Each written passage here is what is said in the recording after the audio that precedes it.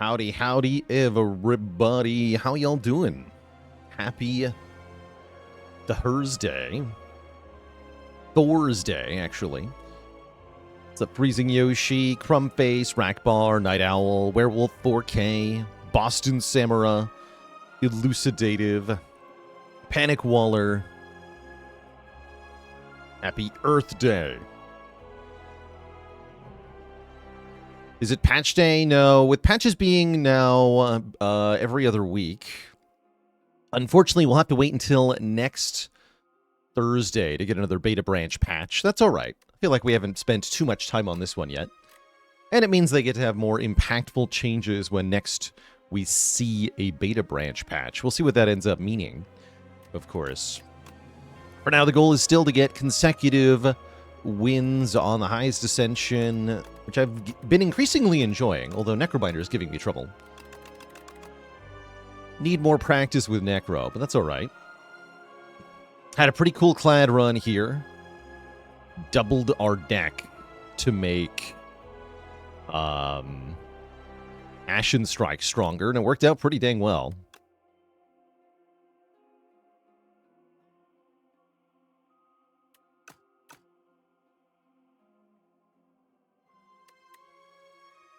So, we're going to jump into a silent run. I think the current streak is 2, so this will be going for 3 here. Any speedrun challenge in the future? So, tomorrow we're going to be spending the first bit of stream showing off something I've actually been working on for a little bit. The folks over at Untapped have been working on creating a plugin for Spire 2 that essentially gives you additional information in-game, like displaying tips about cards, as well as rankings for cards and stuff like that. And so I've been working behind the scenes getting all of those tips written out for every single card in the game. We saw some of this on stream at the very beginning of Spire 2 launch, but I did ultimately get commentary down for every single card in the game, Slay the Spire 2, at least every single card so far. And there's going to be a way to display that all in-game, which I'll be showcasing tomorrow. So we'll have more to reveal on that pretty soon. And then we might do some challenge runs after that. I imagine it'll make more sense to do a regular Ascension 10 run or two to showcase it at the start.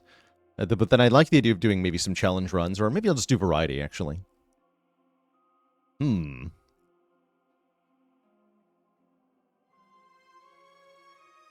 a character with potion-related gimmicks be cool? I think that would be kind of cool. You could have the starting relic be similar to the stone frog.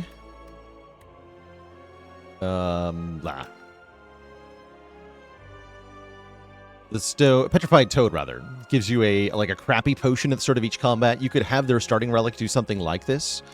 Make a weaker potion that does something so that you always have a potion to use in each combat.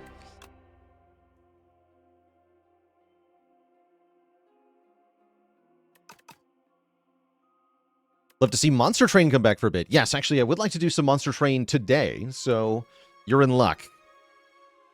You're in luck. Yeah, I'd like to do some MT2 later today after we do some Spire runs. Yeah, Flat Cannon OP, it sure was. Sure was. Alright, we're starting with Silent. Silent being offered Kaleidoscope is interesting. Very interesting. Transform 1 strike, 1 defend. Seems to me the more reasonable choice. But I really like the idea of just clicking on Kaleidoscope more often and just seeing what happens. As far as pathing goes, at first glance, this path looks pretty good. We get early shop into many upgrades before we have to fight elites. And then a relatively easy 2 elites. You could fight as many as 4 elites. So we should consider this option as well. The first one is mandatory, and so is the second one. That's kind of scary. The third and fourth are not. So that would require some pretty dang good cards to start with.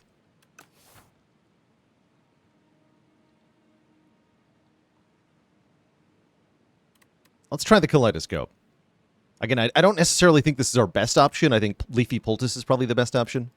But I want to see what this creates here. Grave Warden seems kind of good for Silent. Crush Under not terrible. Summon Forth.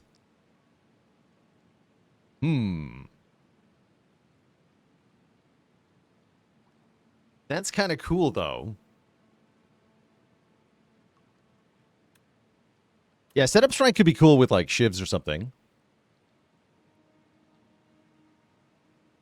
Yeah, is it actually worth it, though? I don't think so. I think I'd rather take Grave Warden or Crush Under here. Grave Warden is very notable because, guess what? There are no silent cards that say gain 8 block, except for Survivor. So it's actually better block than all the 1-energy silent cards. And we get draw synergy, which we appreciate. I'll take a Grave Warden, and I really want the Summon Forth. I don't think it's very good, but I really want it. It's very funny. Is that good enough to fight some elites? Probably not. Not 4 of them.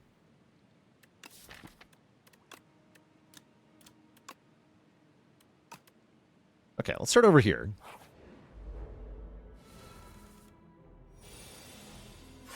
Give me a sword. Yeah, look at that. You ever see a silent with a sword this big? The power.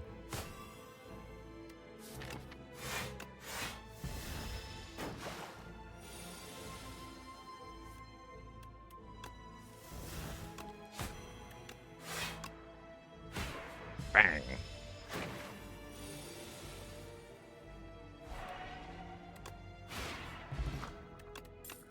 Pretty cool. Phantom Blades would be good if I had Shivs, but I certainly don't have Shivs yet. But I could have Shivs someday. Seems weird.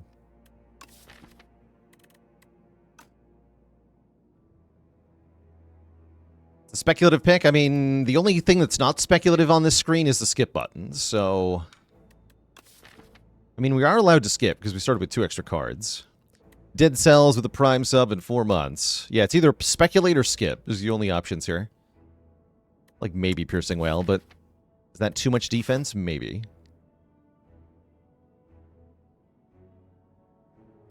Actually, maybe it's just a good Docs card. You know what? Yeah, I'll just take a Piercing Whale.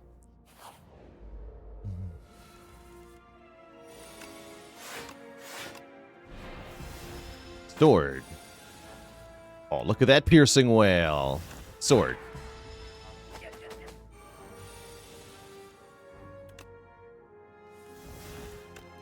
Sword again. Simply yell at your problems until they go away.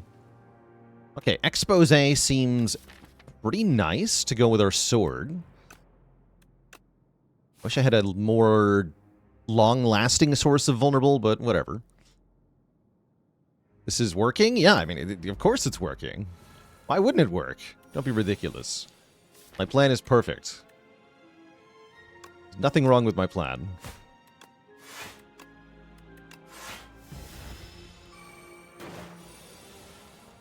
Ooh. That's not the draw I was expecting. I should have... Yeah, So I take 7 if I just block. Or I can expose it and kill it. Take 6. Ow.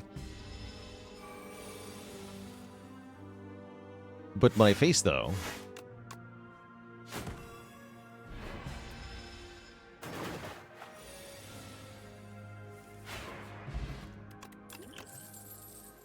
Okay, there's the Shivs.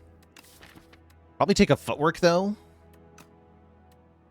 Probably take a Footwork, though. It's really good in the Underdocs to have additional block output. For sure.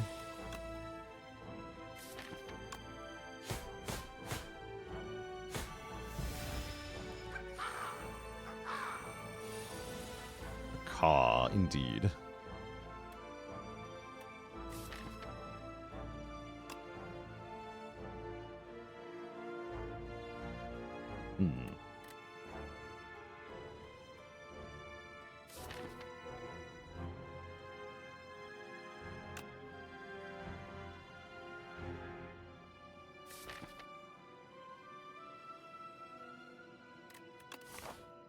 hope I don't have to Fire Potion here. I'd prefer not to. Fire Potion would conveniently solve my problem, though. Feels like maybe I'm skipping the footwork. We go Grave Warden, Survivor, strike this guy.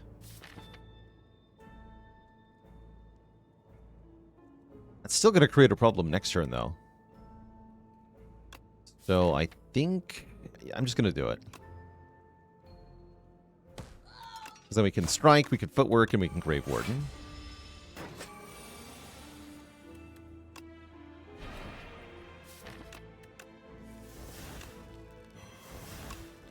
Get rid of this card. I'm going to block the 3. That might not be correct, though. I was maybe meant to strike there. This turn we have to play Sovereign Blade. Let's take advantage of the Vuln. Then Summon Forth into Sovereign Blade will kill next time we see it. So we take 1, and then we're out of here.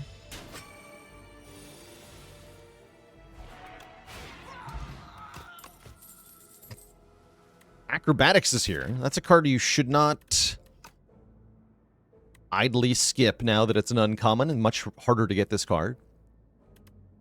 Gumby RL with the Prime sub in 11 months. Strangle could also be decent, although not without the shivs. I'll take an Acrobatics here. See how we feel about that.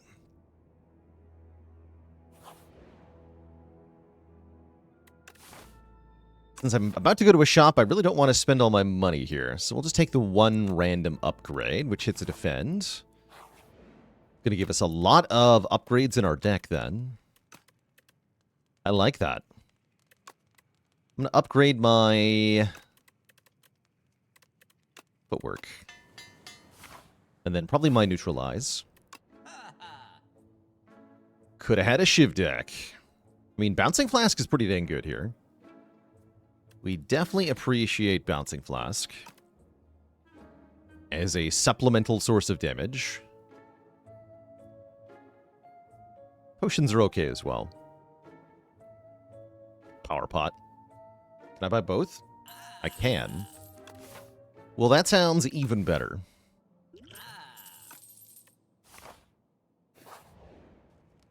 Alright, now upgrade the Bouncing Flask. And then upgrade Neutralize. Yeah, that's right. Shop is always attack, attack, skill, skill, power. In the 5 cards that are there. We get Lipstick for Strength and Deck starting on turn 3. That's definitely appreciated.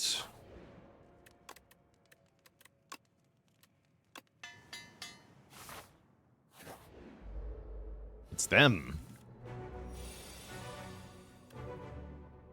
Okay, we kind of have to play Summon Forth.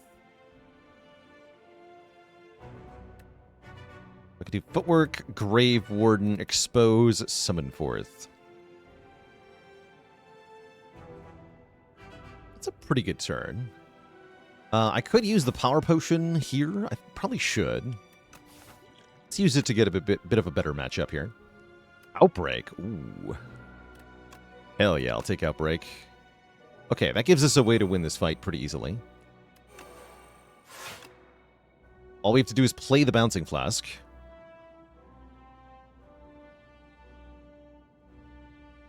Worth saving Expose? I think not, because I really just want to kill this one immediately. Strike Sovereign Blade lets me do that, or... Oh, there's Bouncing Flask. Perfect. So I guess we go Whale Flask on this turn. I guess I did waste the Expose then because of this draw, but that's okay.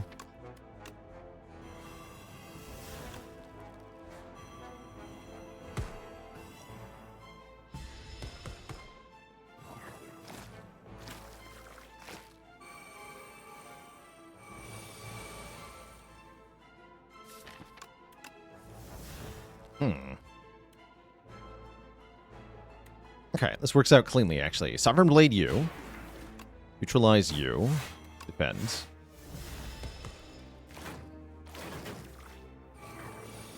This thing dies before it attacks again. We can just block these 2 hits. And get you closer to death.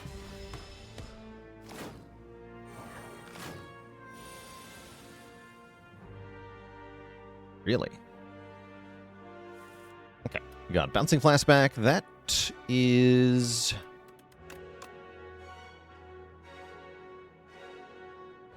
going to do 11 to all. So you'll live.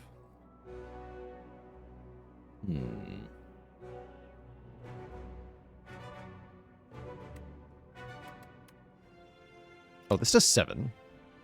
Yeah, so let's actually just do strike, defend, neutralize. I thought it would take 2 strikes to kill the front one there. Make the sword bigger. Bubble is here. If the enemy is already poisoned, give them a bunch more poison. Love this card. I think that is a very good damage card. Yeah, huge lipstick value, indeed. I want to block really well. I'm going to upgrade my Grave Warden.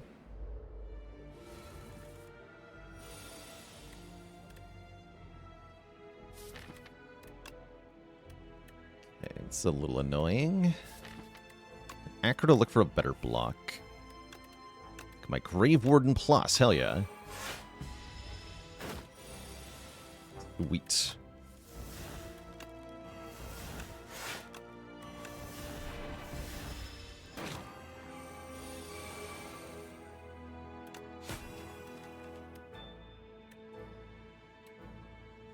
Not enough damage.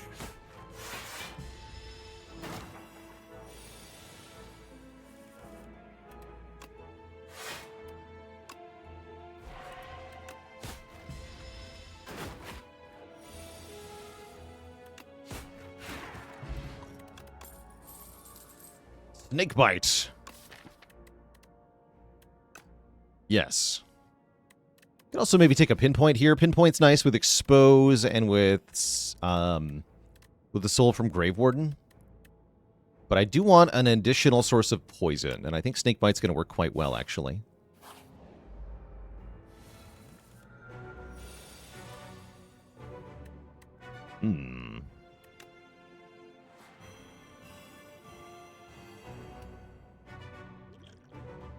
What a Fhyra to save 8 health here. I guess I don't want to do that.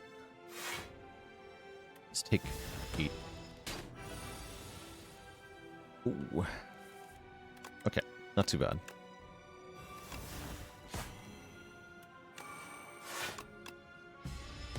With all this poison, all we have to do is kind of block every turn, and we're good to go here. Snake bite.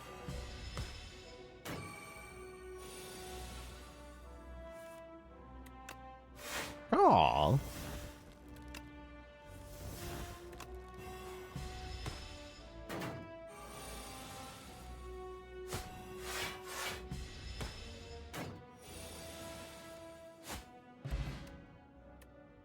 Pick up the boulder pat, then the money. We get a power potion. We're offered another pinpoint. I don't feel like I need it, though.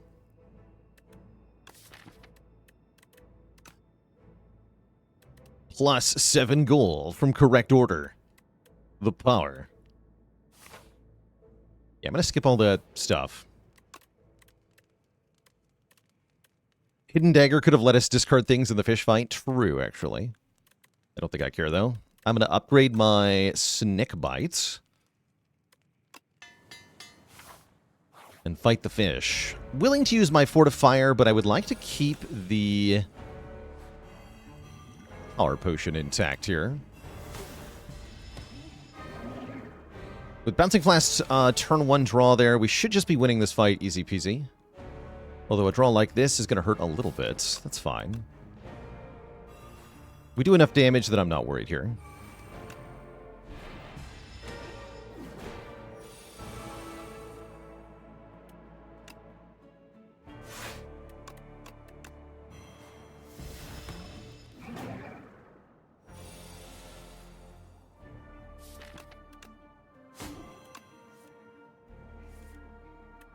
Nice draw, actually. So we get 2 beckons in the discard pile now. We like that. That's where they belong.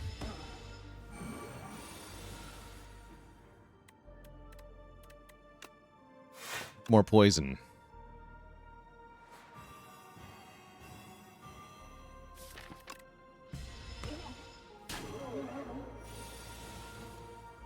Okay, nice draw.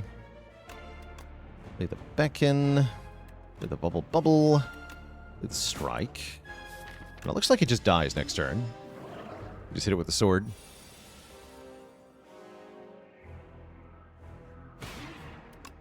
GG.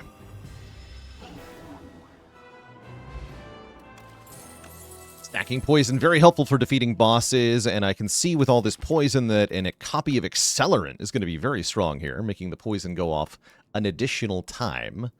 That allows Bouncing Flask and Snakebite to be massive sources of upfront damage. Sounds pretty good to me. Hunt could be good this early in the run as well. I'll take Accelerant. And what is up? Tez Katara.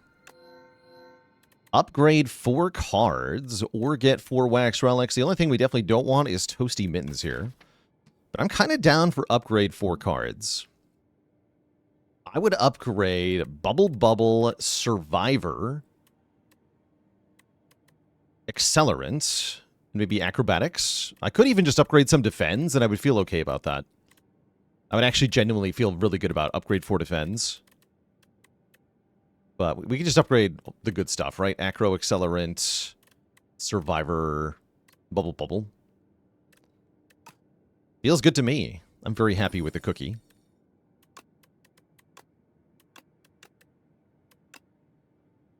Make all our best cards besterer. And then we can go to a shop and remove a Stinky Strike card. Perhaps even better, we can go to 2 and remove 2. That would cost 250 gold, which I should have. I go here and here. I'm kind of into it.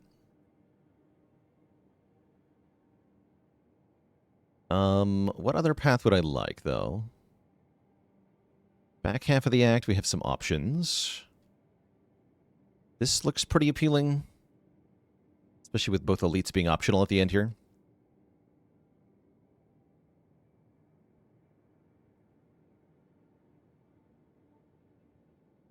How much poison would I play Accelerant? Yeah, if you play it too early, it's pretty bad. I think you need around 10, which is convenient because all of our poison cards just apply that much up front. We don't have any things that apply small amount of poison, just instant lots of poison.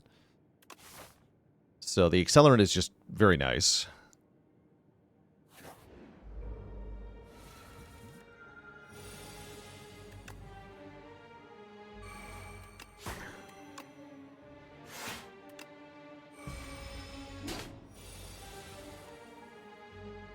This guy's cooked and he doesn't even know it. Actually, I'm not going to be able to break his block with poison. Wait, this is going to be bad.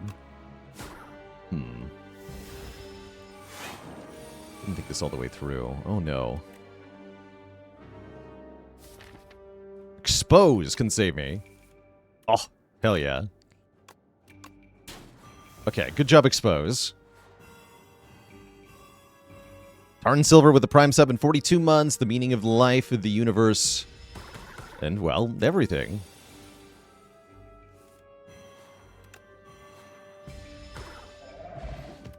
Okay, that guy's super freaking dead.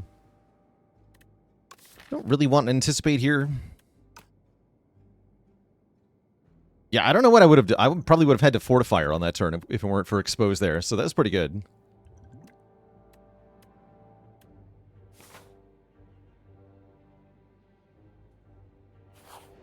Let's go in Paradox. Life is still good.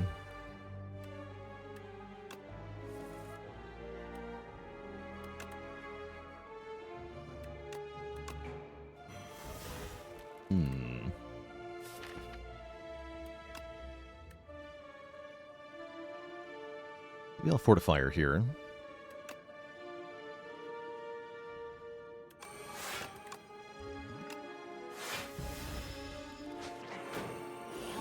Ooh, takes the Bouncing Flask. Thankfully, I draw Snakebite.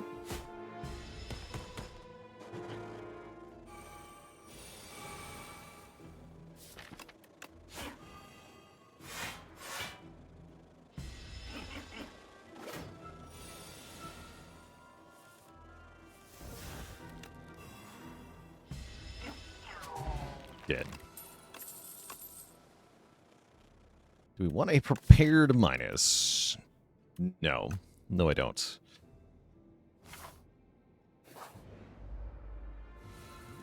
Which yummy cookie do I think is the tastiest, and what flavors are they? Can I see them all in the Relic Collection?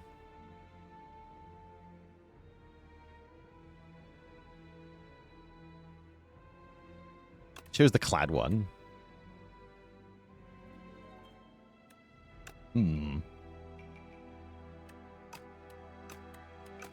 I think the Regent's is probably tastiest. He's got some kind of orange flavoring going on that I bet is really good. Feels bad to skip footwork. I'm not going to skip footwork here. Means I have to skip Bouncing Flask, which is bad too. Good luck to me. Silence Cookie is poisoned. Looks a little confused. This is maybe kind of a lime flavor. Not sure what else would be green in that way. Get him with the expose at least. Ow. Suffering is here. Suffering is here. Or mint. Mint feels weird for silent. I can see it though.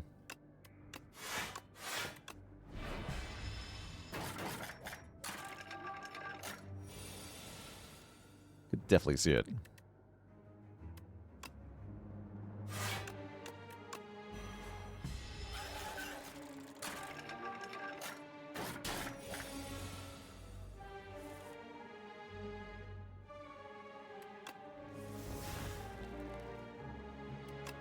Bouncing Flask. Perfect. And then I can bubble this one. Let me get them both. Okay, that was a pretty good rescue for this fight. A little spooky. Untouchable is takeable. It'd be more takeable if I had taken that prepared we just saw. I guess I'll take it anyway.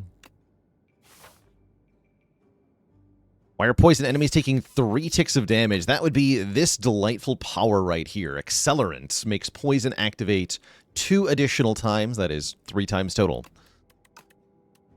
Pretty good. I'm actually missing 2 gold to go to 2 shops. So I'm going to go this way instead.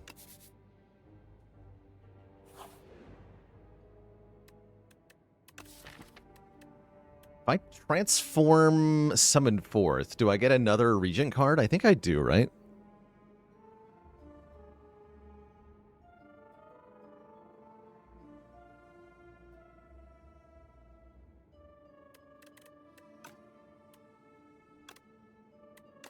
Yeah, I do. That sounds pretty bad, right? Yeah, if it has a star cost, I just can't play it. So there's a lot of cards that we just can't play. So I probably don't want to do that. I'll just transform a strike. Holy. Look what I got.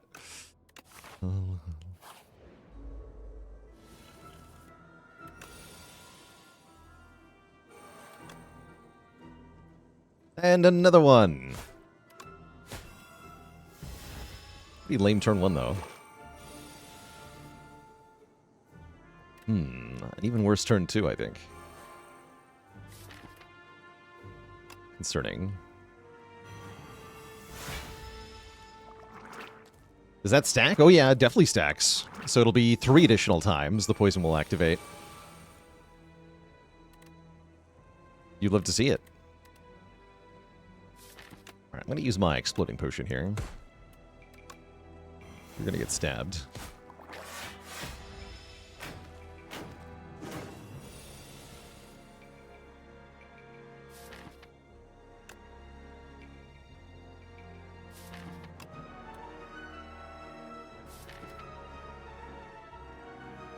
Aliko, for the gifted sub. Thank you, thank you. How do I want to do this?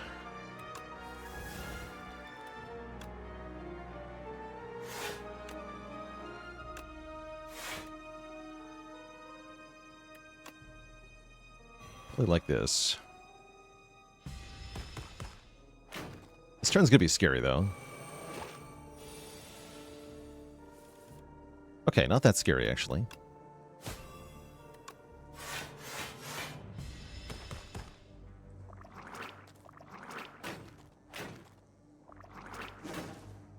There sure are a lot of minions, though. But what if I told you that we just win?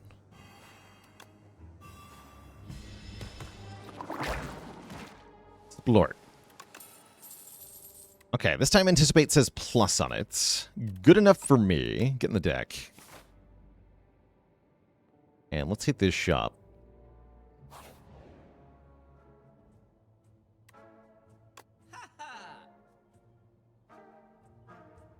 Yeah, if you have 4 accelerants, but the enemy only has 1 poison, then they're just going to take 1 damage 1 time.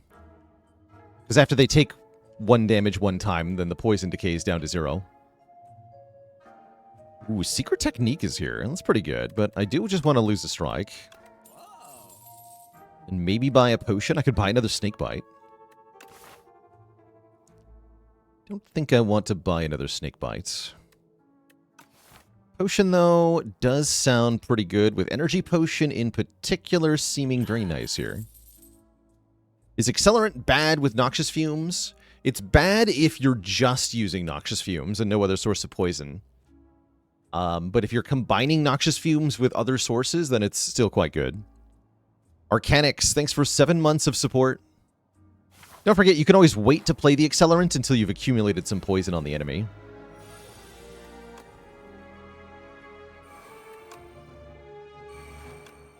That Energy Potion might be getting use quicker than I'd hoped.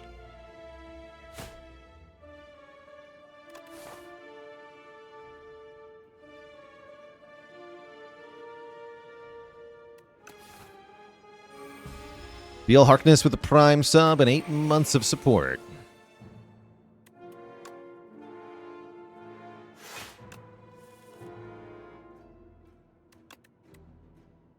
And I can discard all the poison cards, but then what? All the status cards, rather. Yeah, the toxics. I think I need to Energy Potion Bouncing Flask.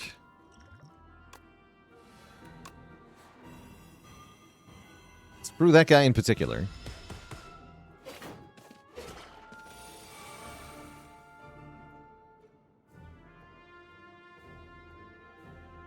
Damn.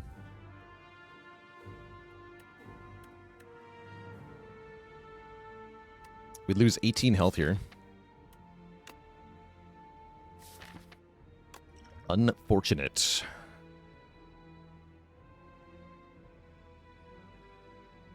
Bummer.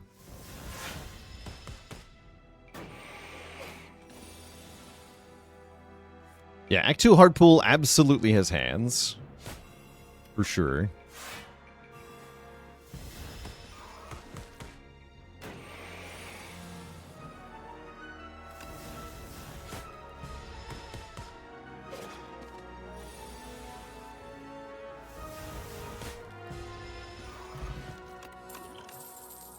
Corrosive Wave. When you draw a card this turn, apply poison to all enemies.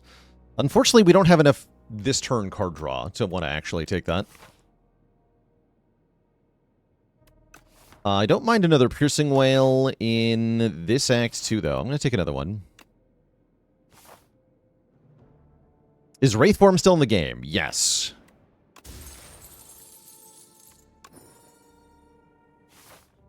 Yes, it is. I think I'm going to avoid this first elite. That sounds very reasonable here.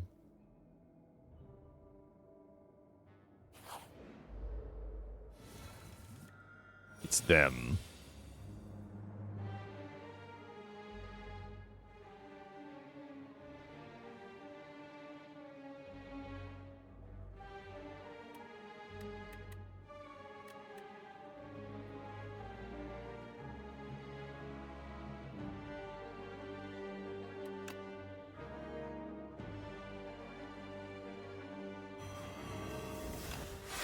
So it's correct to do this, even though there's no poison applied. I want to activate the letter opener here. Letter opener can definitely win this fight for us.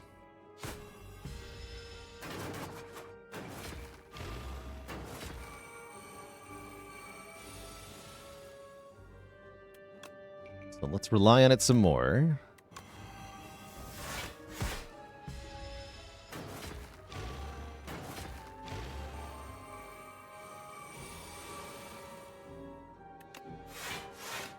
What if I just blocked a bunch?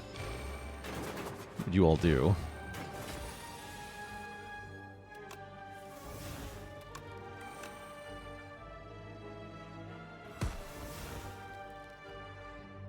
Unfortunately...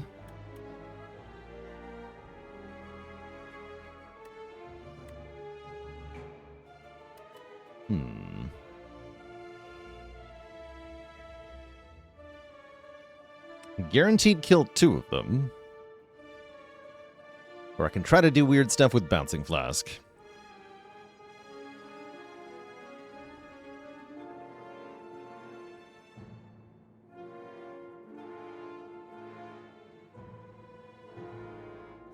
I think we strike first.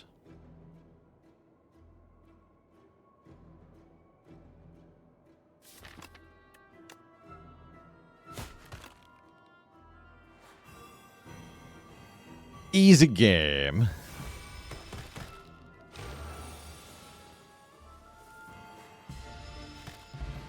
You'd love to see it. Ooh, Hand Trick Plus. That's a good card. That's a really good card. Okay, now I do want to prepared.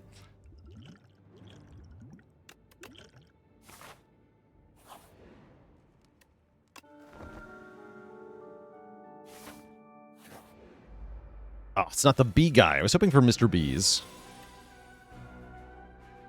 Why are you not bees? Have some bees-told juice. Oh, he's so tiny. That's adorable.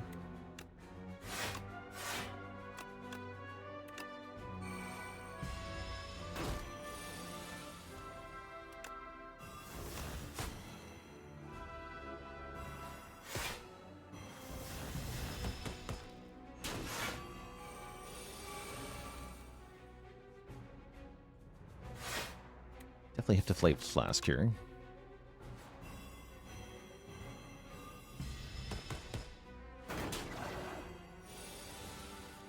Okay, make it die.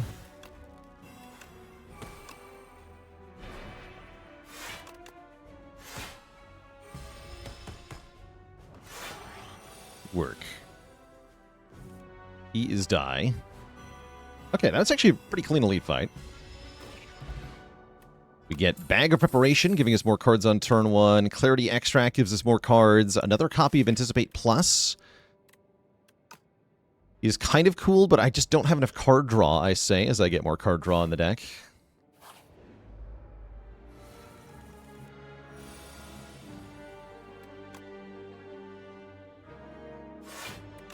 Hand Trick Bouncing Flask, play Accelerant, Acrobatics, and discard Bouncing Flask.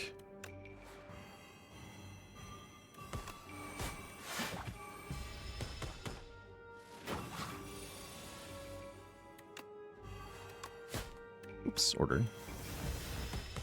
Oh, I should have played Defend too for 5 damage. Doesn't matter though. Not matter at all. Tons of damage. Could take a dash, but I don't want to. And since our health is so high and I feel really good against Dr. Bees, let's fight Dr. Bees. This could have been Decimillipede too, but I'm not afraid of them.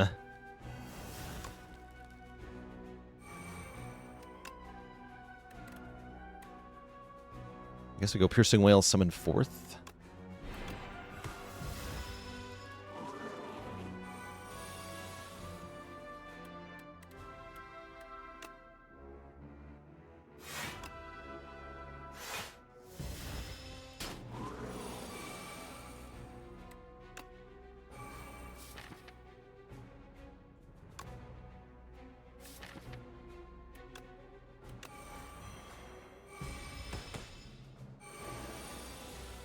Starting to get a little scary. Same deal, though. Hand Trick Bouncing Flask.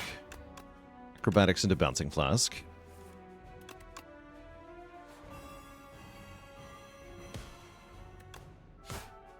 Weak. So I'm not playing these? Okay, that's fine. We have the 1 Accelerate in play. That should be enough.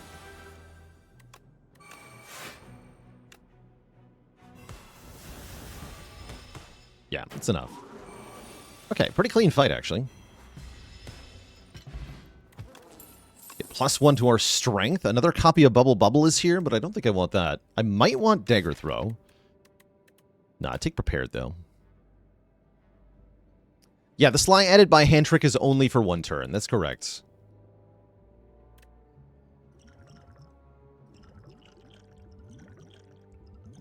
I'm going to take Skill Potion over Clarity Extract. Maybe that's wrong into Knowledge Demon. Do we upgrade the other accelerant? There is such a thing as too much, right? I guess my other upgrade is untouchable. Ah. Then we just have to play one of them, but both would be kind of fun. It's quite a turn 1. Let's go ahead and employ a power potion in this fight. Outbreak.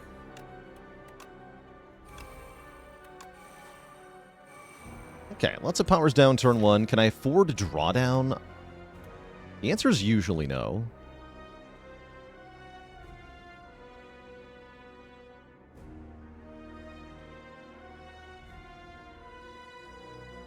Feels pretty bad here. I don't think I can.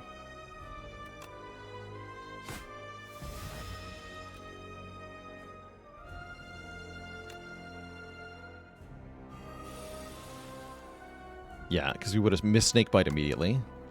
That would have sucked.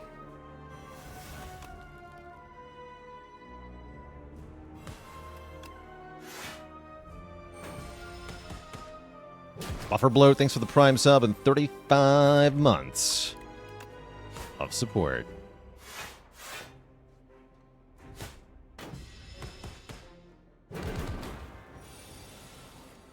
So yeah, I actually don't think I want to play second Accelerant here.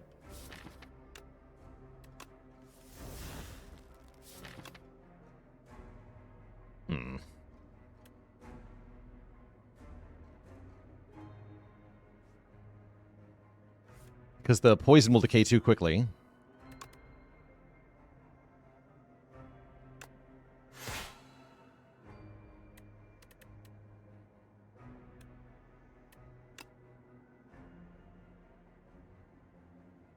And I can't play both Bouncing Flask and Bubble Bubble here either. Mogius with the Prime sub and 8 months of support.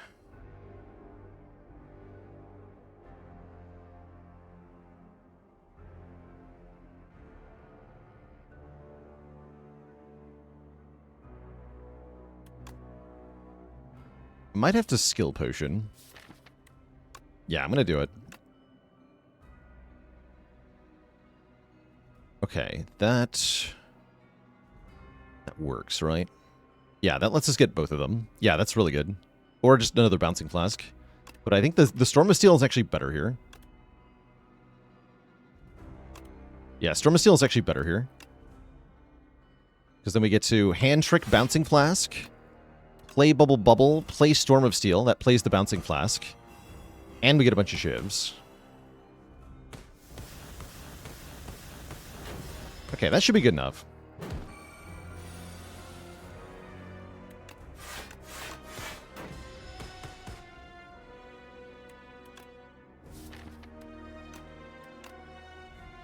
I go 3 cards a turn. We just want to stay alive now. 1, 2, 3.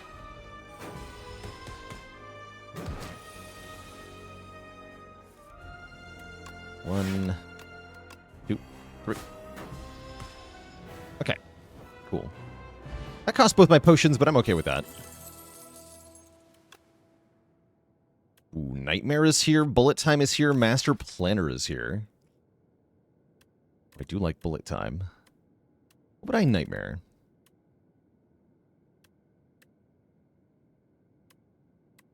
I do not have any good Nightmare targets. I like Bullet Time, though. We got a lot of expensive cards. Yeah, give me Bullet Time.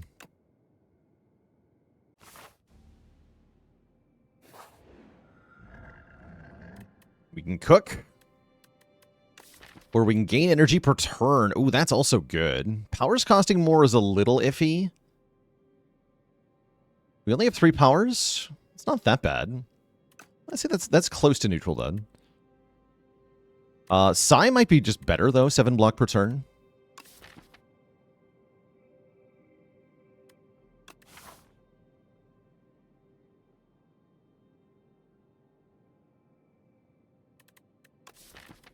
Really like having more energy, though.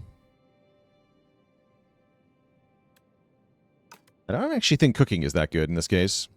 I've got some weird cards. What do you mean weird card? Well, I mean, yeah, the sword card is kind of weird. I admit it. It's weird that I have that.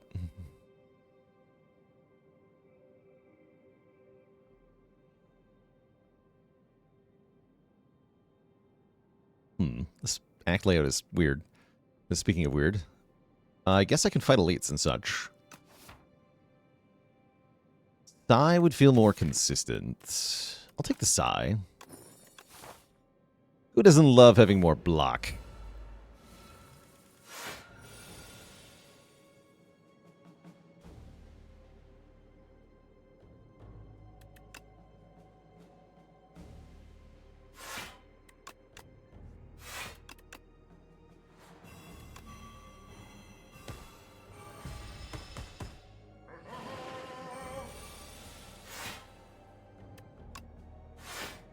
Oh.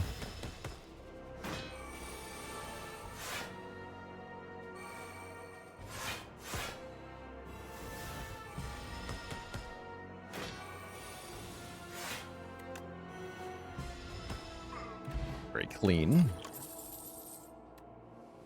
Definitely don't have enough discard for Tactician Plus to be any good. Mirage might be good. Gain block equal to poison on all enemies. This might be the deck for Mirage. Let's try it.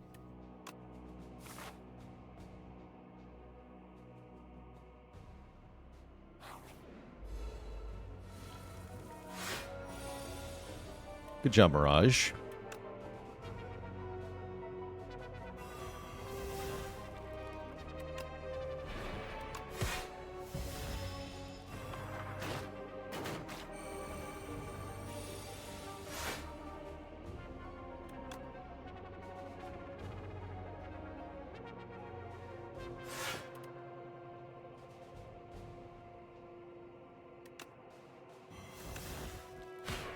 Poison pot you. Just a wee bit of extra damage. Oh dear.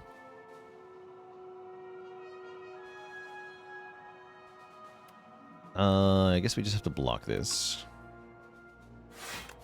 Not gonna be a full block though.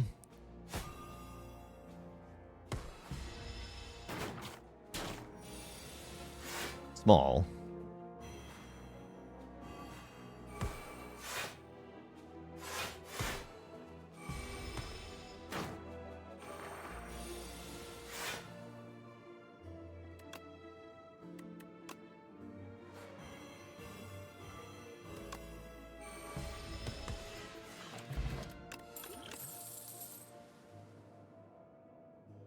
I think our 2 whales is enough at the moment. Without retain, I don't really want more. Don't think so, anyway. I'm going to go this way. Self-help book. You're late. We definitely appreciate card draw, so let's put card draw on footwork. So that I want to play footwork more often. Could make a block card a little bit blockier. That doesn't seem as important as having swift feet.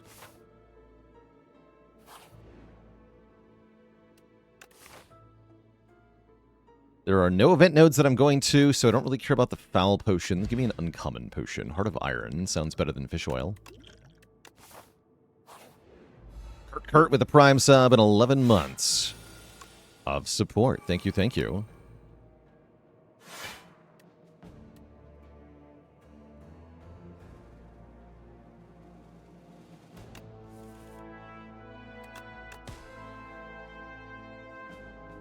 I have to upgrade bullet time.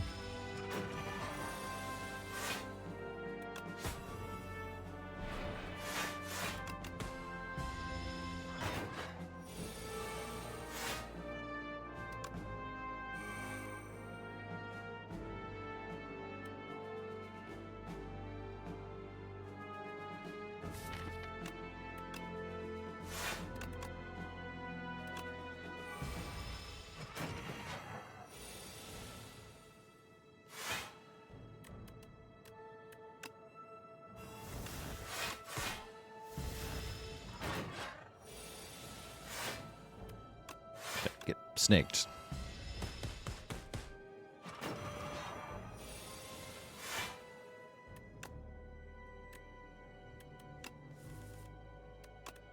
You have been snaked.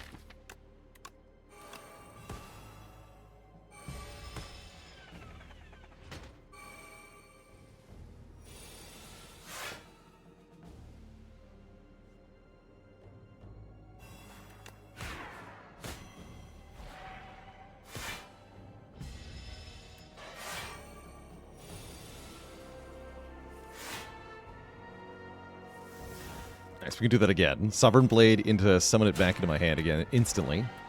Cute.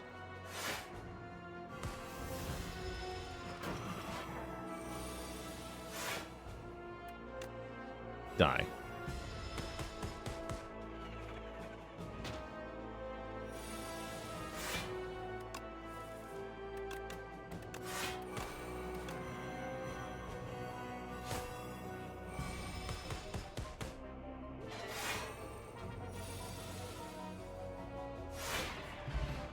Yeah. Deadly poison with a plus.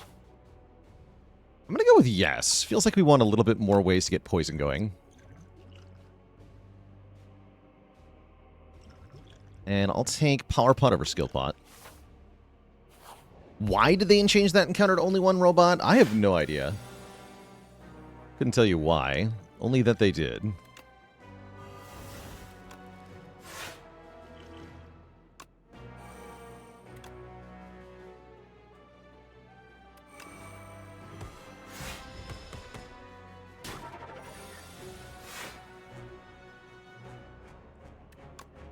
And trick the snake bite.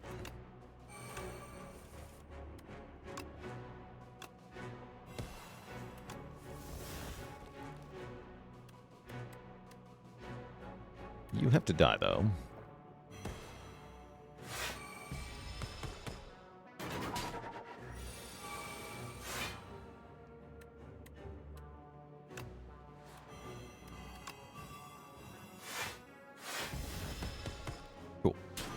We got him.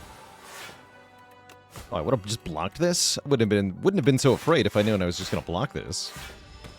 Okay. Thanks for the stinky Juzu bracelet. Nerd. Do I care about a Sucker Punch Plus? Not that bad, actually. It's also not that good. Meh. How's it going, Radcon Suits? Welcome, welcome. Parrying Shield. If we end our turn with 10 block, we do damage to an enemy. That's great. Basically 6 damage per turn to one random enemy. We love that. We definitely appreciate that.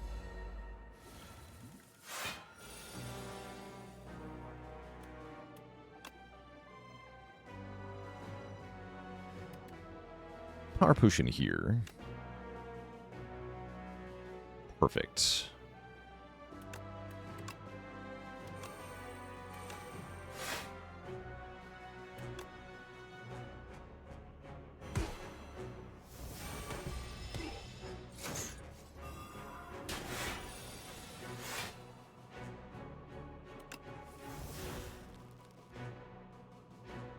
It's a pretty bad bullet time, I guess.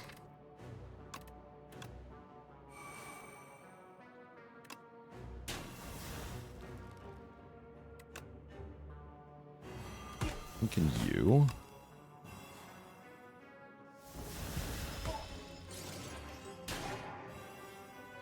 Okay, all of our upgrades get stolen, including on our accelerants, which is kind of annoying.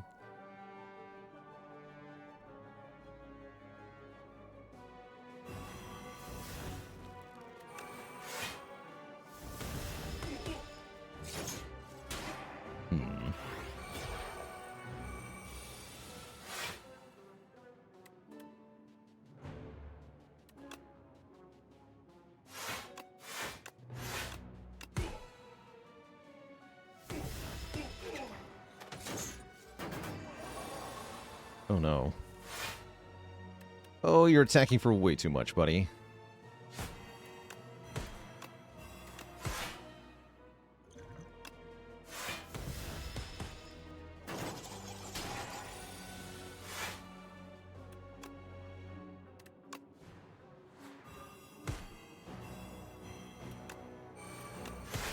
Lock.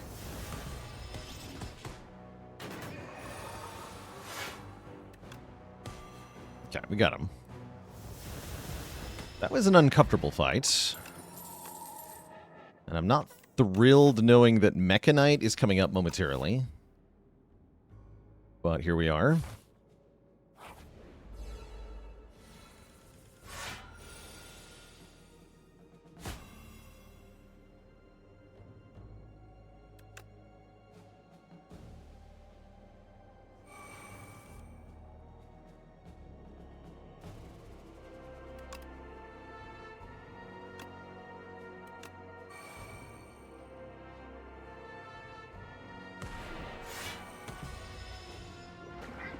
Needs more energy.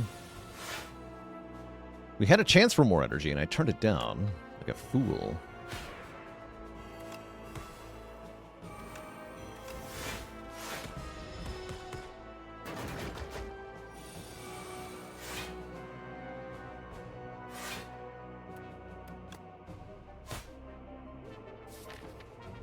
Next turn's not going to be good.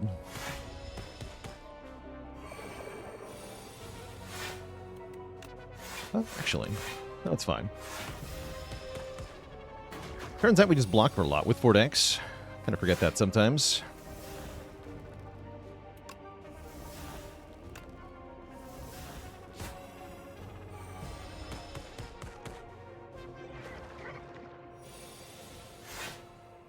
Need to upgrade bullet time so badly? Yeah, it's actually not going to happen, is the bad news. Ow, because I have to rest. Oh, actually, Sovereign Blade Deadly Poison would have killed there. That was a stupid misplay. Ah.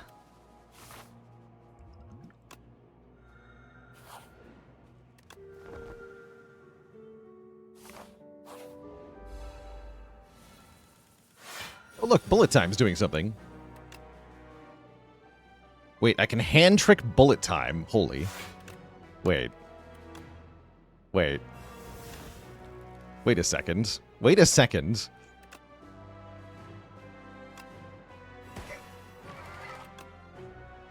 The power.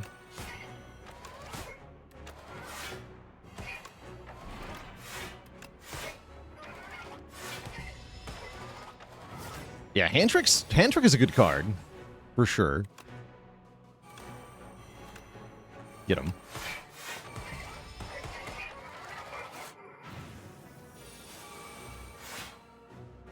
Ooh, is this enough damage?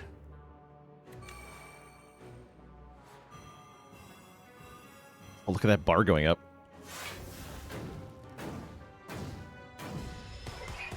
Wow. Completely clean Mechanite fight. You don't see that very often. Sick. All that for a strike dummy. Backflip plus is pretty hyped, though. I'll be taking a backflip plus. Or maybe deflect plus. No, backflip plus. Yeah, exposed did a lot of work there. There's like exactly 2 combats where exposed did massive work. And that was one of them. Well-laid plan seems good. Belt buckle seems pretty good. While you have no potions, you have more dexterity. We like that. I'm going to take a prepared. I can do strawberry and 1 potion. I wouldn't say these potions are amazing. Too late for Gremlin Horn. I guess I would go speed potion. Yeah, I don't really see a lot of use for the Thorns potion here. What about Mayhem? The Mayhem is very spicy. Is there any really bad cards for us to hit with Mayhem? Not really. Kind of into it. I can do Mayhem plus Speed Potion. Sure.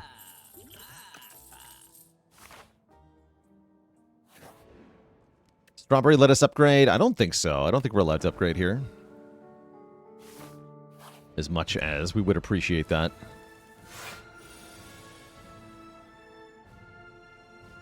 Wow, what a waste of a turn 1 hand. It looks nice, but it doesn't do anything. And in fact, because of so much of our premium defense is already in our hand, I think we're kind of hosed here. It's a really bad turn 1.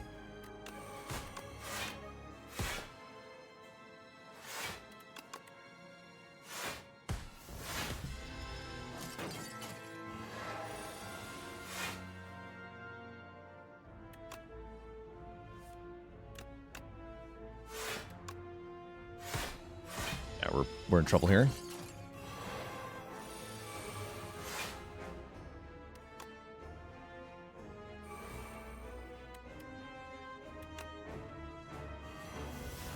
Okay, not too bad.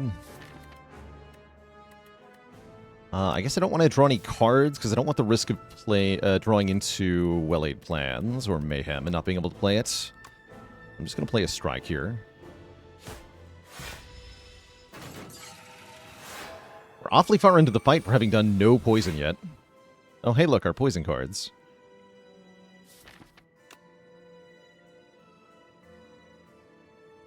Already have one accelerant. We just want to stack poison on Queen now.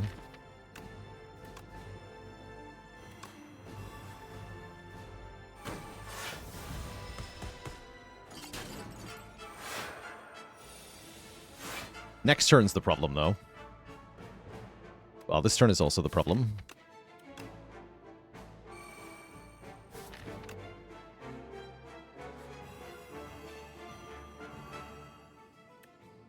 Yeah, we're in trouble here. Now we're looking at 16 by 3, and what's my defense for the turn? Freaking nothing.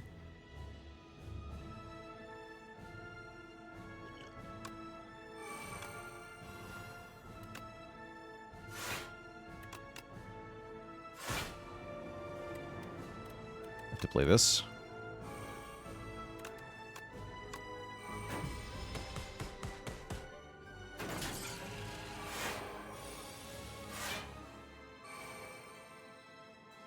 Okay.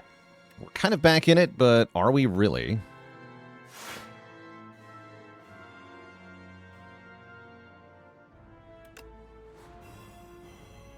Have to give up too much life in this fight.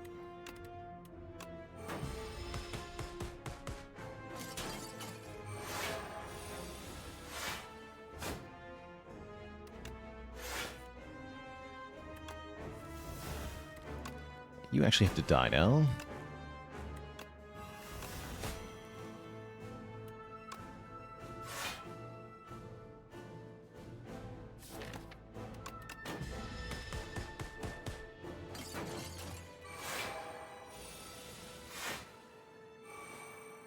Nice, actually. That means you die to that? Perfect. Okay, they're both dead. Okay, if we can have a really good Aeon Glass fight, there might be a chance. Aeon Glass attacks for 32 damage on turn 1, though. Nice Mayhem Piercing Well. So it's very possible we just fall over immediately. We'll see. This is the last fight where Expose can be really good. We did get turn 1 bullet time again, which I'll be grateful for, because it means I play both Accelerants and the well-laid plans. And I hold on to a Piercing Whale. That's actually pretty good overall. Yeah, this is a much better turn 1, so I'll take it.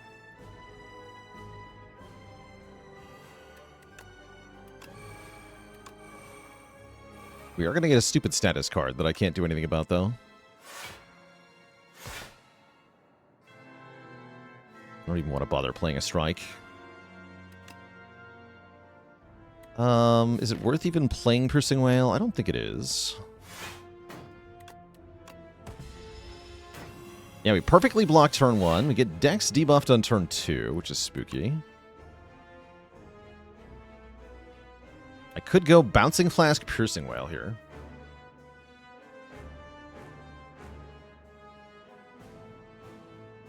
It's probably smart.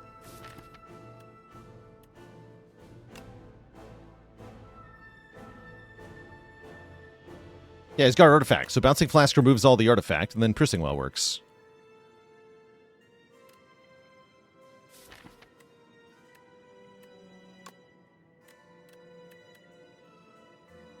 So if I just go Footwork, Defend, Defend, I'm only blocking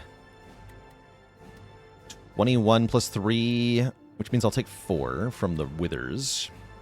Reduce your damage by 6. I'll actually take more damage. Yeah, never mind. Oh, yeah, okay. Never mind. Excellent.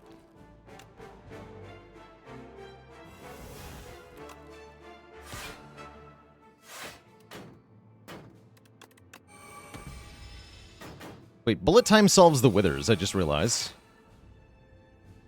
Seems kind of good.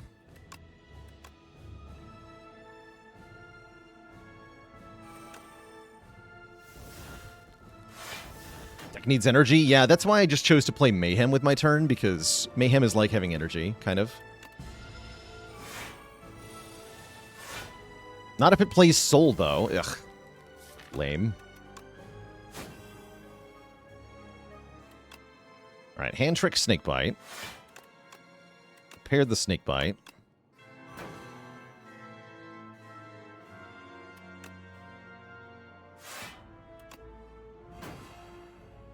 So I should have played Anticipate earlier that turn. Doesn't matter, though. Seem to be doing quite well here. Summit Gaming with the Prime sub and 3 months of support. Oh, the free Snakebite. Would love to see it.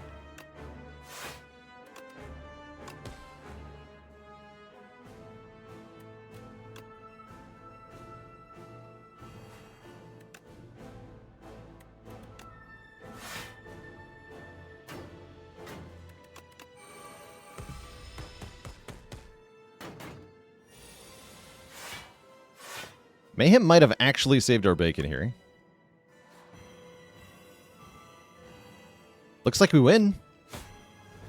I will not complain about that.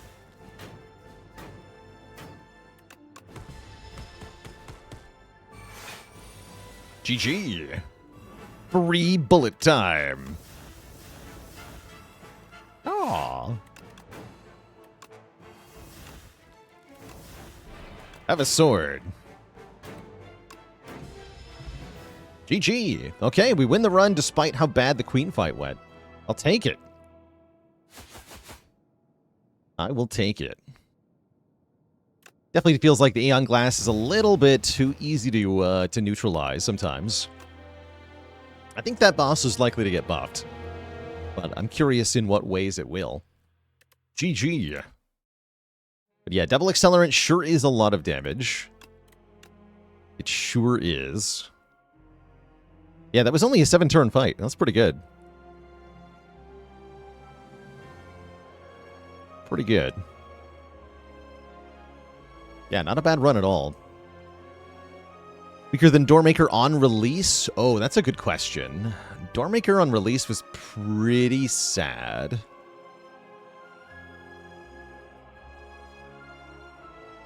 So, I don't think so.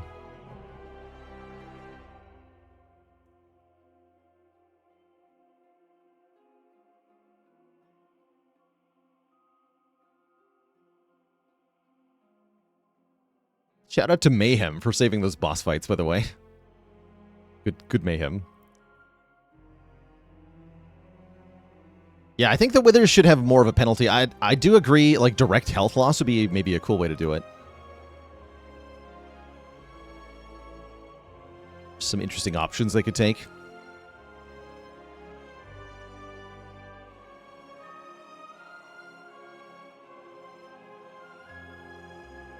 How's it going, Flowering Majo? Some quick tips that I learned from the first game about Minimalist is that you're pretty much not allowed to spend money on anything that isn't card removes. So just mentally ration all of your gold for card removes. And then in Act 1, try to take 3 or fewer cards. You want to add as few cards as possible in the first act while still beating Act 1, which can be tricky. Very tricky to do.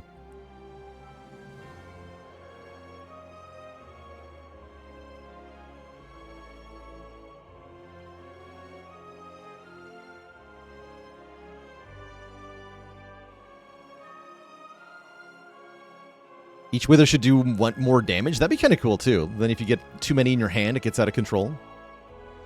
I like that idea. All right, chat, I need a quick break here. Going to refill the legs, stretch the water. I'll be back in a few minutes for a run with the orange fellow, the Regent. We haven't lost with Regent in quite a while, so I'm curious how our next run's going to go. BRB.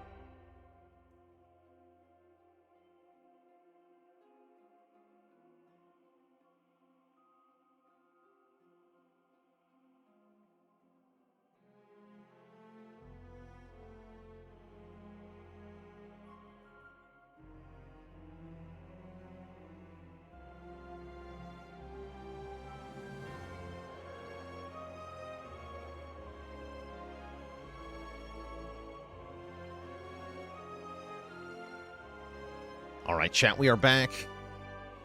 Thank you for hanging out. Appreciate it. Let's embark on a new journey, this time as the King of Space. The Regent himself. Oh my. The bones are here.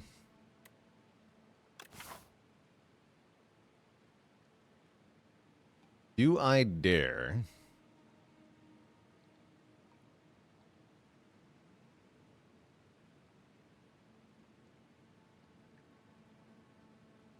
I don't think I do dare. Right, the removal options are pretty limited. How do I value about wing boots? In this game, they're a bit weird. I guess you'd want to look for significant pathing improvements that they enable in your Act 1. Doesn't look like there's a lot of that going on here. Spend one jump to get an extra rest side. I guess I could jump second time to get an extra elite. That's not terrible. And then I'd have one charge left for the next act. So with the wing boots, we could take a path that looks like this.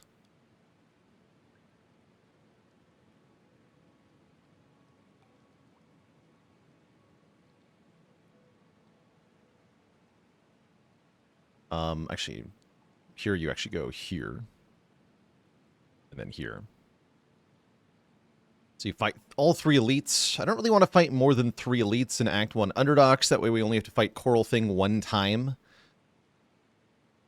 Fighting Coral Thing second time seems undesirable. You could fight as many as 5 elites, but I think that's kind of insane.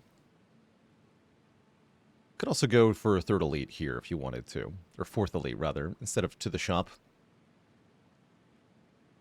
But is that better than transforming a card? I'm not sure. Given that we have a significant win streak going on the Regent, I don't think I want to gamble on Niao's Bones. I think Regent also does not like getting a curse to start very much.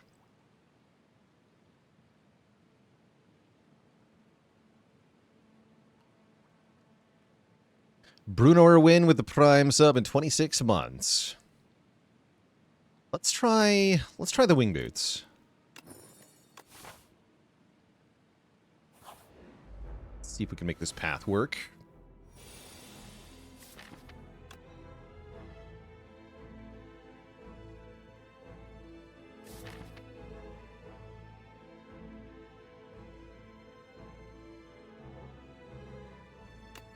Okay, if we bottom deck Falling Star, we're just completely hosed, and there's nothing I can do. So that's fun. Assuming that we draw a Falling Star and 2 strikes, that'll do 26 damage, which is not enough to kill this thing. So I will have to put 1 strike into it. I think we want to play Venerate instead of blocking for 1 here. So I don't have to play Venerate the second time I see it. Okay, perfect.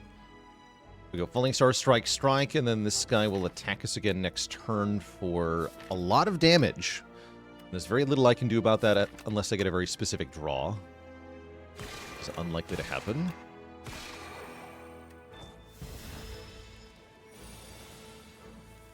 Yeah, didn't think so. So we just defend. I don't think this fight could have gone any better than this with our draws, but hell if I know. Happy enough with Attack Potion. Happy enough with a Know Thy Place. I don't really want Cosmic Indifference or Refined Blade. I guess Cosmic Indifference is nice, so we have blocks for stupid Coral Thing. Okay, I'll take a block for the stupid Coral Thing. And I guess I'll improve it? Or I can just add 2 damage to what? Falling Star? Sucks to get this event so early. I actually haven't tried Refined Blade, like, floor 1 often enough. Maybe I should be taking it more.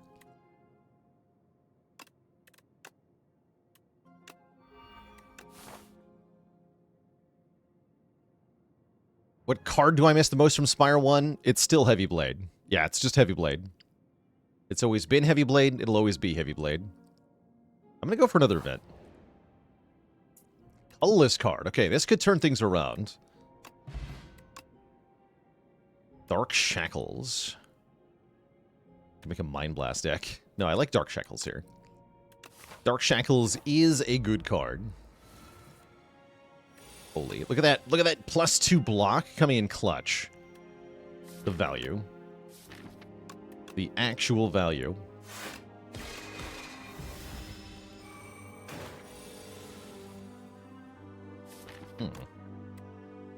Okay, you get shackled. Let's say strike this one. Got weird.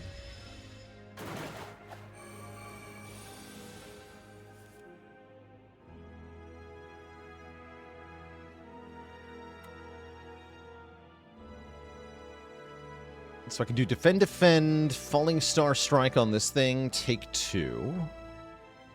I can falling star strike this one, defend, defend, take 2 as well. Sounds like we want to kill the back one.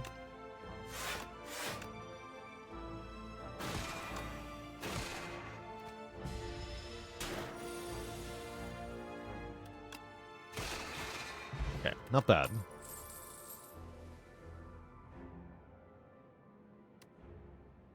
Could have had a Refined Blade into Conquer. That'd be kind of cool. I'm okay with a Solar Strike, perhaps. Do I think playing one character can help you get better at another? Yeah. You'll still get a better understanding of basic deck building mechanics. You'll get a better understanding of enemy patterns. You'll get a better understanding of how to evaluate cards. I think these can all help you on different characters. Absolutely.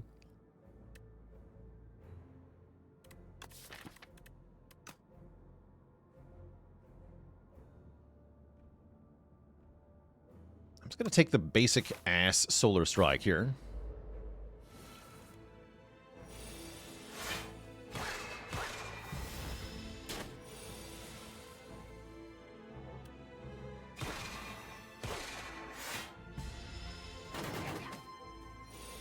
Death Punch Strong with a Prime sub in 14 months of support.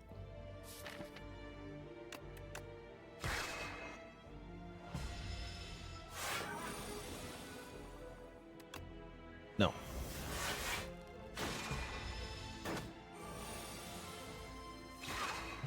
Okay. Not very happy with... There's Refined Blade again. Not very happy with any of this, really. Not happy with how much health we lost in the opening combats. I'm not happy with. 9 to Corpse Slugs, 2 to Toad Pulls, and a bunch to the thing. We also took some to an event. That's what part of why we're so low here. That's alright. We get multiple rest sites coming up, so we can rest at one of them. Thinking about Celestial Might. We could also take that Refined Blade. Thoughts on Hidden Cache? Excellent start card. If I take Hidden Cache here, I get to remove Venerate, which is nice.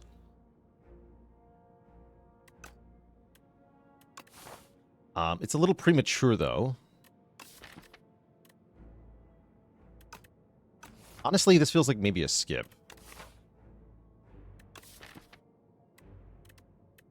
Yeah, screw it. I'm skipping this junk. Well, unless I'm taking Celestial Might.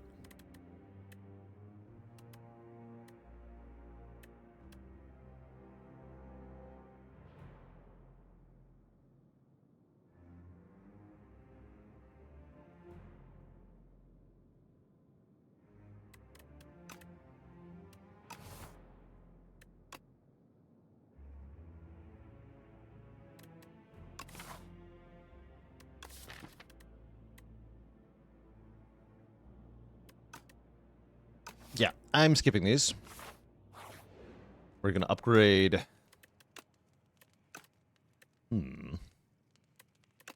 Might actually upgrade my Falling Star.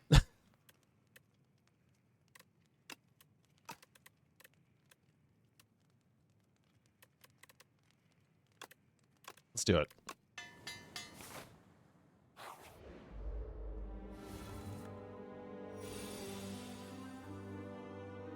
Okay, this is just Solar Strike into Strike and Strike. Pretty happy with this fight. We should have an easy time here. No matter what order I do these in.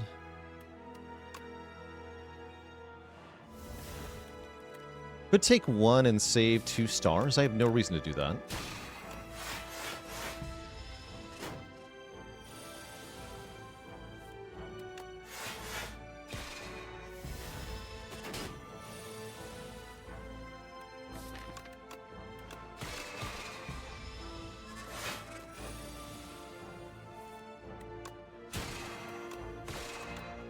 Yeah, good fight.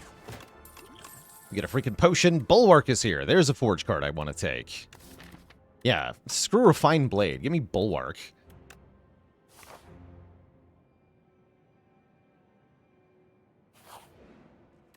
And I bet I can upgrade Bulwark because of the wing boots and my potions.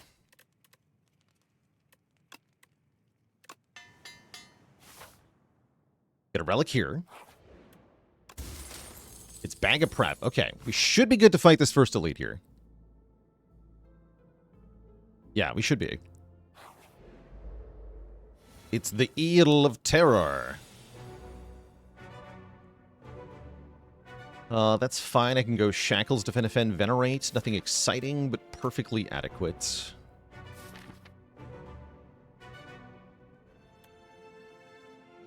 And we have good draws from there.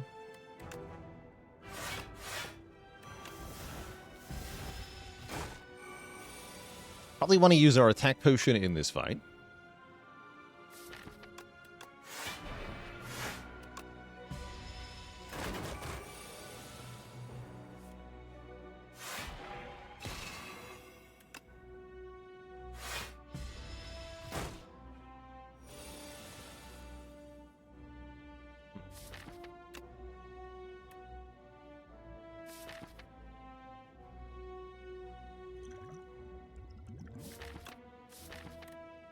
Might have to bottle potential next turn. Let's see what the rest of our draw looks like.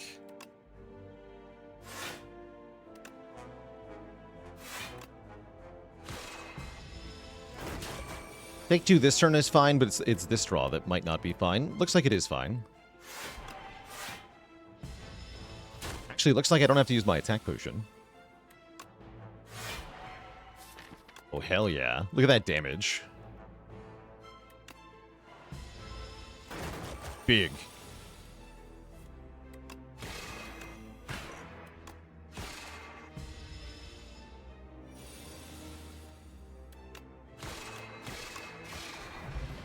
Flat. Oh, and we get rewarded for not using a potion because we get a potion belt and another potion. I love when that happens. Okay, do we want a collision course? Feels like we don't need it. Skip cards. Now we teleport over here. And since I'd like to fight 2 elites back to back, I am going to rest here.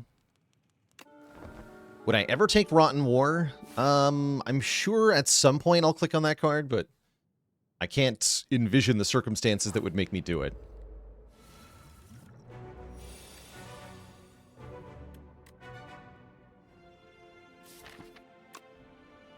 Okay, we're actually not that good at the damage half of this fight.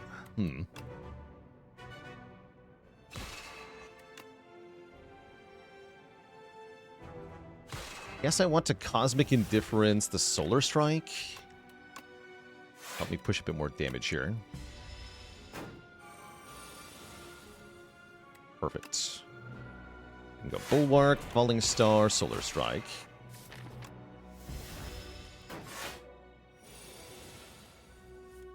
This turn, I can't really do any damage to it, though, unless I play the Sovereign Blade. So I guess I just go Defend, Venerate. Take 1. Yeah, that's fine. Nothing wrong with that.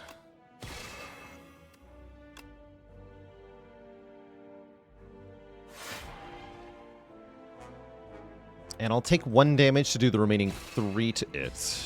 Keep it capped.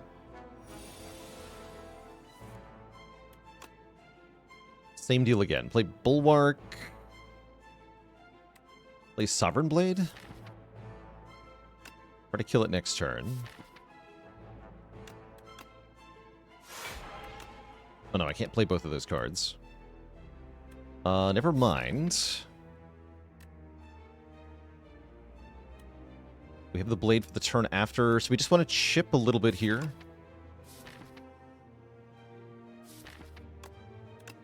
Just chip a little bit. Take one more. Then on this turn, we have to get it down to 15, which is fine. Then I can block. Taking 9 here is a little annoying, but whatever. That's why we rested. We get the Lasting Candy. Every other combat gives us an added power to the card reward. Reflect is here. We have a bit of an abundance of stars at the moment, so this card is disgusting. Make It So wasn't that bad either, but I'm definitely clicking on Reflect here. Now we have really, really good block. We're going to fight this elite now, which is the Gardener Eels, guaranteed.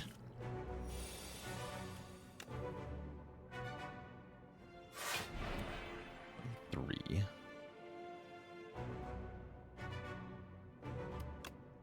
Okay, so I can actually just regularly strike you. Let's do 12 to you.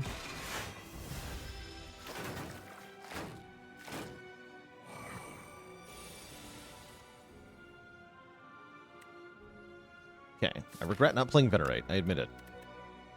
I forgot to think about my Reflect.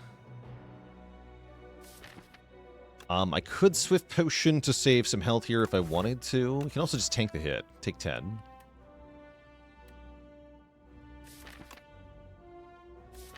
But yeah, Reflect here would have been good. I think I'll just Swift Potion. Okay, sweet.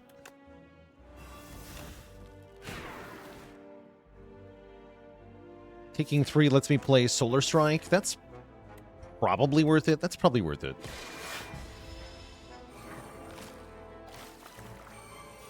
Then we have enough stars to play Falling Star.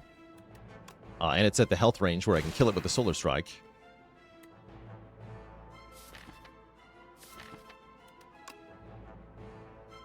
I guess make sure I can play Reflect is the big takeaway here.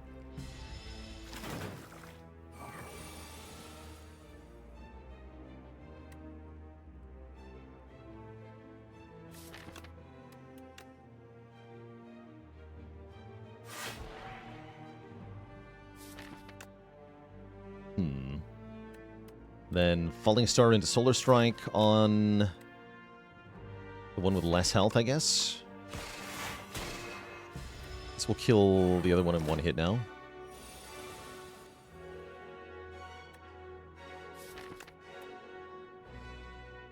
Let's use it here.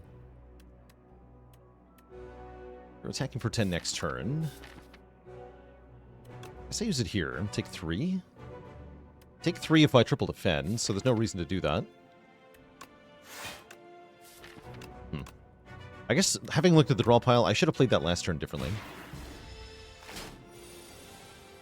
We could have had this one on lower health. Doesn't matter too much, though.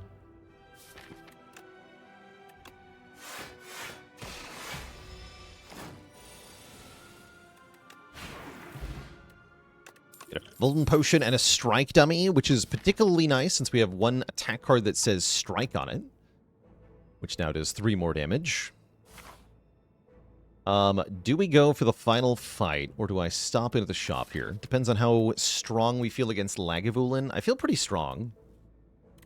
I think it's better to get one more elite here.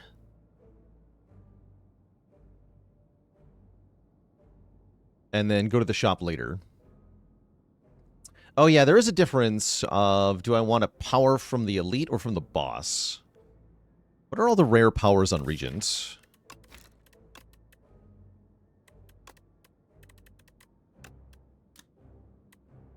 Quite a few of them. Wow, there's 10 rare powers. I guess one of them's a multiplayer card.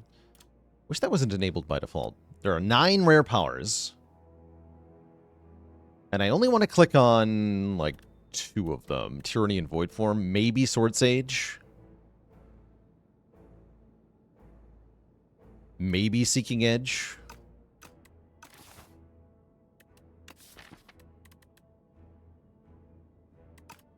I'm going to take the Elite Fight. We do have to deal with this thing again. That's fine.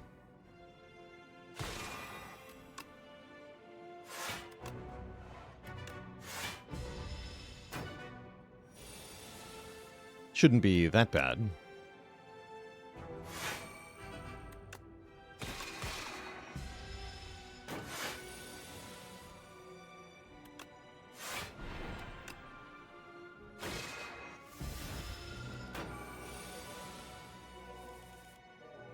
Nice. The Cosmic Indifference Venerate? That's kind of embarrassing.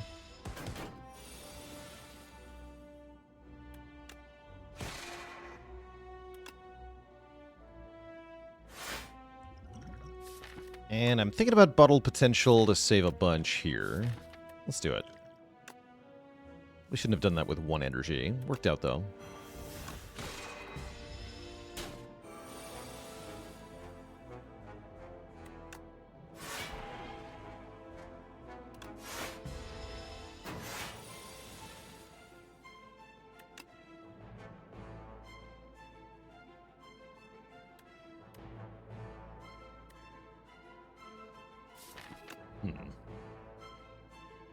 Okay, next turn it's doing another multi-hit, so it really behooved me to just kill it.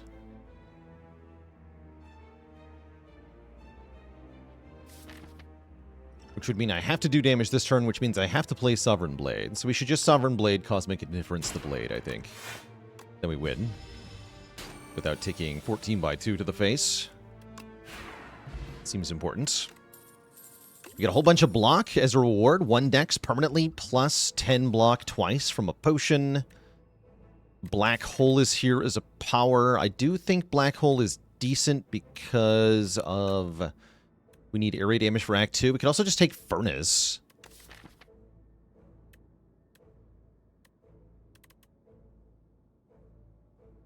Furnace is cute.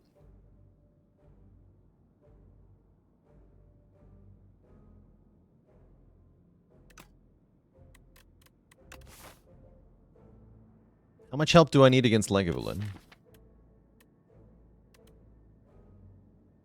If I take Furnace, I can upgrade it. At least I hope I can. I'm pretty sure I can. I guess I'll give that a shot. Because I feel like if I take Black Hole, I have to rest. So in the interest of not resting, I'm going to take Furnace here. Maybe that's just dumb. Probably just dumb, but we'll see if this Furnace ends up being any good. Maybe it will. It's exactly 12, so I do not wake you up, right? Upon losing health, okay.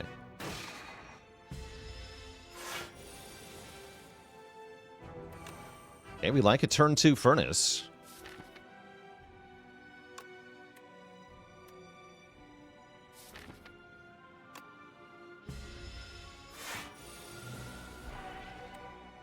Big. Alright, let's wake it up with some damage. Hiya!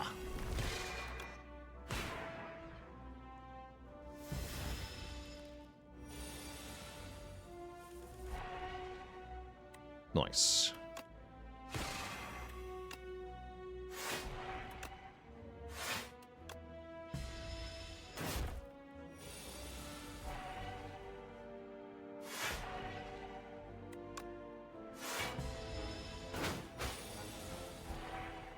Big.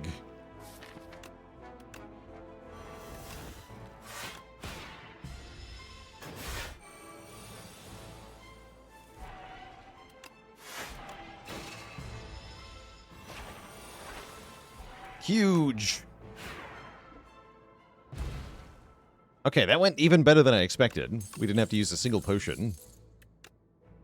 And we got Void Form anyway, so what was the point of the candy? Just give me that, whatever.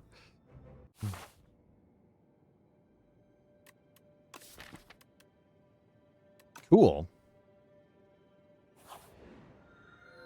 So, we kicked ass in the Lagavulin fight. I just want to do clear the air, though. This card is not going to be as amazing as it just was in any other fight, unfortunately.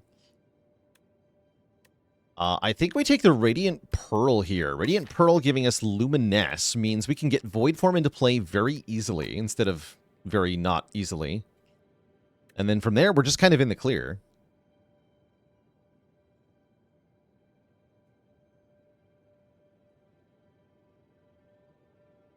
Divine Destiny for 3 more stars per fight. Also not bad, but yeah, I really like getting just easy Void Form.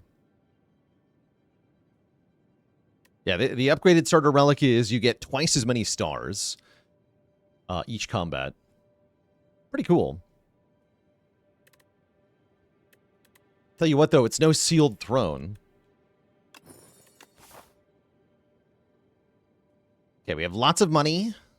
Unfortunately, the shops are dumb. We will not be going to a shop today. At least not early on. I guess Wing Boots would have been okay if we'd saved one. But it looks like we can do this path, which is just fine.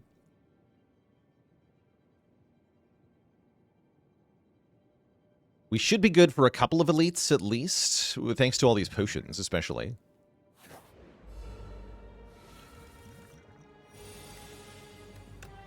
Easy game.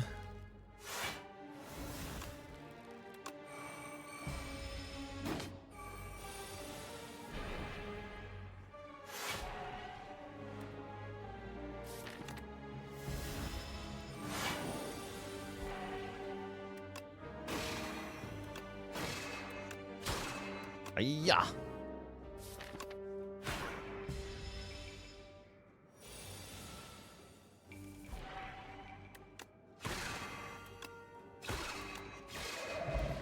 Beautiful.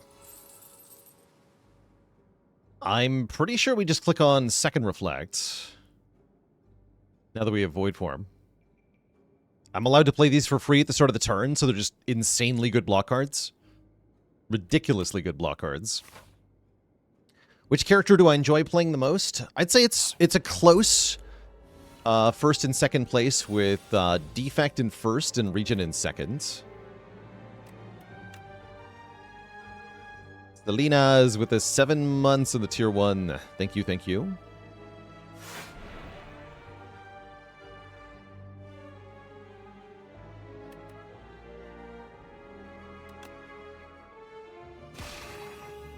And I will just make you die.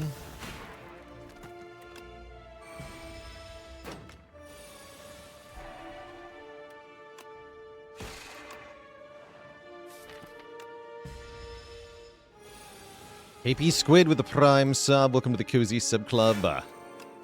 Bonk thyself, old bug. Second Bulwark is here. Click. Okay, we are a double Bulwark, double Reflect deck with Void Form. Seems really, really good.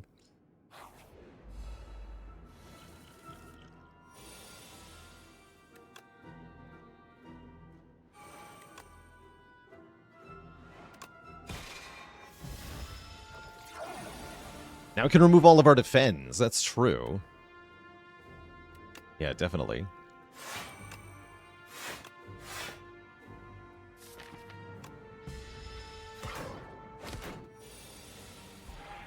Nice. Might as well use Luminesce here, although I don't even need to.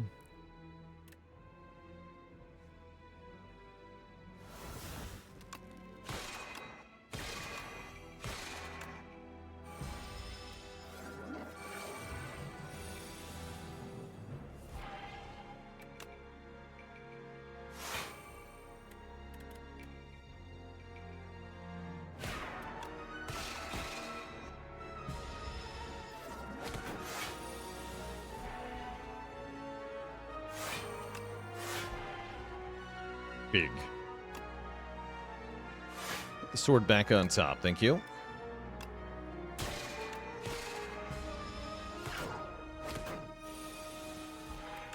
Big. Yeah, Void Form's pretty good, eh?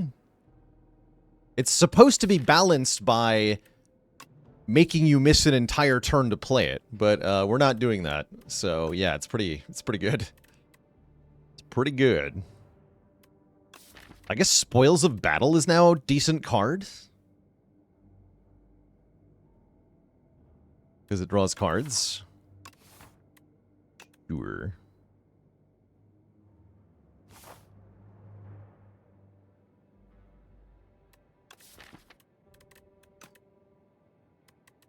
How about playing it last? Yeah, the problem is less that it literally says in your turn, and more that it says you have to spend 3 energy on it, which usually means your whole turn.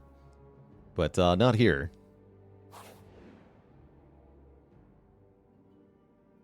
I don't want Metamorphosis, so I'll lose 10 health and upgrade a card. That sounds like a fair trade. This only loses the Ethereal, right? I don't care about that. Can upgrade the other Bulwark. Or a Reflect. Upgrade Bulwark. Bulwark number 2. We get either a random power or a random 0-cost card. Random power is probably good, right?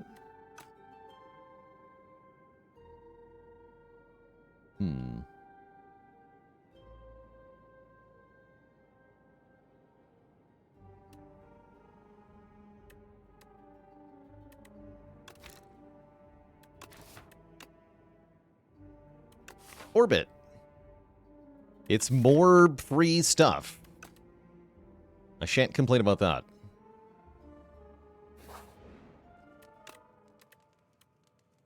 And then we're going to upgrade, I guess, a Reflect. This only gets +3 Forge.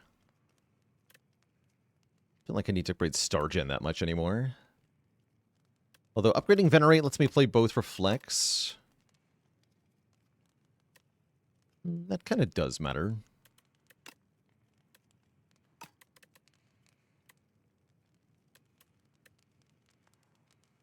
Feels bad overall, though, right? Let's just upgrade Reflect. Dr. Bees!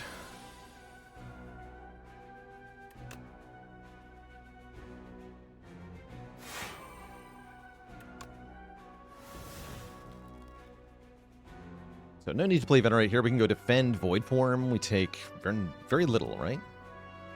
Block 23, take 1. He takes 23. Don't get Furnace down, but I think that's fine.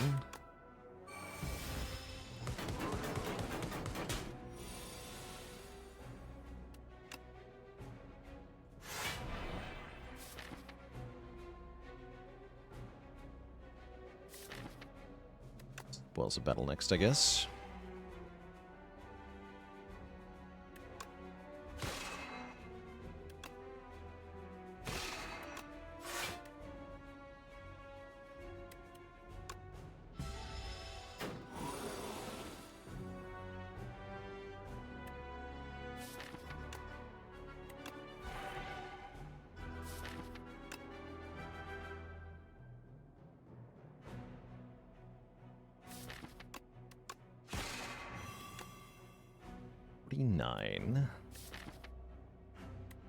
I cannot allow next turn to happen, so I think I might have to use the Gigantification Potion to just instantly kill the enemy here.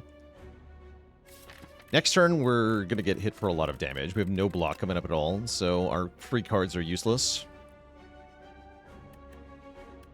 The Attack Potion is very unlikely to do enough damage. It's possible that it could, but it's more likely that it doesn't get me there. As we have 49 plus 13, so this Attack Potion with Vuln has to do 37 damage. That's pretty much only 7 stars. Not even Knockout Blow would be enough damage, right? Yeah, let's just use the Giga Potion. Oh yeah, or Comet.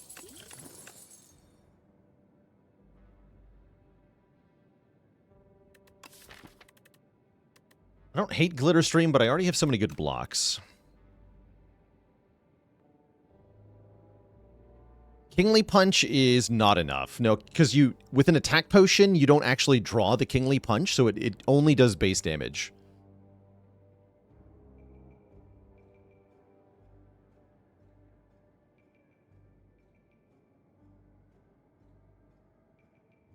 Oh, Kingly Kick, which is what, 24? Where do they buff it?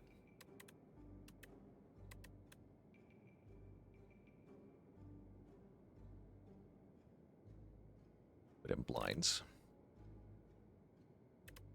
Oh yeah, it's 27. So yes, that would have been enough, actually. Yeah.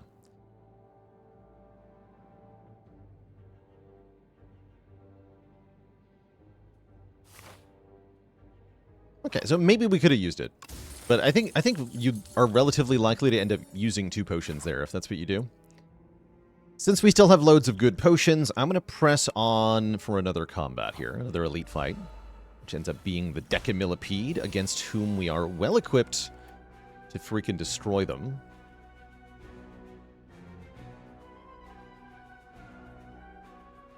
I could just skip the Void Form here. Does that actually help me?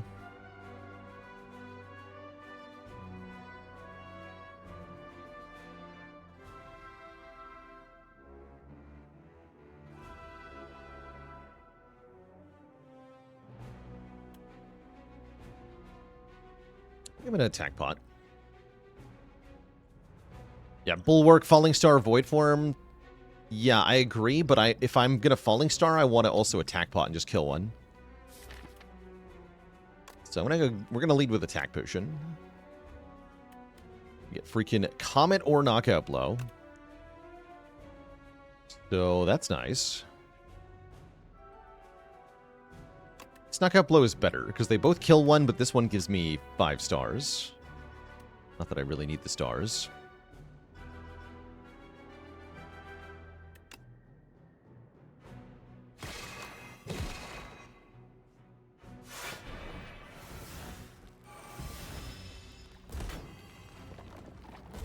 Then we end up perfectly blocking. And then this turn sucks. What the hell? Rip.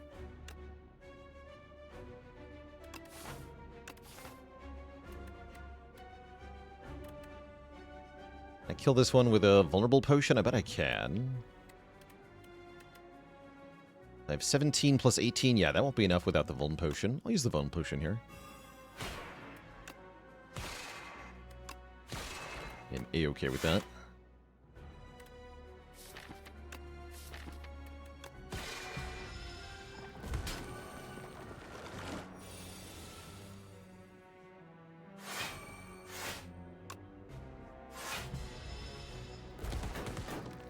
How did I decide which one to kill first here?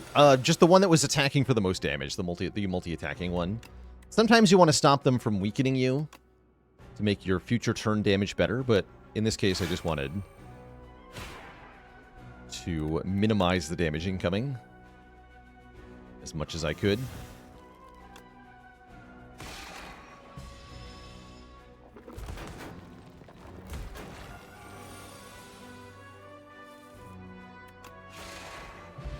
Okay, that turned out pretty well. It did cost us 2 potions, but I'm okay with that. 3rd Reflect is here. Is that too much? With Void Form, I think the answer is no. No, it's not. Genesis, I think, is effectively useless because we don't need stars as long as we have Void Form down. Do I like Know Thy Place? I think it's pretty good. Yeah, if you don't have debuff appliers other than Falling Star, it's quite good, actually.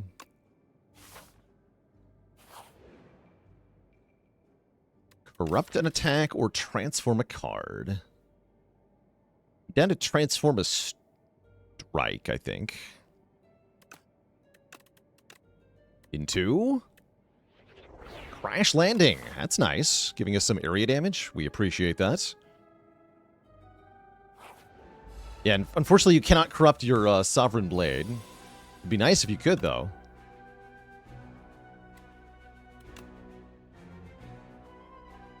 Be really nice.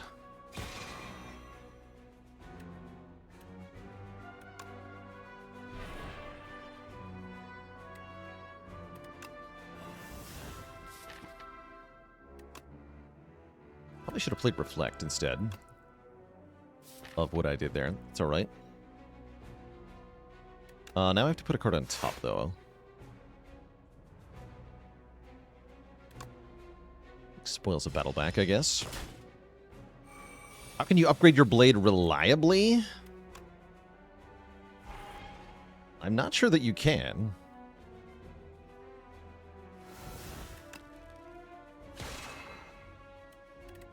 Use Forge Potion in a few other ways, but I'm not sure there are reliable ways to do it. Like Razor Tooth.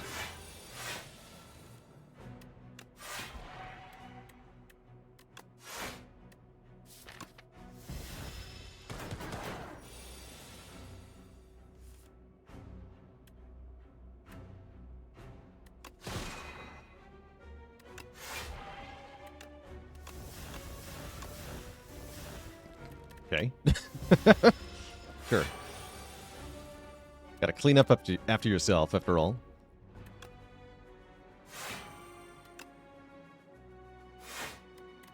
That's just polite.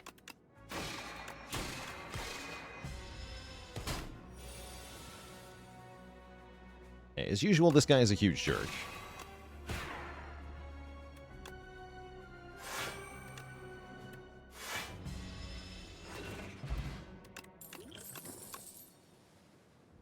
Know thy place is back. If I had more card draw, I'd be into it. I don't have more card draw. Alright, we finally make it to the shop where we can buy a boat thingy, we can buy Tyranny, we can buy Mailbox, which I like, with a potion belt quite a bit. I can just buy some potions. Actually, this Mailbox seems pretty sweet. Mailbox and buy potions lets me fight the elite, then rest, get more potions, and then fight the boss. Let's start with that. Anchor and Mailbox. And then I have enough money to remove a strike, but I can't buy potions. No, I'd rather buy potions. Or Prophesize. Wait, Prophesize is disgustingly good. Wait. Give me Prophesize and Block Potion. Yeah, Prophesize is crazy good here. These jerks again. Okay, we're going to reflect all of their attacks. And I guess Bulwark? Or I can Bulwark, Cosmic Indifference to Bulwark.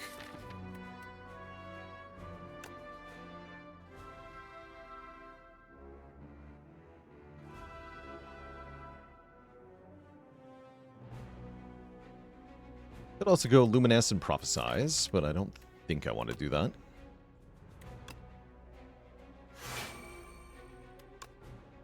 Be a sword, I guess. In this case, the red mask is actually bad because it made them take less damage. Kind of funny. But also kind of sad. Alright, I'm gonna Swift Potion with the sand. Okay, we drew into Void Form. That's something. We go Defend, Luminesce, Void Form. Sounds good to me.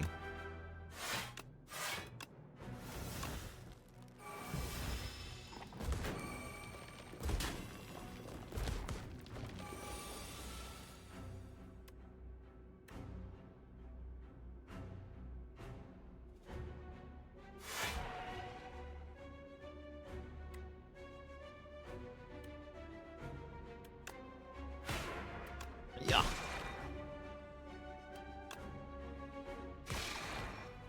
Guess get rid of one of these. Nope.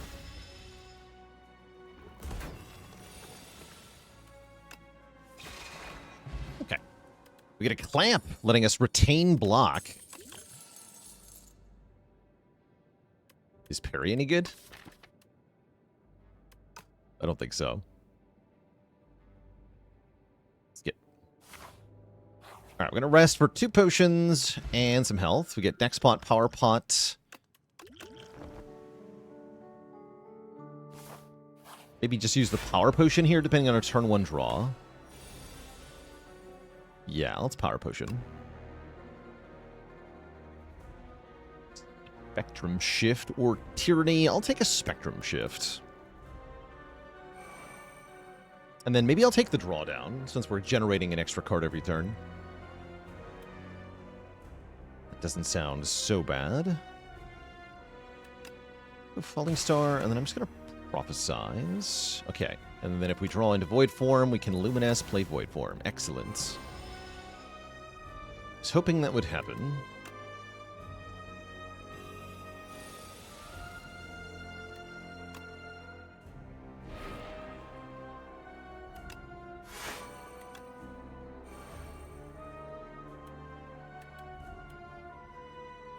Need that.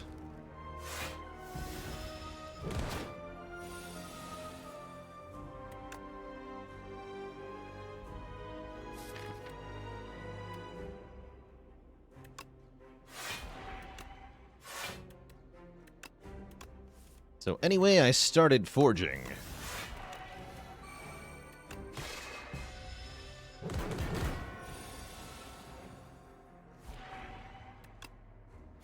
He punched.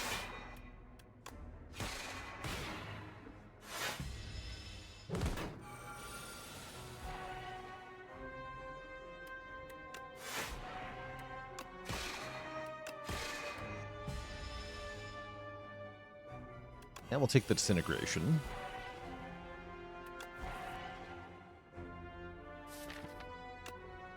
We have 3 stars.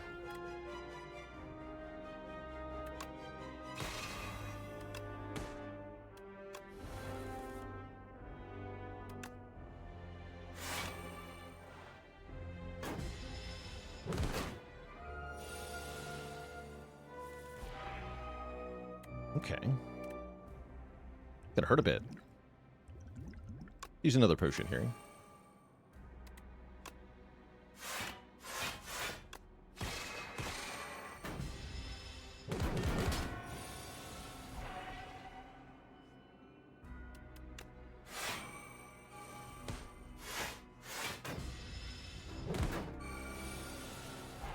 The lack of draw has definitely been making it tough to get our Sovereign Blade back.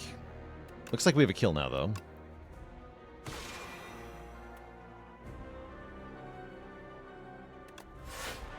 Because this blade does 163 damage. And then I crashed a spaceship into his face. Ooh, Bombardment is here. Bombardment sounds pretty solid in a deck like this. We could also just use the Seeking Edge to have a multi-foe solution. I've got Crash Landing already, though. Give me Bombardment. And it is tanks. We can cook, we can gain 7 block, or we can transform cards into Maul. Cooking sounds really good, because we can just cook all the starter cards. I don't need these defends whatsoever. I don't need Venerate either. So how much can I cook?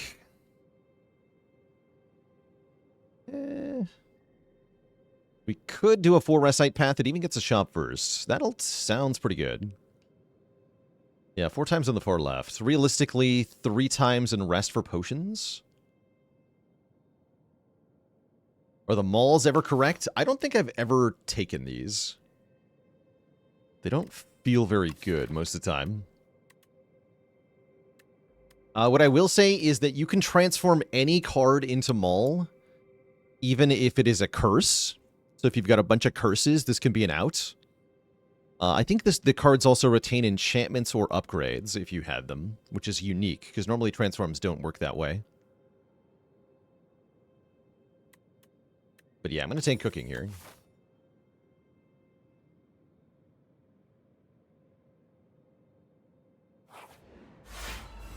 It's them. Yeah, so we just crash landing them. Easy game.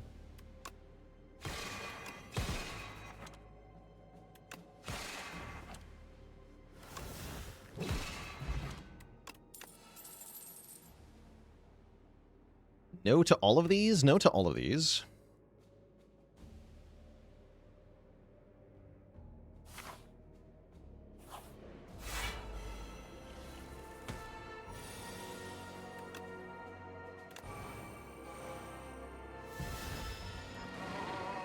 Aww.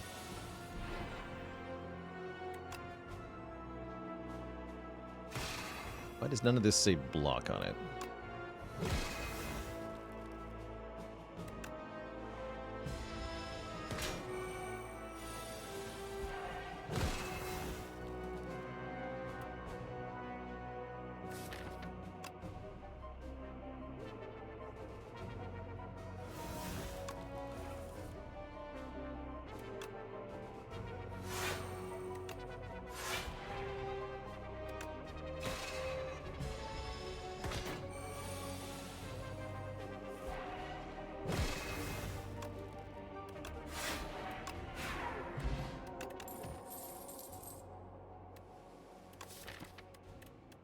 One more of these.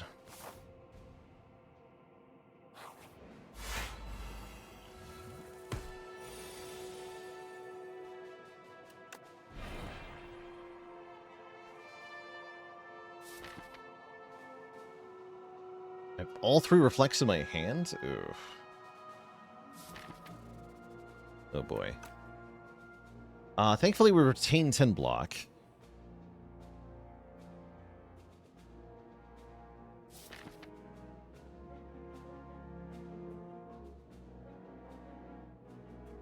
If you double reflect, do they take double damage? No, you retain the reflect effect for 1 more turn, is what happens.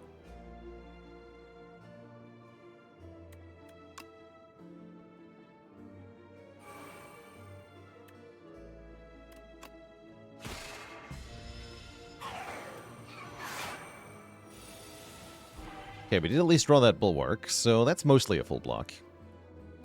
Good enough, I guess.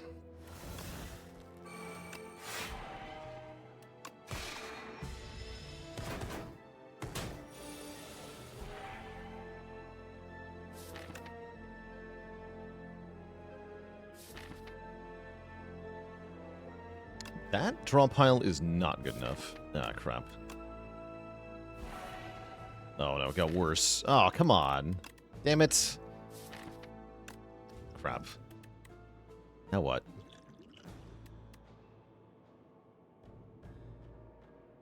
Now I have to potion next turn.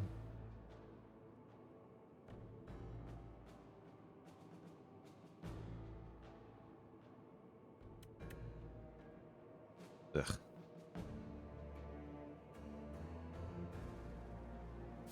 Maybe I have to potion now?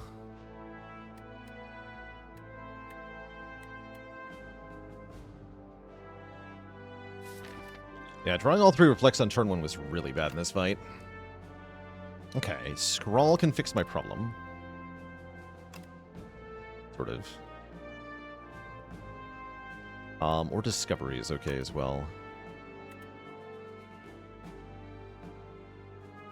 I'm scrawling. Scroll first and then Void Form. I can also just Bombardment.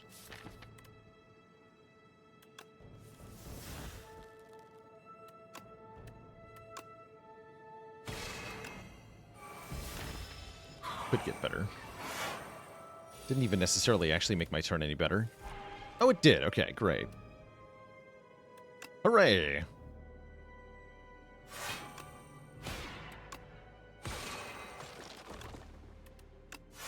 Excellent. Okay, good potion.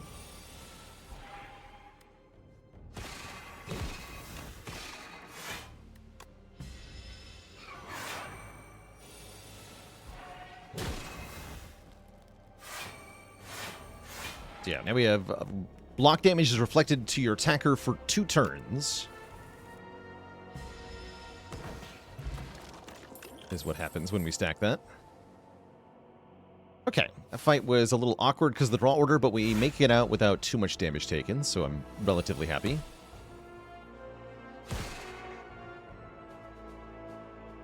Keyword relatively.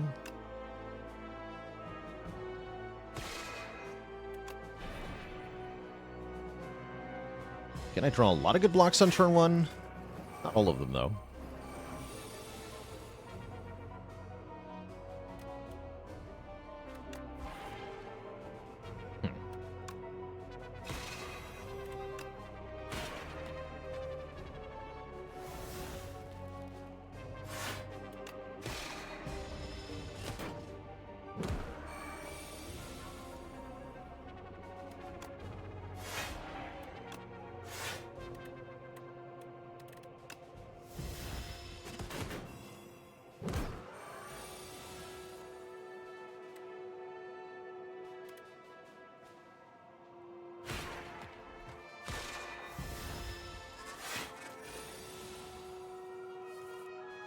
acceptable. Don't want hegemony. I do want this shop. Yeah, once we start cooking, things will turn around here pretty fast. And it looks like I might even buy a remove, too. Let's see. Assuming we cook 3 times. 1, 2, 3, 4, 5, 6. Yeah, we still want the remove. Great. All right, let's cut all of the bad cards from our deck immediately.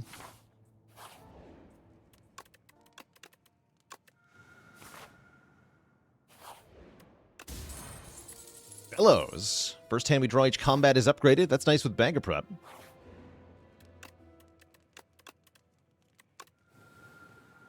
Oh yeah, I should have bought a potion. I don't know what I was thinking there, not buying a potion. Definitely should have done that.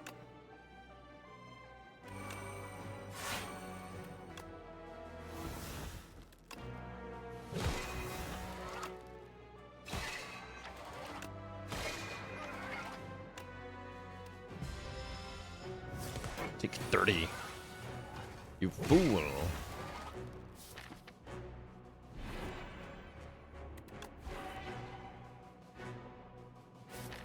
Okay, guaranteed void form next turn. Sounds perfect.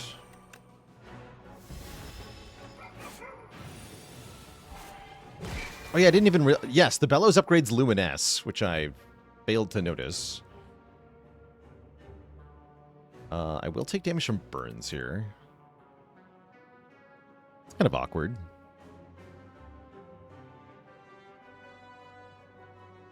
Oh well. Good block pot, I guess.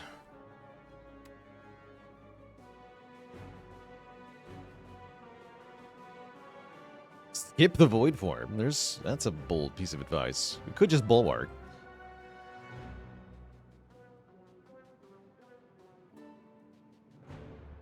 And yeah, the orbit looks like it will help, but if you think about it a little bit longer, you'll find that it won't help. Because you either play Void Form first for 3 energy, you get 1 energy back, but your turn ends, or you play 3 energy worth of cards, you get 1 energy back, and then you realize that Void Form costs 3, not 1, and yeah, you can't play it. So yeah, we just play the Void Form. I guess I'll block pot. Seems fine.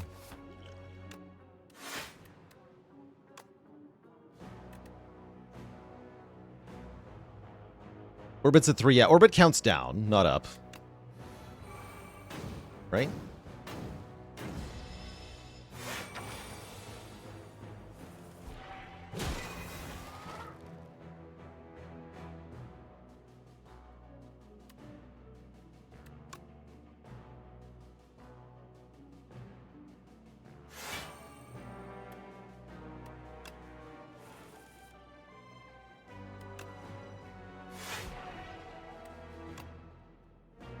Might as well Falling Star, I guess. Yeah, Orbit counts down.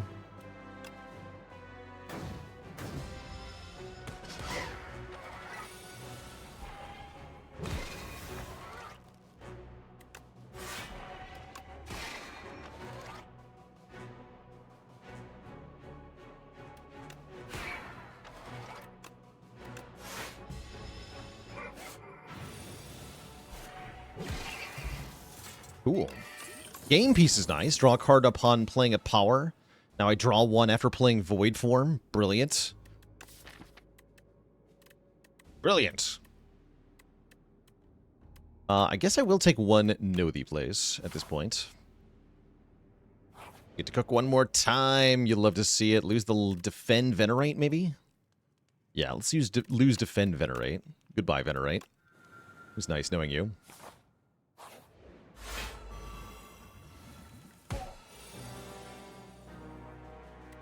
Spicy. Know your place, Magi Knights.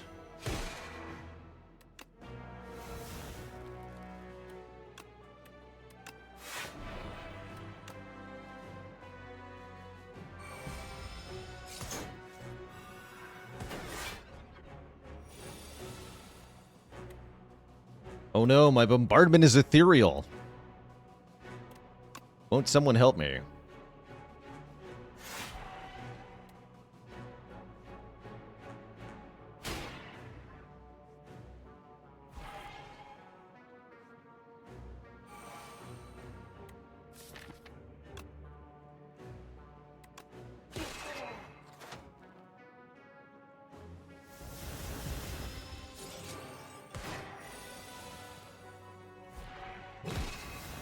Get bonked.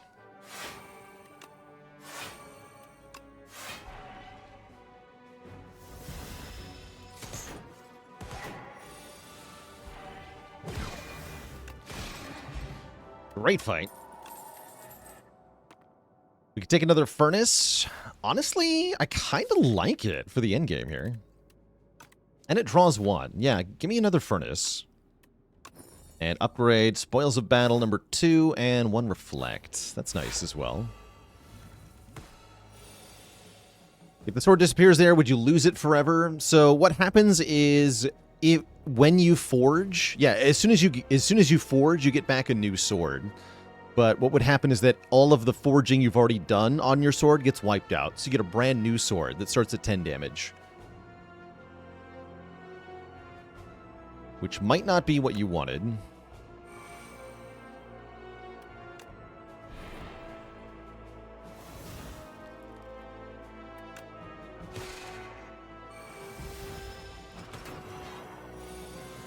With Summon Forth, you can get back the exhausted one, but not with any other forge source.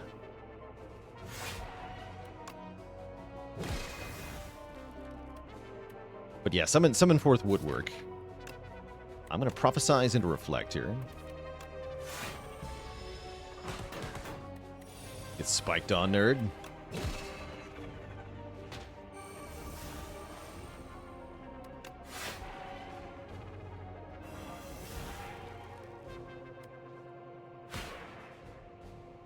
You die as well.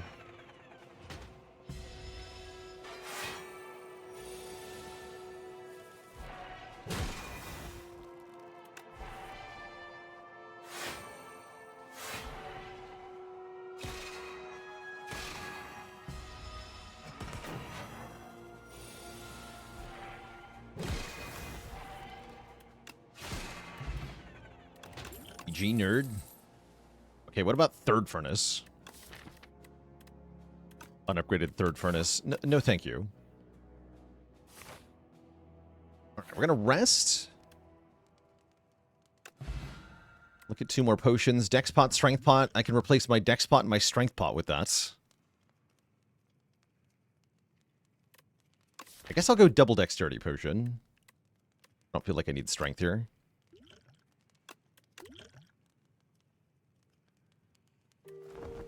But I'd like the robot to be stronger in that fight.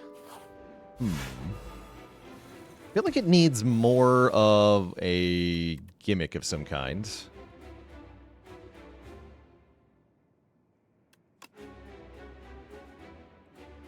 Yeah, once again, we get 3 reflects on turn 1. It's mostly fine.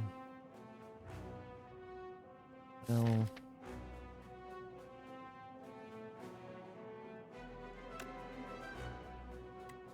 Guess I'll just cosmically indifferentiate one of them. And I can Star Potion to play it.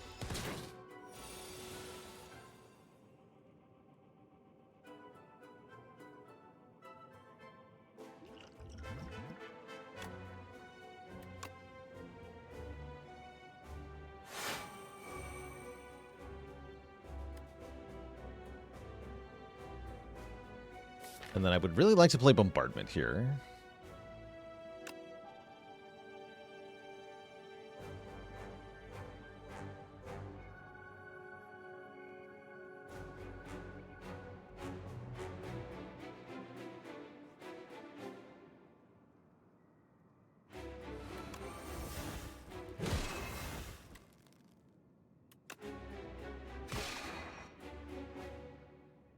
So Bombardment automatically kills it at the start of the next turn, which should hopefully let me play the Void Form.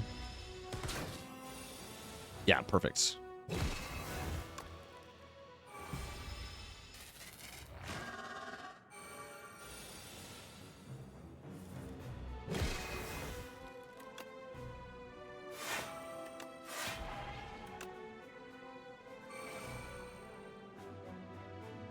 Know Thy Place makes you take less reflected damage, so I don't actually want to do that.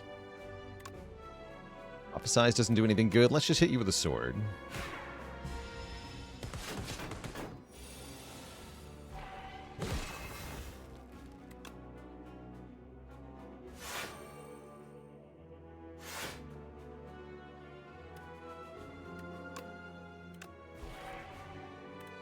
Big.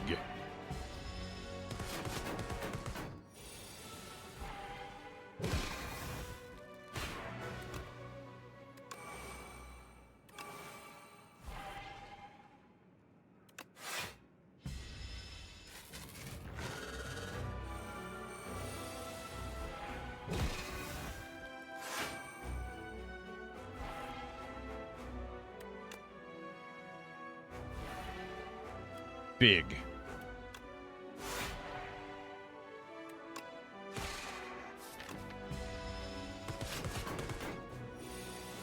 All right, my sword does 114 damage. We can go Sovereign Blade.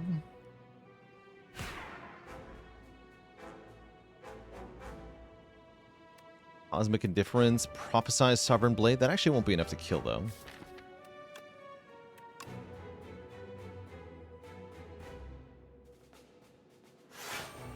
Reflect, then.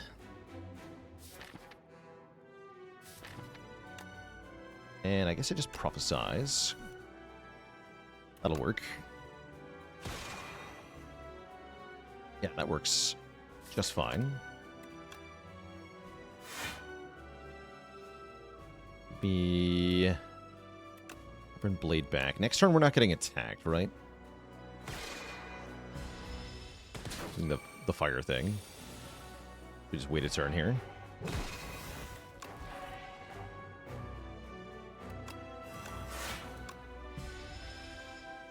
GG.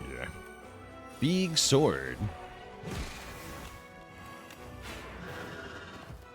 A 200 damage sword. Okay, we perfect our first boss fight. That's a great sign. On to Queen with 102 max health.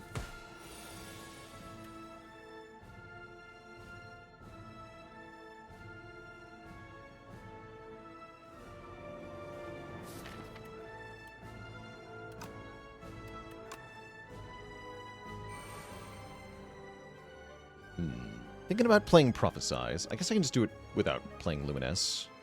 Yeah, let's just play Prophesize, see what we get.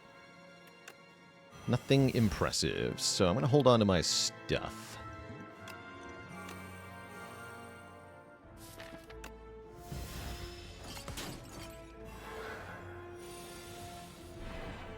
Cool.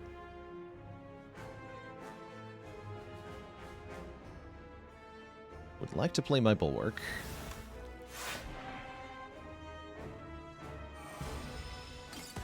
Drew Orbit there. That's fine, though. Orbit. Ow. Okay, excellent.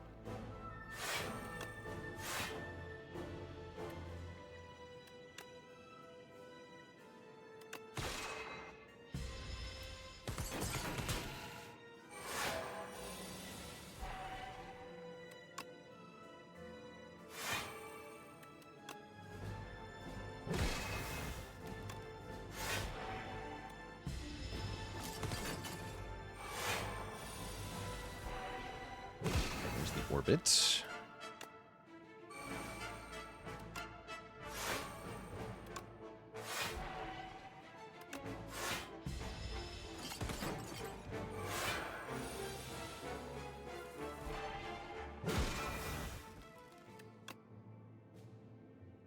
Haven't been able to play this Furnace because I've got other stuff to play pretty consistently. I don't want to kill the Torchhead yet.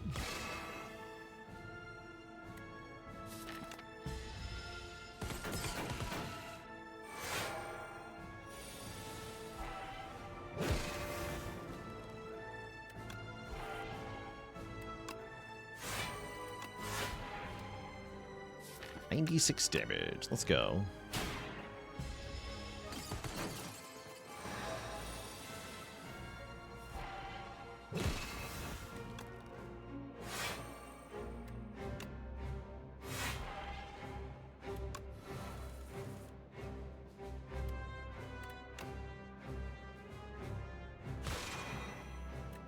Bonk.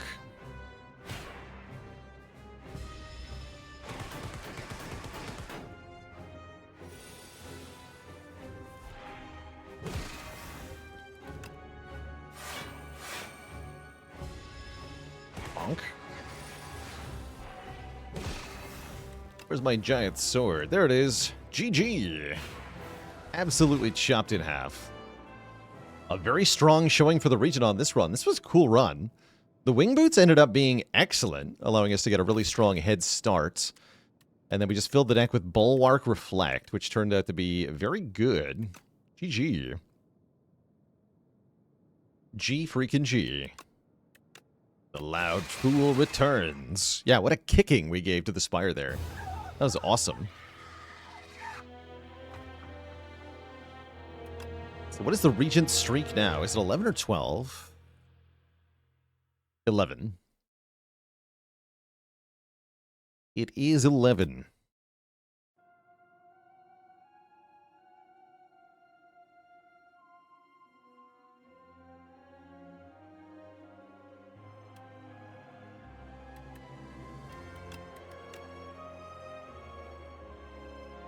So next up will be Necrobinder. It feels like my weakest character, Necro, at the moment. Adding some of the beta stuff to the bot. What's changed? Okay, the main thing that's changed that is throwing the bot for a loop are the 3 new Niao relics. The Fishing Rod, the Silken Tress, and the other one, which is... which one? The Kaleidoscope. Josh B with the 33 months. Did I miss the Watcher? Not too much. There is a merch store. Yep, merch at balalord.com for the merch. I'm not wearing the merch currently. This is a MeUndies hoodie, actually.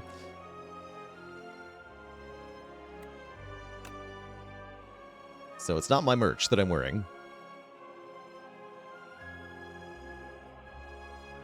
Keep being disappointed by Kaleidoscope. I haven't been that impressed so far. It's definitely how I felt. Ever heard of the game Elden Ring? I sure have, yeah. We did a complete playthrough of Elden Ring on stream,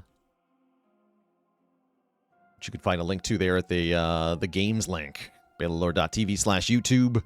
We'll have a link to our Elden Ring playthrough. That was very fun to do.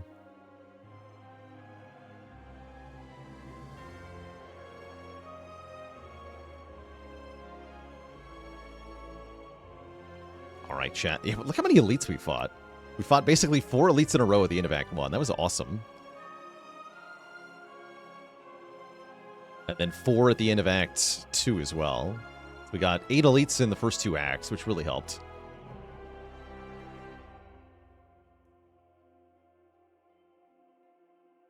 How has my opinion of Regent changed since I've played more? It definitely feels kind of like a watchery character in the correct way to play. That is to say, you are massively rewarded for going in a particular direction with your card picks at the start of the game.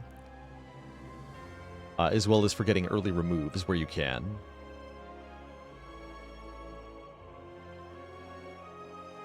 Once you get a good damage engine on Regent, you can usually just kill everything very fast. Definitely feels like the highest damage character.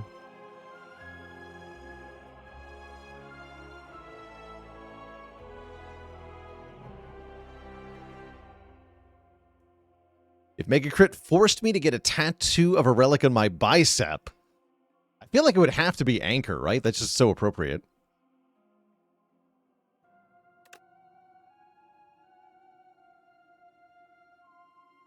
Guri is a good choice, too. Like an old-timey sailor tattoo. The Vitruvian Minion would be fun.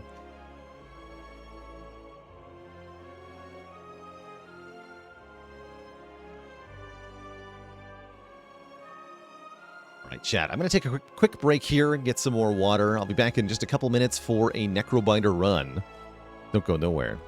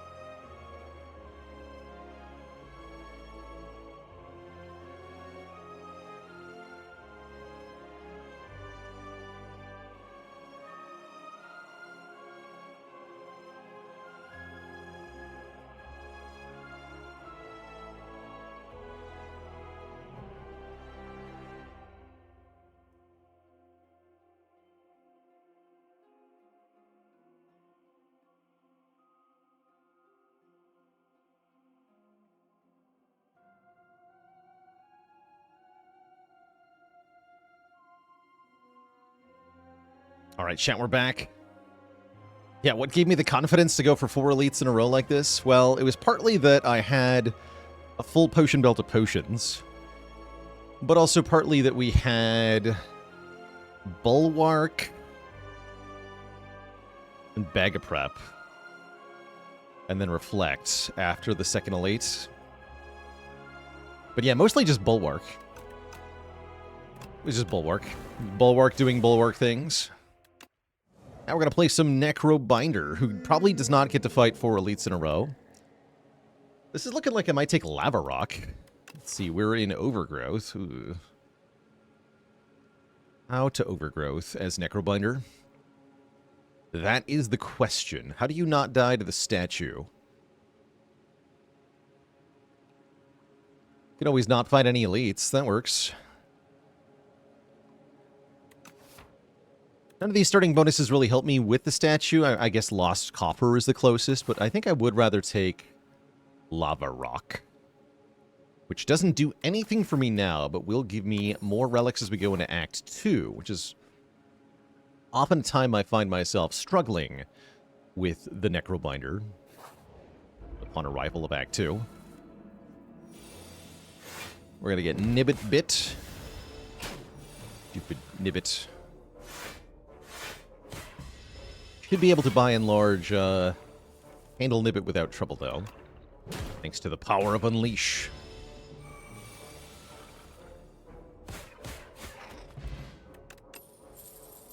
A very early Bone Shards is always welcome in my Necro runs. I think it's a very nice card for the early game. That gives us some confidence. Maybe even enough confidence to fight this elite. Maybe.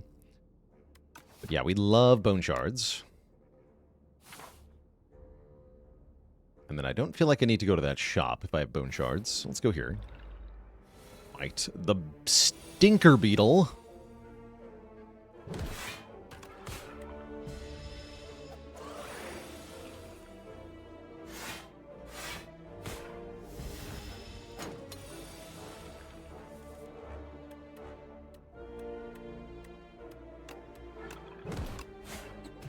Almost missed the kill there.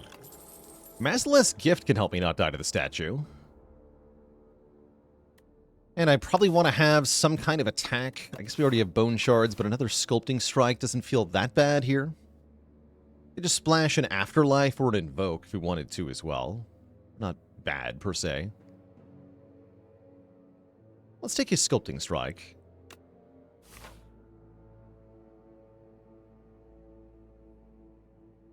And then this would be a hard pool combat. Am I okay with that?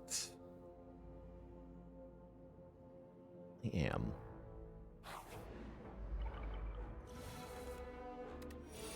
Yeah, nobody picks Afterlife ever. It's kind of hard to want it.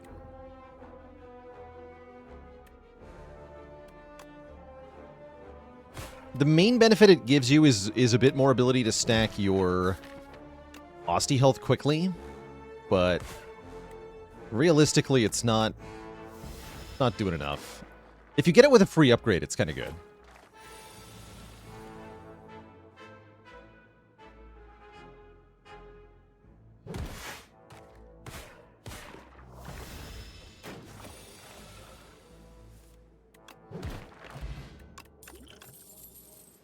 Ooh. How about an early Dirge? Let's just go ahead and grab that. If we find anything that combos with it, like Borrowed Time, it becomes really good really fast. It's these jerks. This is a pretty tough fight. I'm glad we have Bone Shards here. I'm somewhat tempted to use my Colorless Potion right away. Get some help here. These guys are jerks.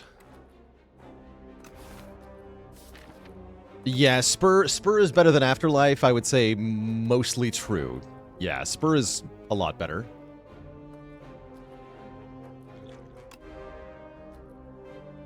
Blayish.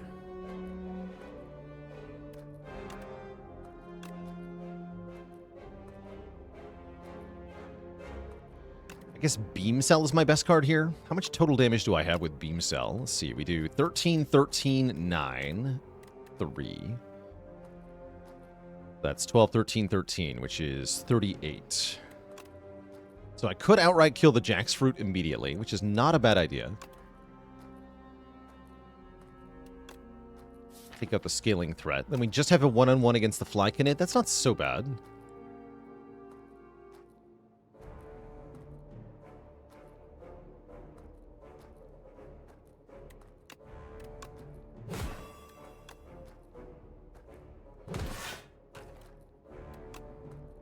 I do have to make Dirge Ethereal, though. I guess I could have played in a different order to not do that.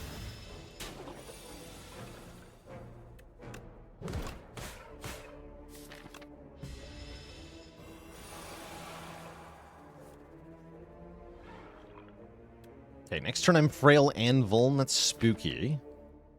Our best attacks are coming up, though. I can take one to reduce your health. I think that's probably worth it.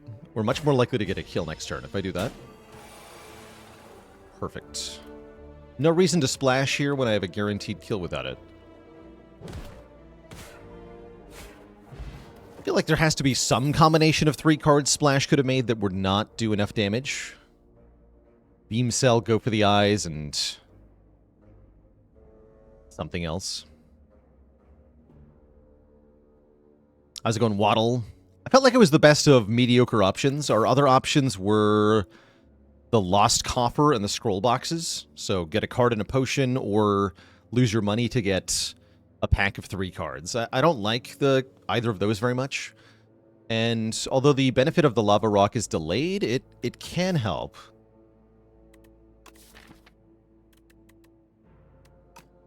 Putrefy is okay. I'm also thinking about getting Reap here for some big damage. Yeah, I would like some big damage.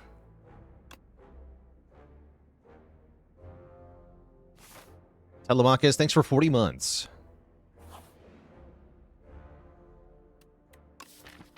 I can make Reap do 2 more damage. I feel like it makes the most sense to improve the damage of the Bone Shards, but it's not a card I always want to play. I could also improve the block of the Bone Shards. That's kind of fun. Actually, no, it has to be a skill. I cannot enchant the block of the Bone cards. Likewise, Dirge, you cannot enchant here. It's not a valid target for either of these.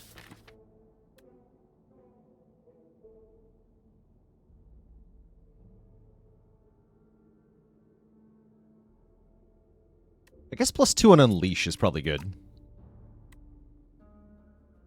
Let's do that.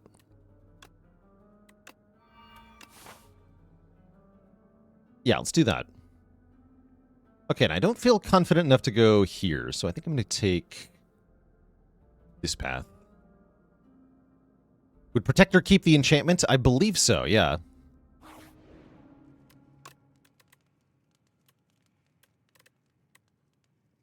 I am going to upgrade my Bone Shards. Holy. Upgraded Bone Shards would be good here. Unfortunately, I did not draw upgraded Bone Shards. And unfortunately, my +2 damage is still 1 short of actually killing the Assassin Raider. So I think I'm taking 5.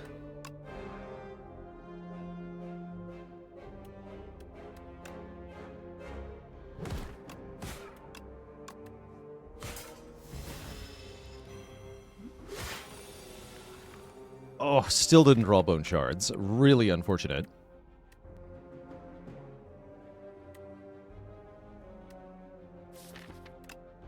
Dang.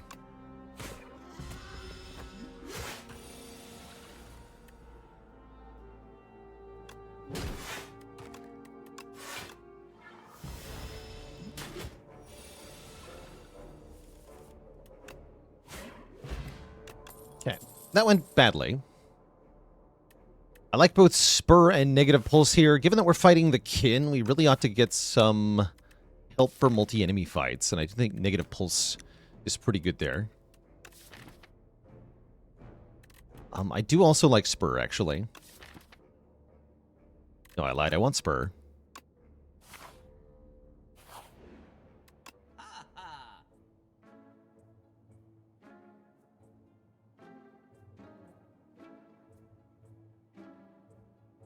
Bone Brew is pretty good here.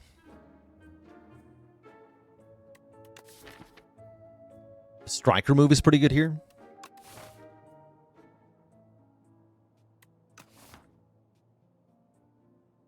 I can't do both, but I can do Striker move and a Vuln or Explosive Potion. Not in love with any of the cards that are currently for sale.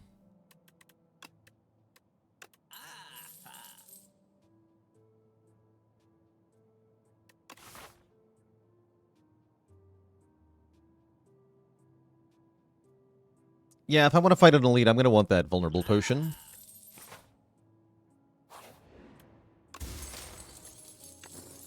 Good lift.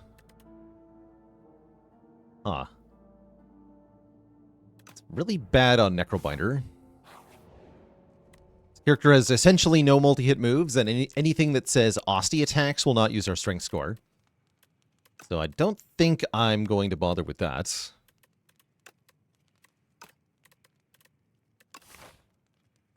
Burr upgrade is quite strong.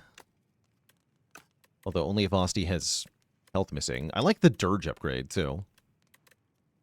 Let's upgrade Dirge.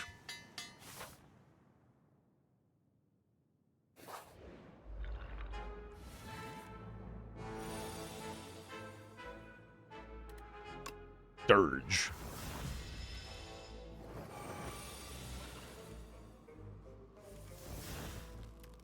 Okay, Unleash is awesome damage now. Don't want to use Bone Shards. We'll defend.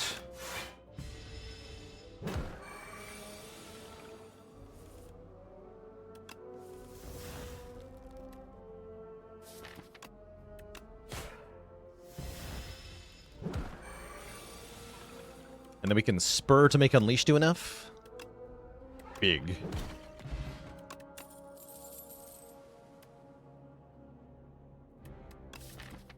Melancholy can work with Bone Shards. It's a bit weird, though.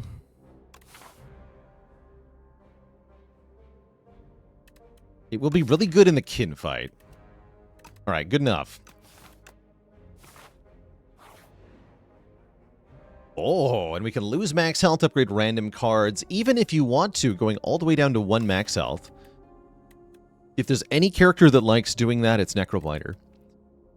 That said, I think we just want to lose 9 max health to get 2 random upgrades. That's usually my go-to. A heal 20 doesn't sound that bad either, but 2 random upgrades sounds better. Reap plus, defend plus. I think that's where I stop. Yeah, that's where I'm going to stop.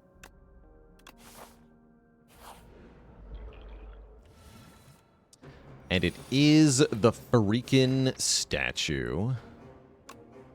This evil creation. We're just going to pop both potions here. This thing is kind of the worst matchup for Necrobinder. So I need all the help I can get.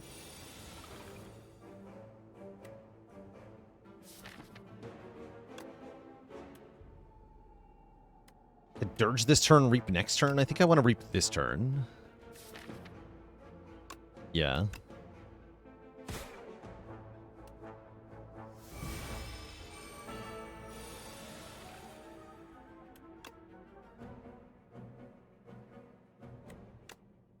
We do 12, 16, and 18. That's going to be enough with slow, actually. Okay, good potions. Nice. Lethality is here. Devour Life is here. When you play a soul, summon 1? Wait. Kind of like Devour Life. I would want to get more ways to add souls if I take this. Lethality with Reap does seem probably better. It's also just genuinely good with Unleash, too. Yeah, I'll take a Lethality. Either way, we're definitely taking a power to go with Permafrost.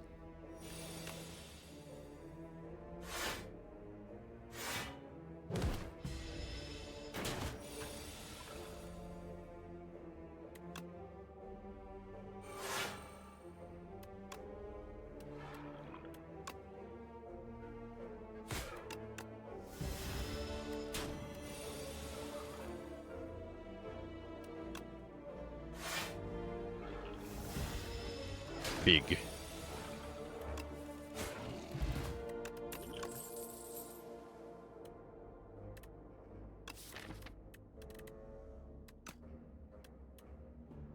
I want my summon power back. I guess I still take that, huh? Yeah, I'll take another Dirge. And I should be able to upgrade a card here. Unleash upgrade feels good. Lethality upgrade's probably better. Yeah, lethality upgrade is better. Okay. We should be good in this boss fight. Not too worried here, especially with turn 1 lethality. Plus Dirge.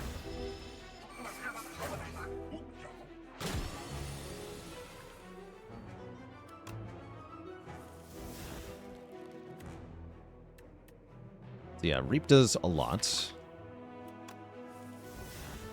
Okay.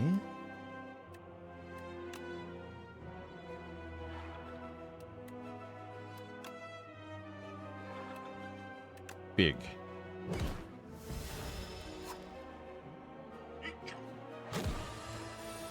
I'm guessing that's the only damage we're going to take.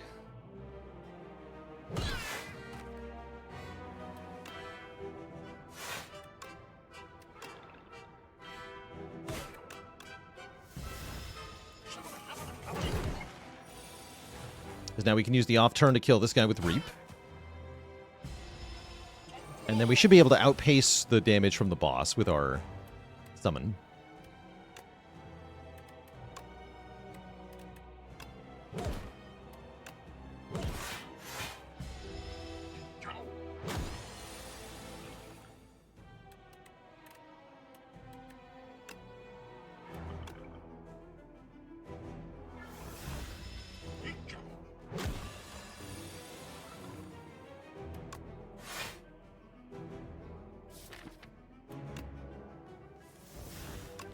Nice.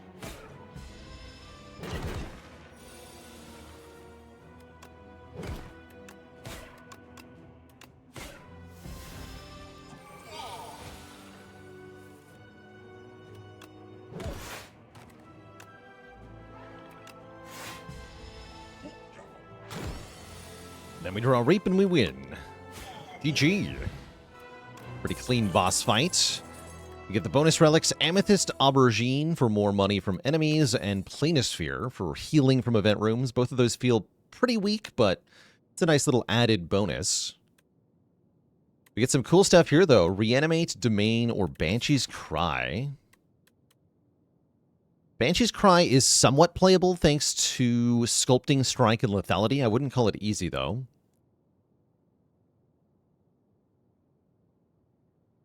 Can you pick up Amethyst first? It doesn't work that way with this one. That's the bowler hat. Picking this up before or after picking up the money does nothing. Also, big Domain enjoyer. Domain makes the dirges bigger. Yeah, Domain is very good here, actually. I'm going to take Domain. Darv? Snecko? Give me Snecko. Anything to help me kill a most loathsome man. Forbidden Grimoire. At the end of combat, you can remove a card from your deck, says this power. So Grimoire could help me remove all my cards. That's interesting, although not necessarily good. What if I just remove all my cards instantly with Pandora's Box? What about that?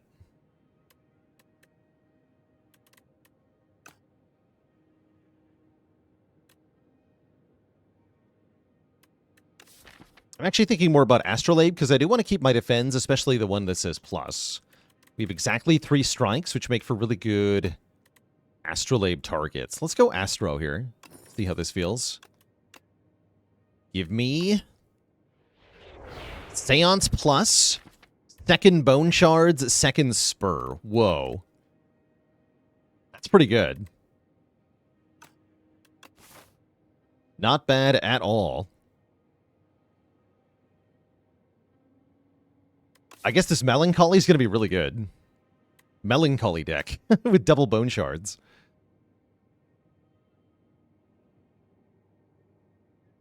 We can get a couple of upgrades. Let's see. What's really important upgrade here? Domain? Domain is very important. Would P-Box have given the same cards or different ones? I think different ones. I'm not sure how that works, though, actually.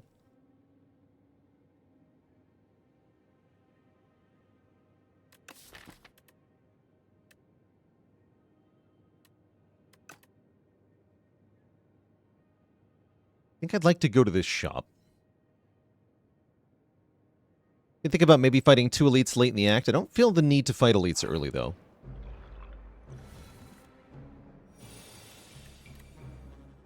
Ow. A half-decent energy potion. I can also just regen potion. Regen potion's fine.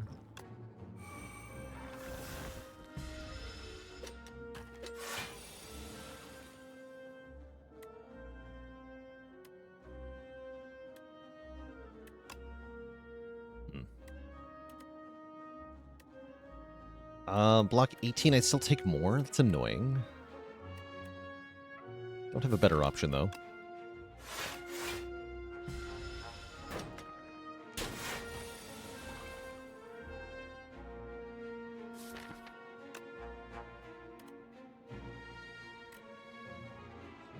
$32. Great.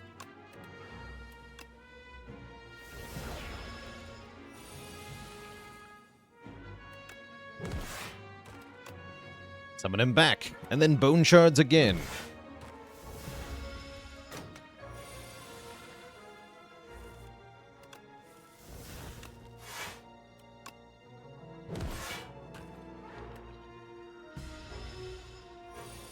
Poor Osti caught on an endless loop of dying and being brought back.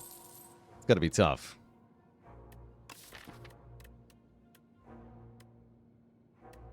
Berry is almost good, actually. What's the upgrade on this? 63. Almost good.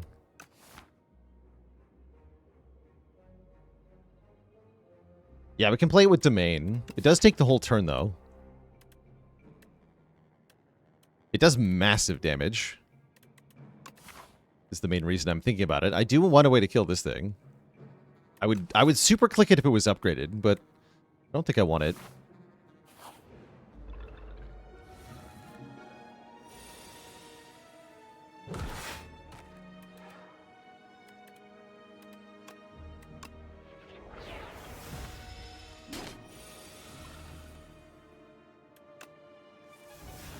Nice.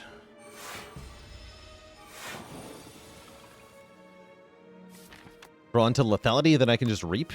Nice.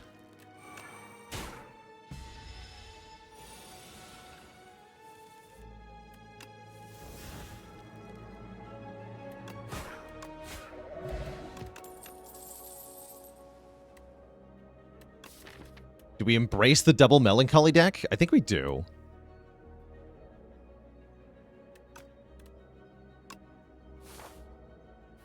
I think we do.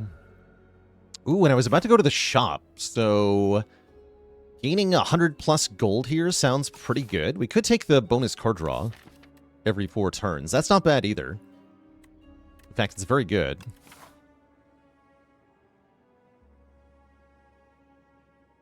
Especially because we can easily set it up for turn 1 draw in a lot of combats. That's very good.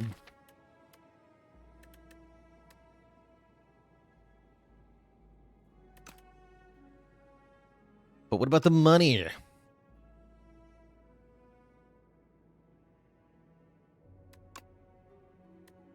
it's 135 or 7 more health, which does matter, actually. I'm taking the money.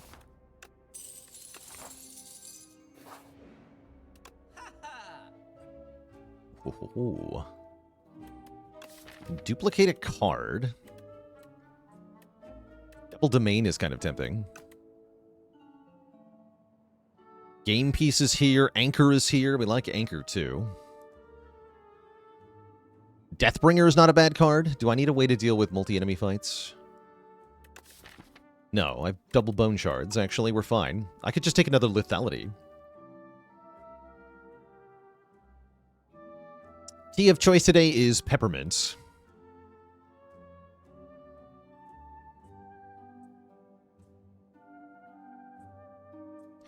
Lethality stack for bigger damage on the first hit. So if I play lethality plus for 75% additional damage and lethality minus for 50% additional damage, it means our first attack does 125% additional damage, which gets pretty big. All right, I'm taking a boat thingy. I can do lethality and finesse.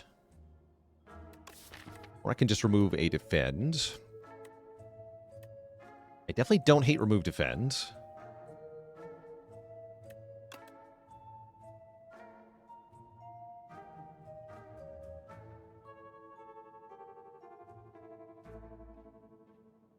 Oh, we can't do lethality finesse. Okay, so just lethality then.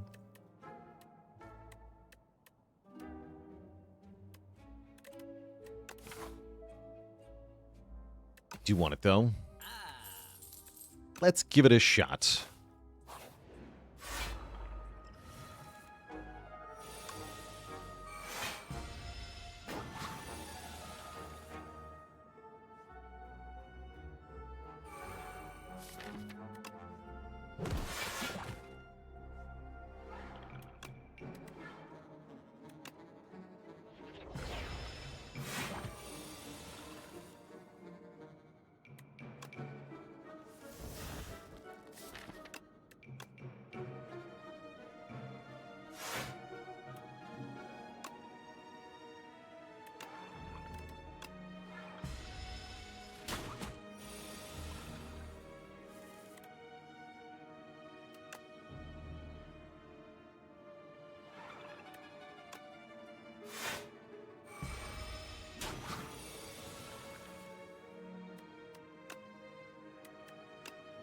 Let's do casual 74 damage. Sounds good.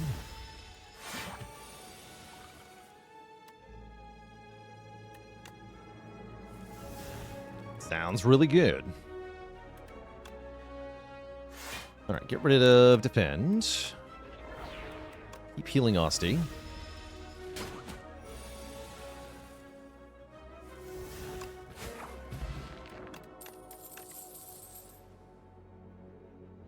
Whenever you play a soul, a random enemy loses 6 health. That's definitely not bad. Defy is also nice for being a source of weaken. We currently don't have.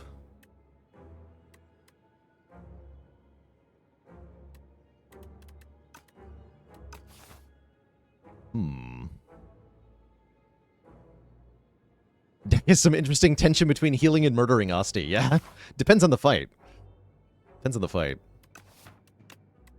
Upgrades to 8 health. Interesting. Actually, just going to skip. That's what I realized. Actually, no. I'm going to take the liquid memories over the retain potion. This freaking guy. I don't want your stupid curse.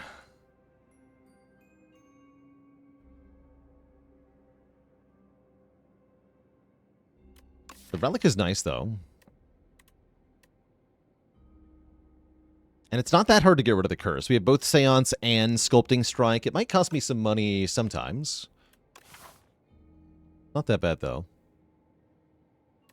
Makes our turn 1's a bit worse. But having a relic makes things better, and maybe you get a rare card, too. Sure.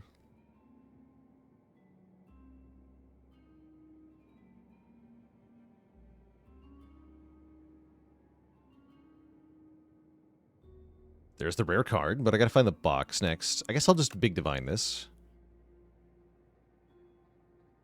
Found the box and the curse. Perfect. We just do Big Divinations, reveal as much as we want. Not bad. We get 10 gold, 10 gold. We get a third Melancholy if we want one. We get a second domain. Wow. Or Necromastery or Reanimate, but I'll take second domain, thank you. Cleanse can also get rid of our curse in the deck faster.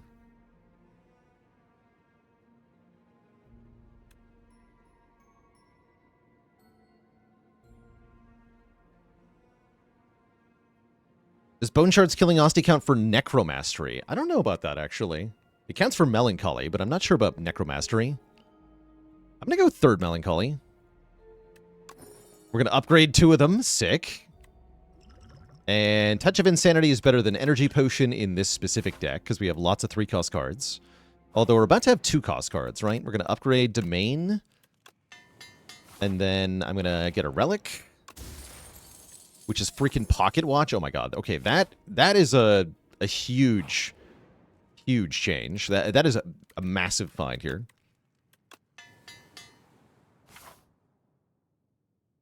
Simply ridiculous.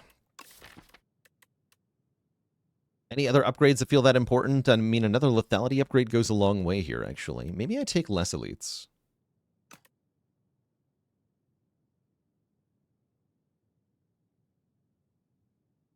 I'm going to try going this way.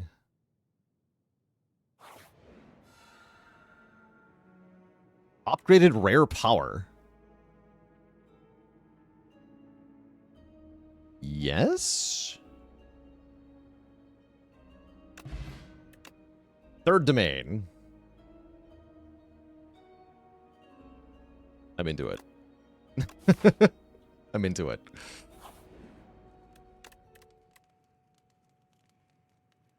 That's going to make Dirge pretty good.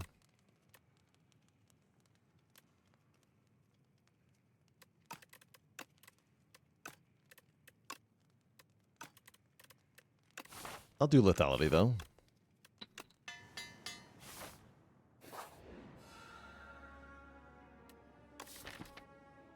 Oh.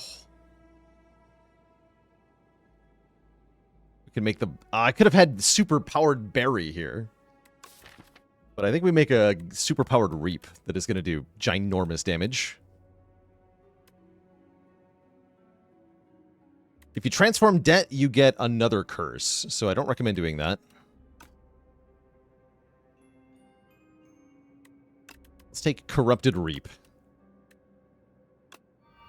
So it's a base of 49 damage, and we can multiply that by a lot. Pretty cool.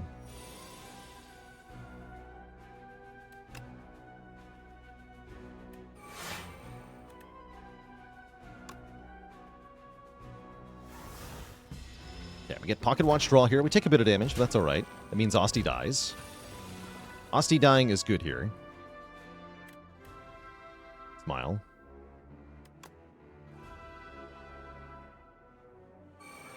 I'm not playing either of these domains.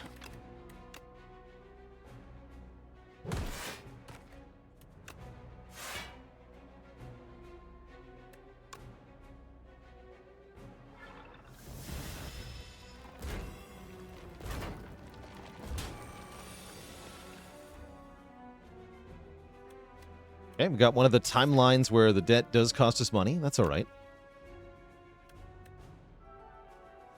Well, depending on your definition of all right.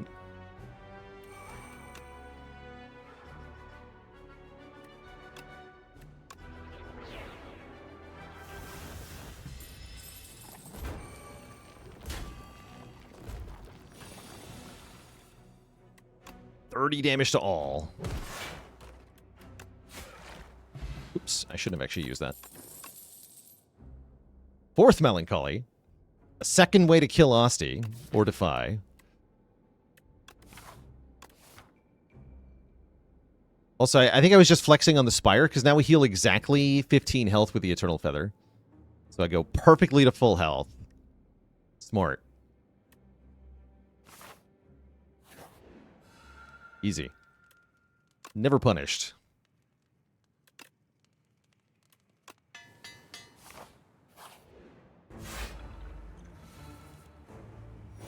What are the odds I keep drawing Domain on turn 1? Oh, yeah.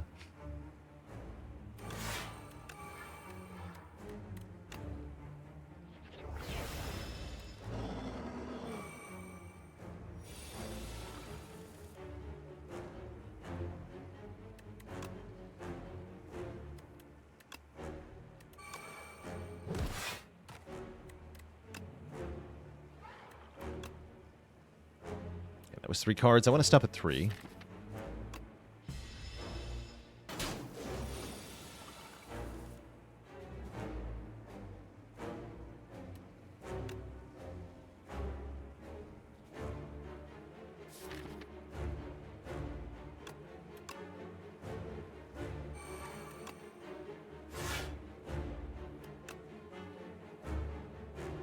Don't need to Prodic Escape yet.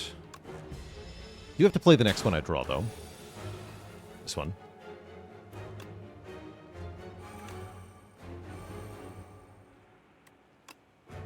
Okay, now our Melancholy's cost 0, and we have all the domains in play. Now we should just crush this fight. I play Reap for 123 damage.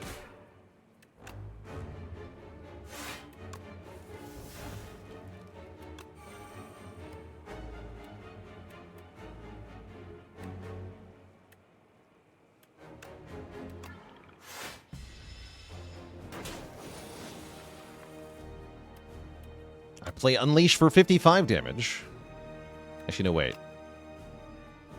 I play Unleash for 67 damage.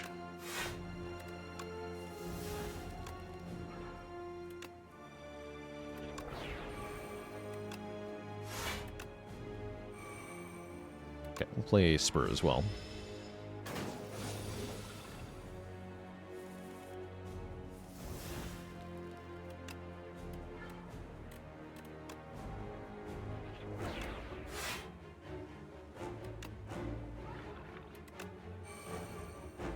Sure is nice having just loads of energy, huh? Oh, look. The gigantic attack card. Oh. Easy, boss. This deck could actually use Eidolon pretty well. Eidolon is not necessarily a card you're looking to use to gain intangible, but rather is just a card for exhausting a bunch of stuff from your hands. I guess we could use Undeath, potentially, too. But I'm going to take Eidolon here. That actually feels like a good Eidolon for once.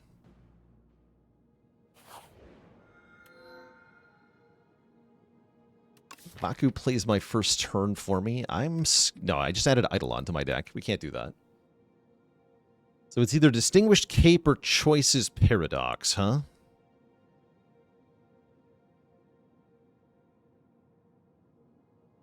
Yeah, Vaku's gonna slam Eidolon and exhaust all 3 domains. Yeah, don't trust Vaku. He could kill you. He could definitely kill us here. So yeah, let's take Choices Paradox. I haven't taken this in a while. Looking at 5 cards, you'd be surprised how often one of them is very useful for the given fight that you're in. Guess we're gonna go here. I could go to this elite. I don't really want to. Let's just take events because they heal me. So sure. Sounds good. Could be another domain.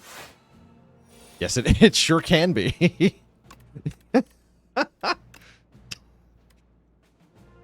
Sure.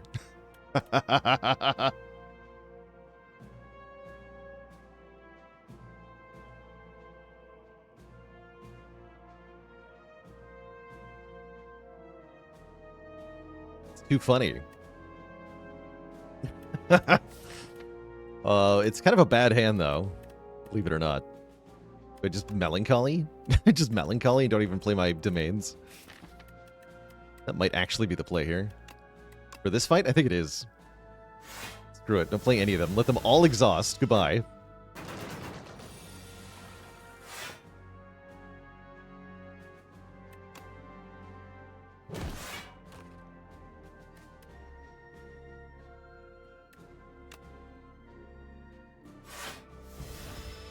Don't need lethalities either.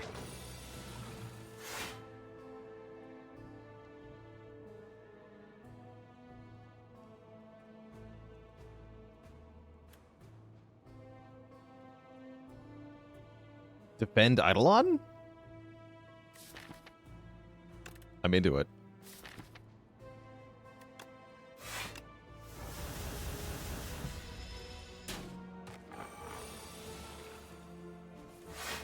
Okay, now the Melancholies are nice and cheap.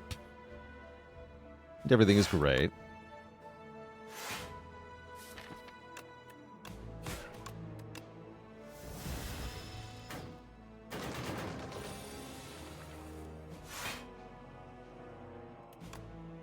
Eidolon is glowing.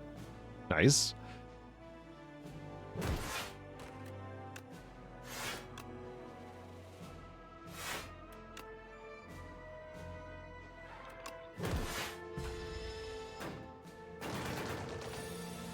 It's a funny way to solve this fight.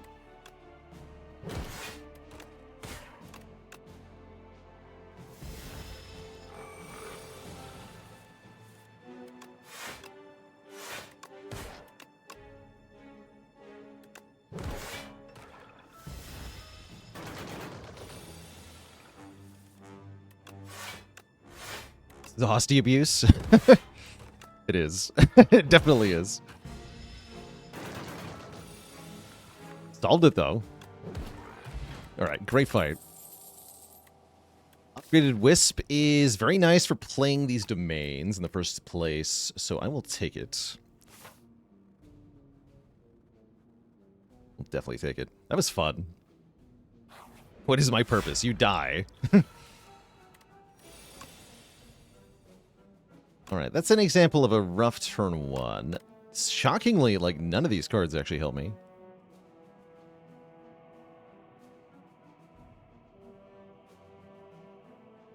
Yeah, impressively, none of these cards help me.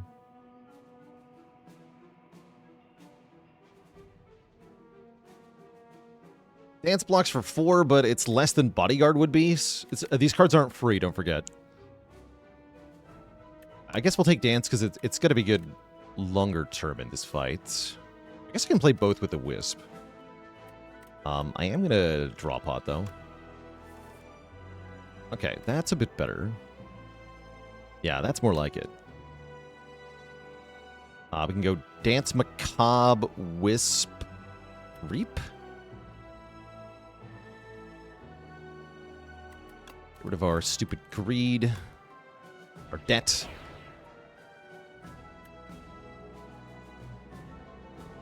Means I don't get bonus draw.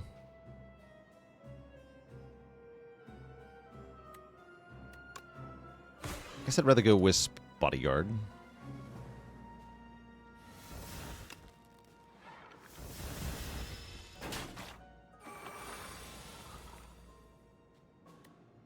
Shards, you say? Yeah, this turn just sucks no matter what.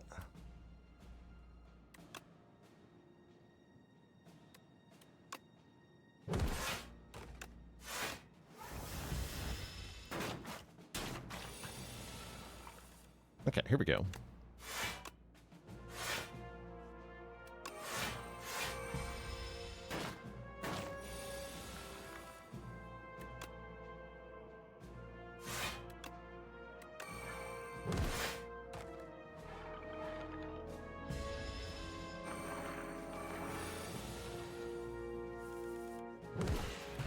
Okay, that could have gone better, but it also could have gone worse. Wait, Veil Piercer with this many copies of Domain is not bad, per se.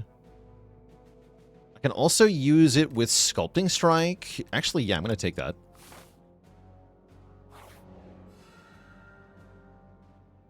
Give up the Amethyst Aubergine to get 2 random relics. Hell yeah, Renwood. Hell yeah. Get rid of my crappy, stupid relic from the Lava Rock. And get Candelabra Oddly Smooth Stone. That's more like it. More block, more energy. We love it.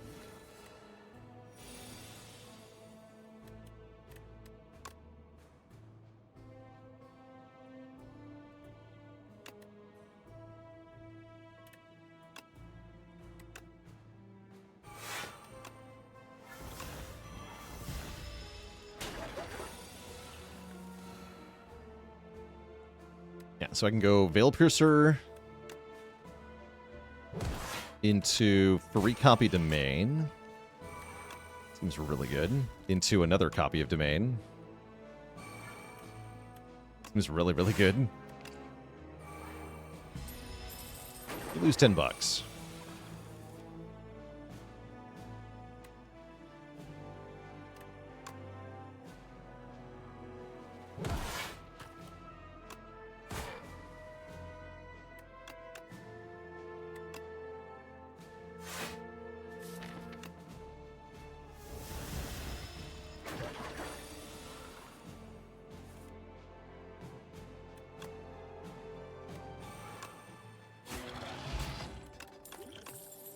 Dude.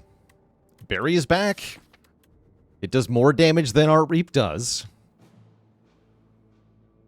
So there is something to be said about that. It also doesn't cost me health. You know what? Get in the deck. Welcome. We get a custom card. We can make a power. Power that makes all my powers cheaper would be ridiculous here. Oh, let's do it. Powers cost less. And I can upgrade that to make it innate.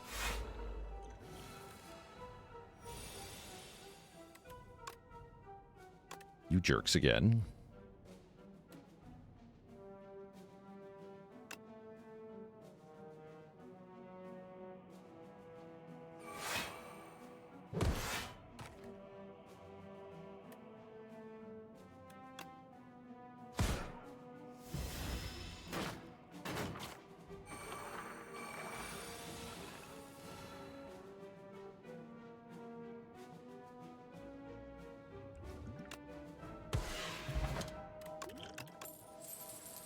Got him.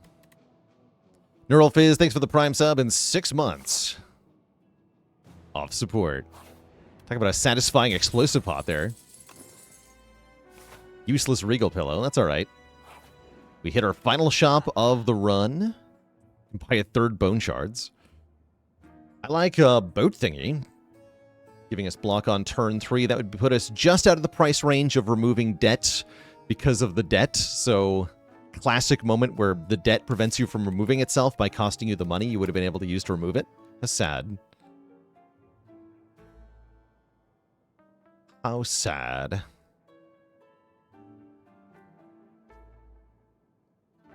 do I feel about Catastrophe? Play 2 random cards from the draw pile? Wait. I mean, as long as Eidolon's not in the draw pile, I guess.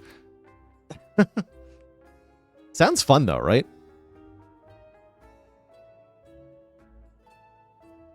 How do I rate Calamity? It's a very strong card. I care about the debt when there's no shop left, because I still have... It's still a curse, but it's not a very inconvenient one. Let's go Captain's Wheel Catastrophe. That sounds fun.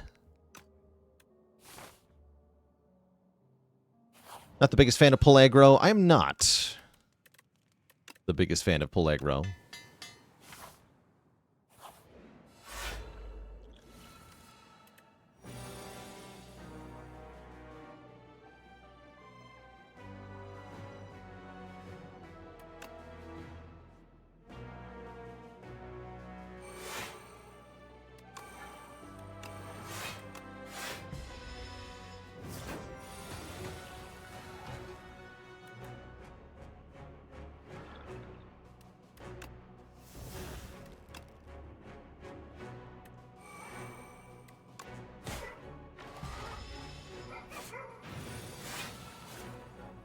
Oh, we got our Devour Life. Nice.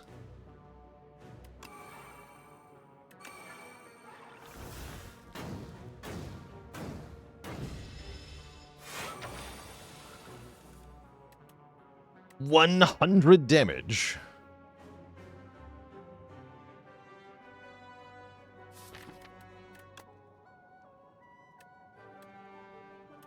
Doesn't block very much, though.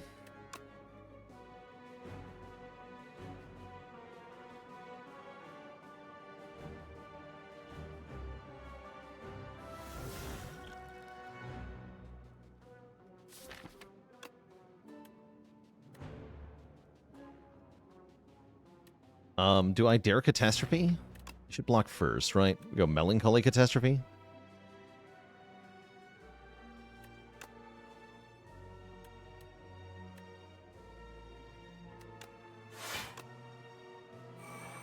Nice. Domain Bodyguard. Sweet. Asti lives on 1.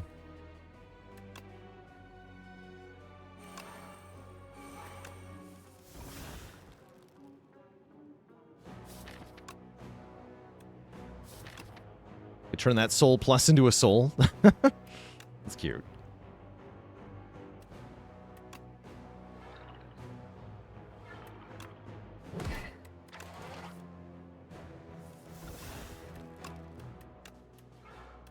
Get rid of one burn here. Super free card. Barry does 156 damage. GG. Okay, this time Defy says plus on it. Welcome to my deck. Given that performance, how do I feel about another elite? I don't feel like I need to, so I'm just going to go to the event. Let's take a Retaining Banshee's Cry, because that seems funny.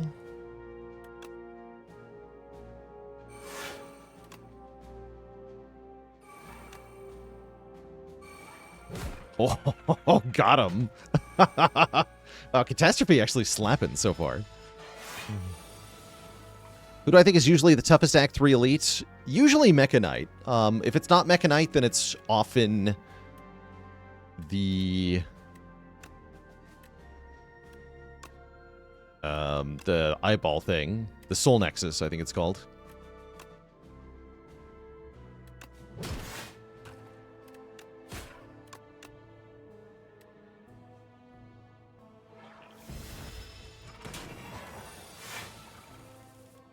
Three Knights can be tough if you lack a good multi-enemy answer, but aren't that hard otherwise.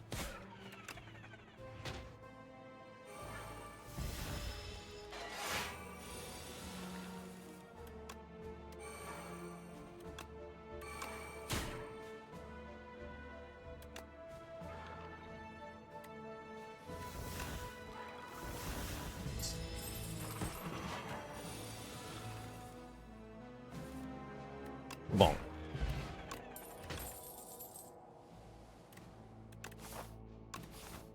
I'll keep the current potions. Touch of Insanity in particular is ridiculous with this berry. I'll try to take another domain. More domains sounds great.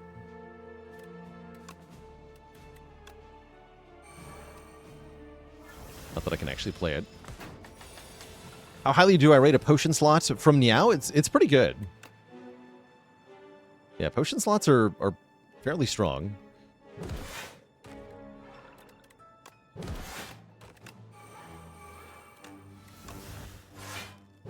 Bonk.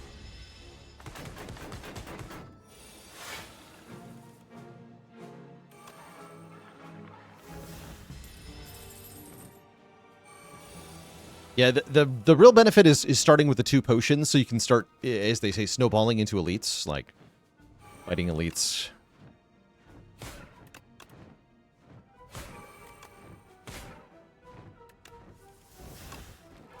Early and not having trouble with them.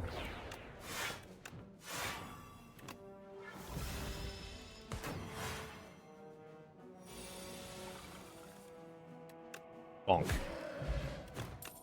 Guyzilla with the 49 months of support. Okay, we upgrade Barry to do even more damage. Or I could upgrade Catastrophe to play another card, but let's upgrade Barry. The game really wants me to take it. Time's up. It sure does. This is an upgraded Dredge. That's fun. I'm a little scared of Neurosurge. I probably shouldn't be. It's got Retain on it. Yeah, let's just hold on to it.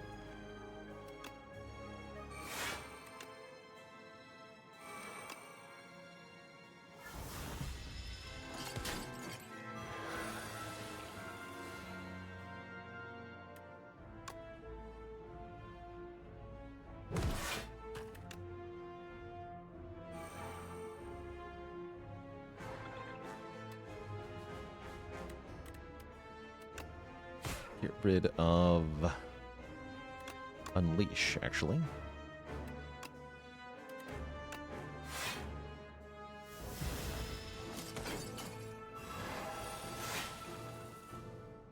Oh, we're losing one of our lethalities no matter what. That's kind of sad.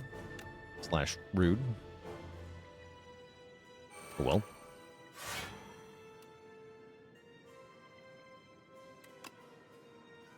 Sound the horn.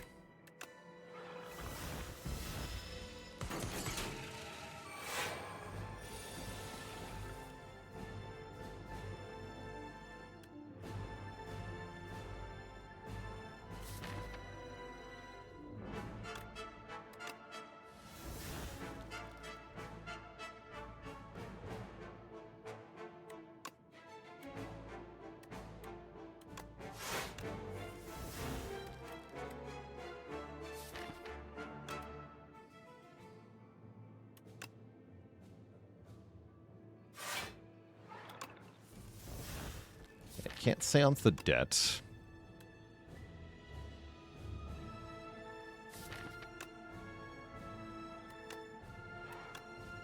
It's bone shards. Play the other domain here.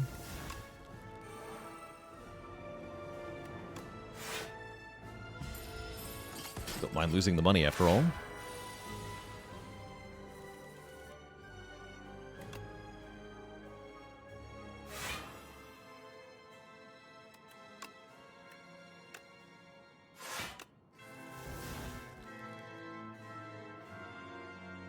No, I really would like to make Melancholy cheaper.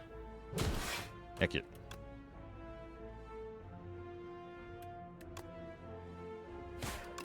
Debt. Bring Asti back.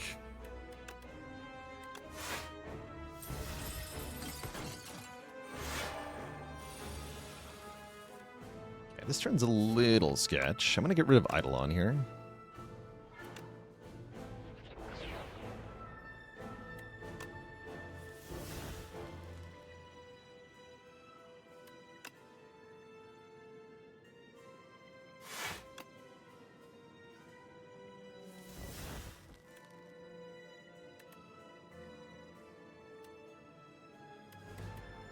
Alright, Catastrophe, what do you got? It's almost all block cards. Okay, only one of those could be played. That's fine. That helped lots. 48, we have 43. I could Neuro Surge here. Let's do it.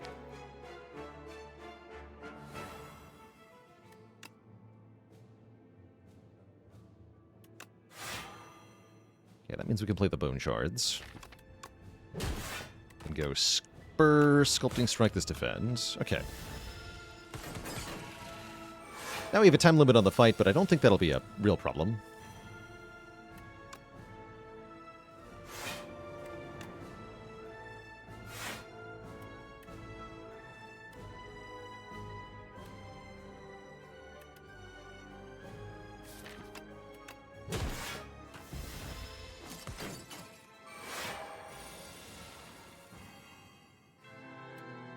$82, you say? Convenient.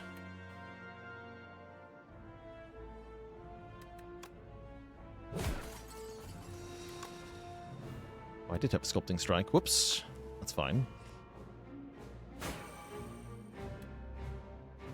I should have thought about that a little differently. It's okay, though.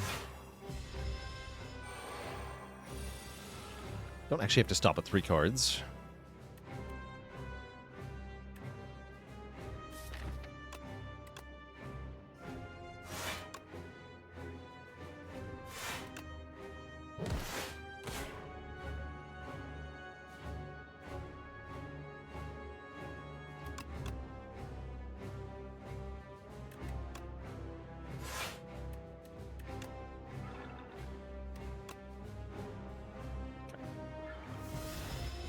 Alright, now we want to go for the kill pretty quick here.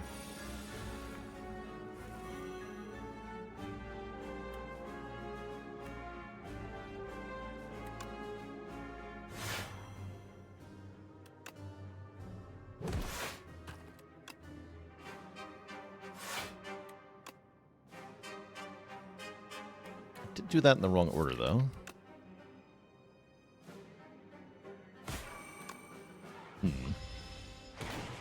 I've goofed a bit. Okay, we need some big damage and we need it now. So let's start with the Reap here. And then, do I just Catastrophe? I think I just Catastrophe.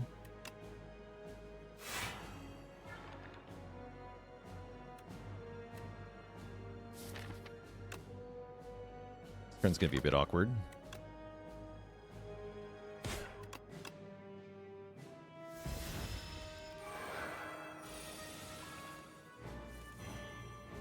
Yeah, I may have made a mistake here. I should have used the Touch of Insanity earlier in this fight on Barry. I thought I was going to need it in the next fight, but that's Aeon Glass. I should never have thought about that. How much damage are we taking here? It's not good. Yeah, bottom decking those and the other thing is bad. I have goofed this up. Let's see what we can do, though. This is my potions now.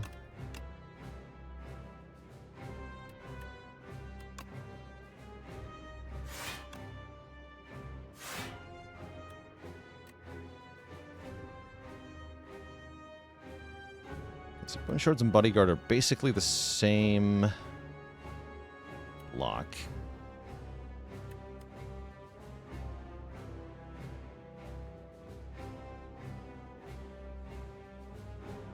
Oh yeah, missing the second lethality in this fight was pretty bad, actually. We have a lot less damage.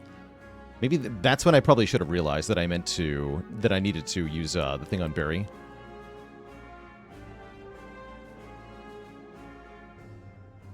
Don't Bone Shards before my Barry? Well, the thing is they're both bound, so it's one or the other.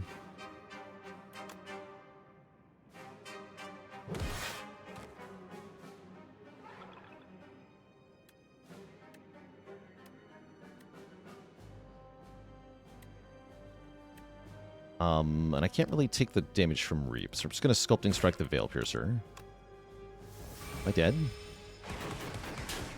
Not quite. Okay. Will be soon, though, so we must hurry.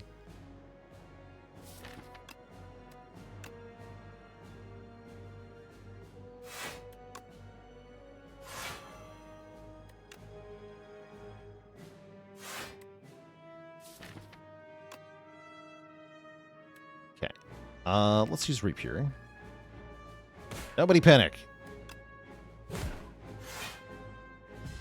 Okay, I think we have it now. But yeah, that was unnecessarily spooky, is what I'll say.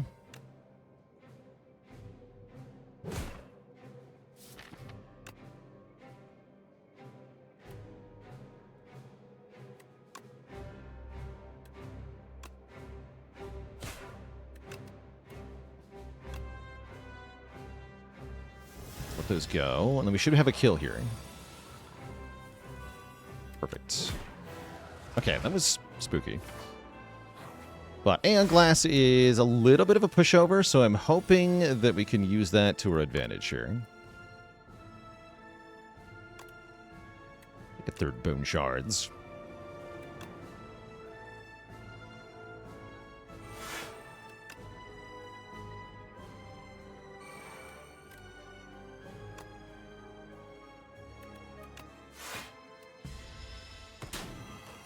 I think Asti go down on turn 1's actually probably pretty good.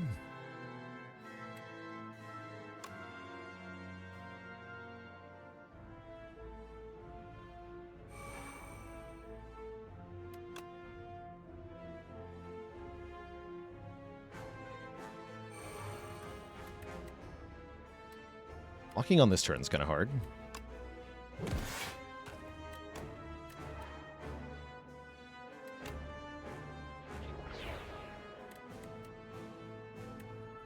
I guess we'll Dirge.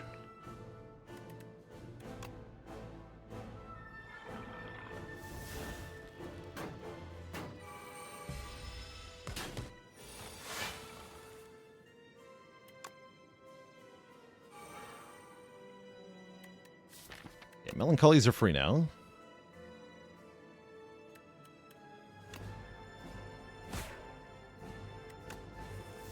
Cash in 1 Reap. Get rid of 2 Withers. Okay, losing Defy, because we're never getting through the artifact in this fight.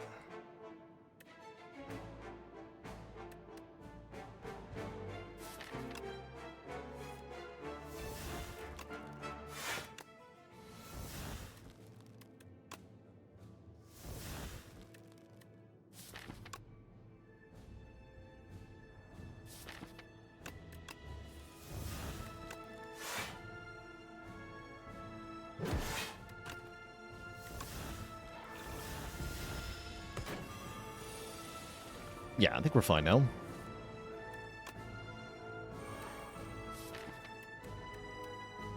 I should just remember to use my... if I have potions and one of the bosses is Aeon Glass, I should just use both potions in the other boss fight.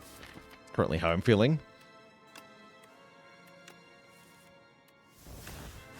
Glad we saw the situation and salvaged it, though. You're ethereal now. Enjoy being ethereal. And we catastrophe here. I don't think so.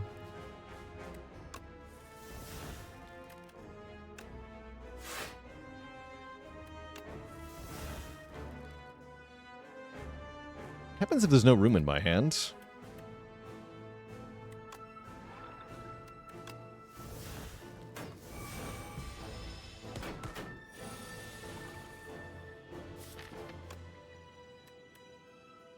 Yeah.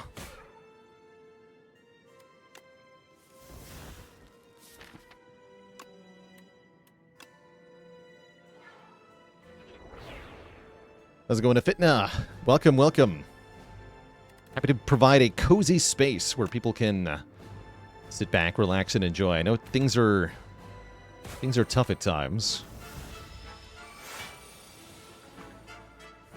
But coming together to focus on video games really helps, I gotta say.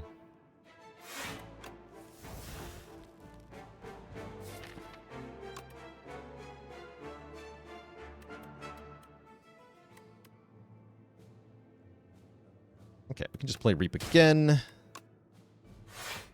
Then defend Wither.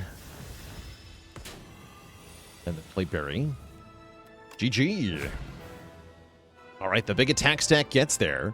All it took was 3 copies of Domain, and we still almost died to Queen. GG. G freaking G. Bang.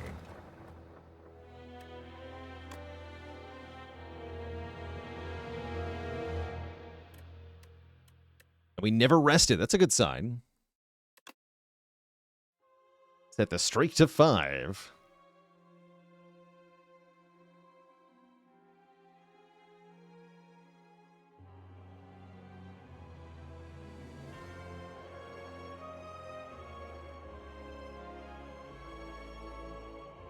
Actually, speaking of making the stream a nice, cozy place, why don't we have a little moment of positivity? It's been a while.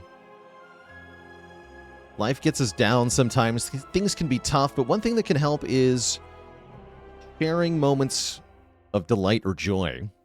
So I want to hear from you, chat. What was something that happened to you or somebody you know recently that made you smile, that brought a fuzzy feeling to your chest, that brought joy to your experience? It can be as small as a good sandwich that you enjoyed, or as big as somebody got married, or a new child was born, or a new house was purchased. Speaking of, Mr. Quisling got married. Congratulations. Astrocyte saw her niece take her first steps. Infidel Zombie also got married to a partner of 15 years. I approve of dragging your feet on this topic. Virtual256 got to see their sweetie in a week. Gets to see their sweetie in a week for a long weekend. Nice. Time together is very precious.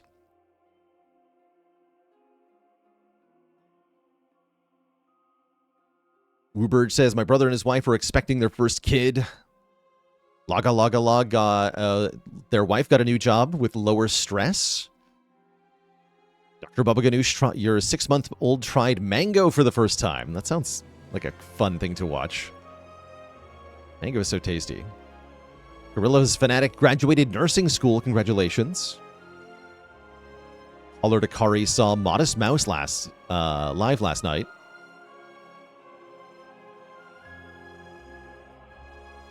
Raid's daughter just learned to walk. Congratulations. And the Zeus's daughter is having a birthday. Happy birthday.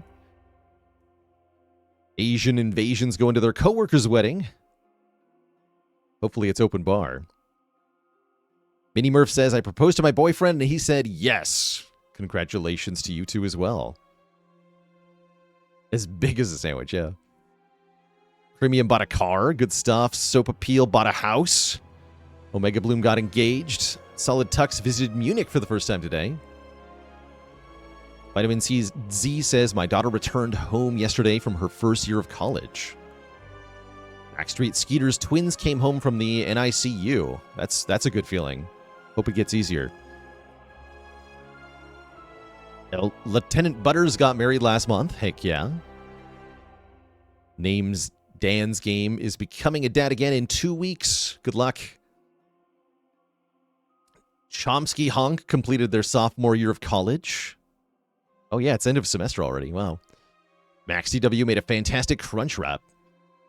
Zura's kitty turned 5. Happy birthday to the kitty. And to Reg RX's birthday as well, celebrating their son's first birthday.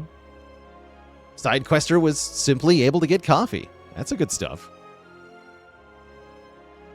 Guile Spire found the ideal job after many months of searching and unemployment. Did Digo Telep visited their home country after 5 years? Casper B56 adopted a new puppy. It's cold now. Has 2 daughters playing together. Stephen Fallon got accepted for a master's degree.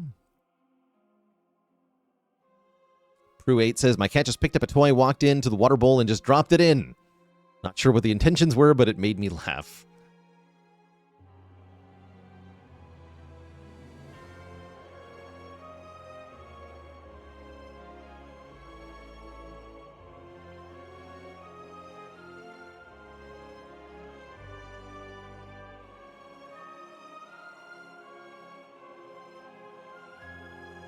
Slighted King says, in 30 days, I'm getting married. On our 5-year anniversary. Nice.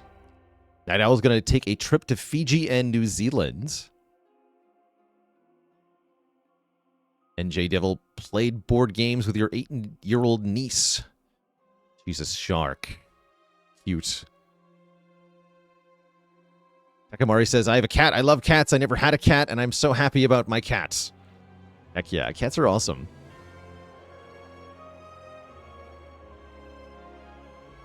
A neighbor's cat came up to me when I was on a walk yesterday, and I got to pet the kitty. That was great. Surprise kitty time is excellent. Chinisar says, I got to meet my younger brother's new girlfriend. He's very excited about it. Bob is getting together with your mother and family over the weekend for Mother's Day. Belated Mother's Day. Albzor says, I struggle a lot with imposter syndrome at work, but recently got an opportunity to flex your intellectual muscles. Good. Hope you felt like you deserve the job that you're in. If even only for a moment. Dio also got a new cat, Kitty. Bathos is getting married this year.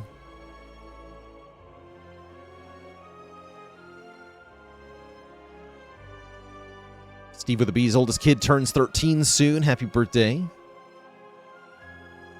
Balding Bigfoot says, I've been doing a big electrical home repair and I have not yet electrocuted myself. Good luck. Stay safe.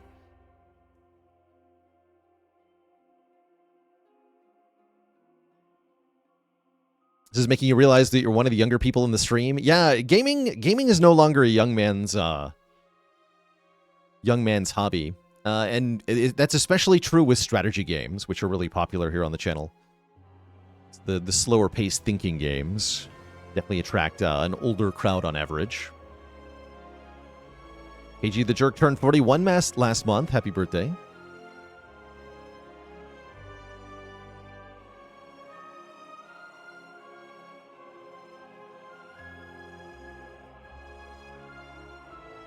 Rui got a work-from-home job. Astropo returned from 3 months in Japan. Hope it was an awesome trip. Nakmine Nunzig made a dream come true by adopting a dog. 9 months old and the sweetest thing you can imagine. Adorable. It's Cold Now is smoking their first brisket this weekend. Tasty.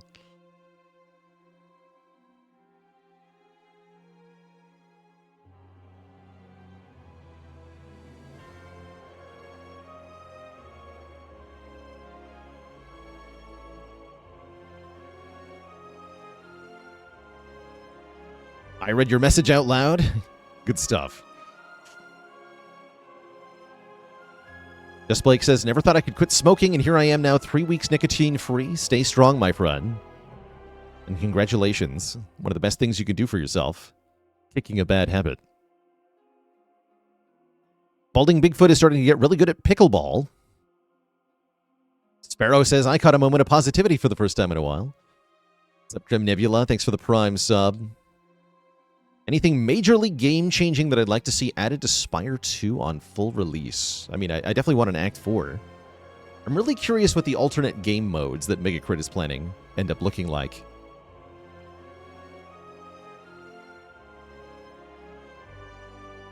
Loitalian brought their father-in-law to his first hockey game. Good stuff.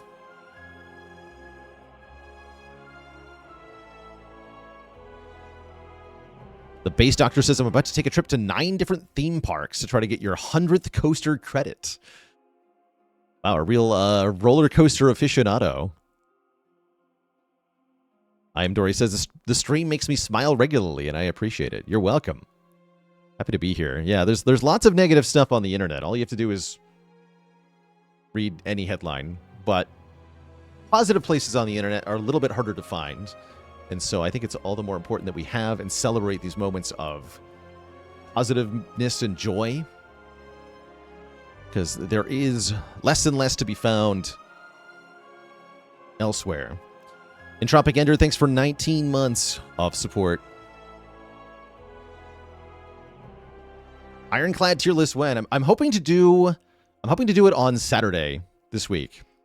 Part of the reason that the tier list fell off for a second is that I was talking with Untapped, and they have their own tier maker that they want me to show off that they've been working on for a couple of weeks now. So we should be using the Untapped tier maker for an Ironclad tier list on Saturday.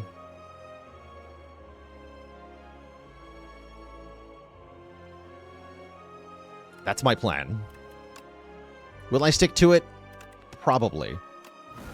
I'm known to make plans and then abandon them. But I'm probably on this one. Linny Poo, thanks for the Prime sub in 7 months. I think is 5, right? Yeah, 5. So next up will be the Defect. I love the Defect. And then I get to play Clad after that? Wait, that's really exciting.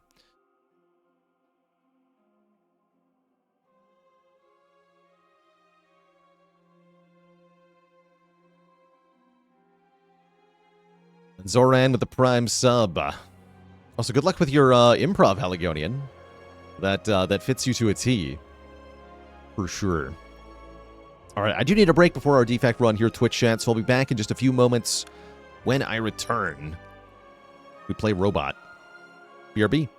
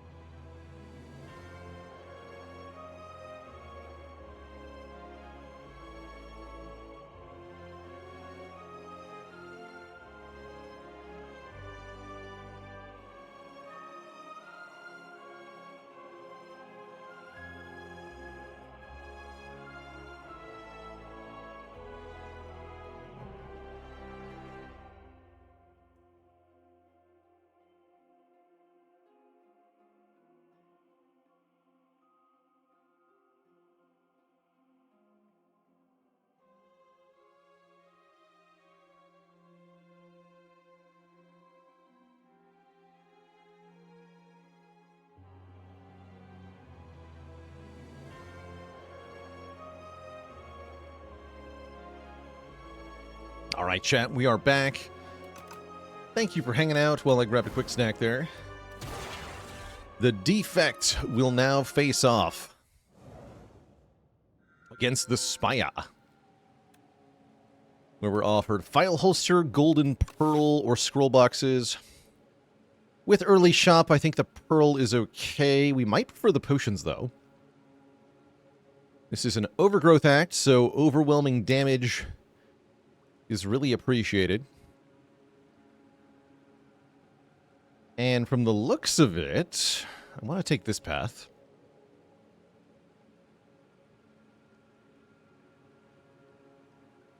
I guess I could just go around the elite. It's more reasonable, but I'd rather go this way, right? And if I'm going to fight that early elite, I think I would take the file holster.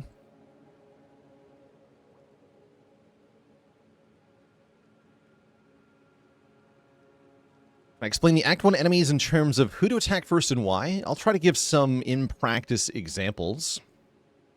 It's a bit weird with Defect, actually. Defect sometimes dual cast chooses for you who you're killing first. That can get a bit weird.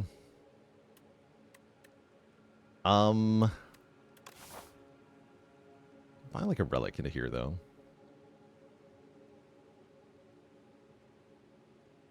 I'm debating how much I want this potion slot. I do like money into that shop, especially if I'm not getting a shop later in the act. Let's try the money. I'm going to go golden pearl here. I'll take 4 combats in a row. This might be a bad idea.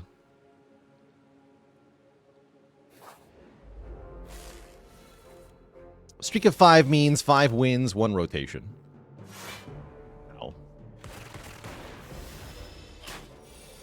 Freaking nibbit. Strikes again. Gold more valuable in Spire 2. I think a little bit less valuable, a little bit more plentiful.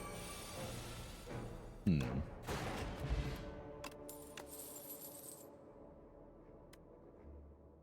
do like a lightning rod early. I think Tesla coil could be good too, but only if I have other lightning. I guess I'll take a lightning rod. Channels lightning over the next 2 turns. It's not bad at all.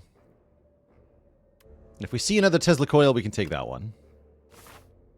Yeah, upgraded Tesla coil definitely slaps. I would love an upgraded Tesla coil. Okay, this is a fight with multiple enemies. My usual line of thinking in this fight is that if you can kill the twig slime on turn 2, you should. The middle slime, that is. Otherwise, you should go for the small twig slime. Could dual cast here. I think I want to strike twice and then dual cast. Yeah. Kill the small one. Cool. I'm going to kill the front one. So all we have to do is block next turn.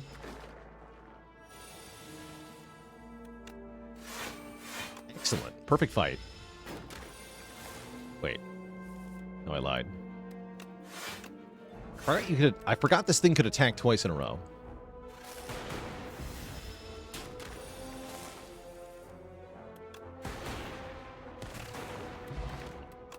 Okay, we get a potion that gives 1 strength per turn. We like that a lot. Could have had Tesla coil into Feral. That would have been pretty sweet. I don't mind a boost away, though. Boost away is a perfectly fine block card. I'll take a boost away. I like boost away a lot. Feels like a pretty good card.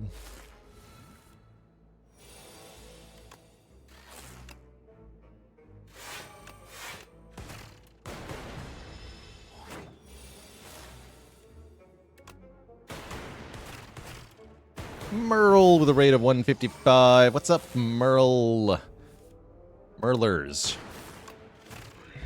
Starting on a Defect run here with a freaking Glacier on floor 4 or whatever we're on here. Yeah, Glacier, good card. Could take Iteration to go with Boost Away, but that's not Glacier. Not Glacier at all. We'll take the Glacier. And then Mauler's not too bad. Yeah, also good card into Antler Boss. True enough.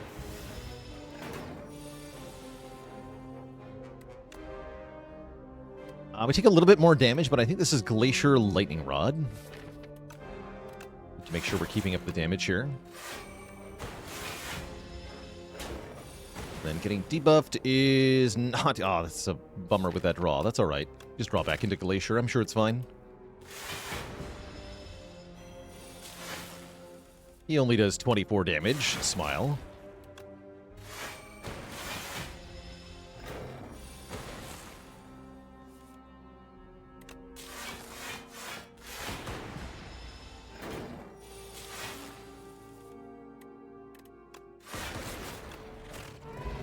Okay, not bad.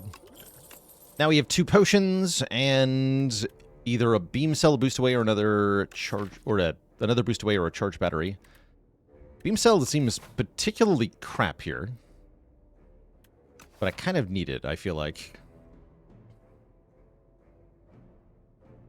Yeah, I feel like I need it for some offense into this elite fight. We've got good defense cards so far, and this would be awesome in Underdogs, but we are not in Underdogs, so we got to be really careful here. Oakheart Monster, thanks for 51 months of support. Ooh. Oh, there sure is some nice stuff here. Bag of Prep is a Defect special. I'm also thinking about Potion Belt into Focus Potion here. I want to buy this Focus Potion, but I'd have to discard a potion to do so. If I buy the Potion Belt, I don't have to do that. And then I can buy Compiled Rubber afterwards. Wing Charm this early is also good, but Wing Charm will not help us in the upcoming elite fight, so I think we can rule that one out.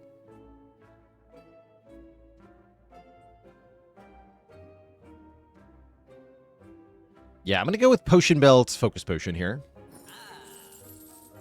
I could also buy Strength Potion. It's kind of tempting, too. Yeah, give me the Compile.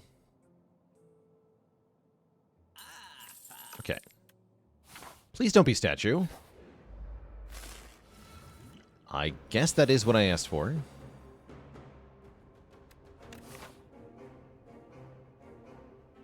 Yeah, that is what I asked for.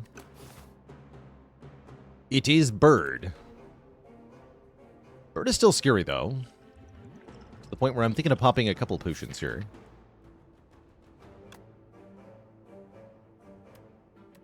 Focus Potion.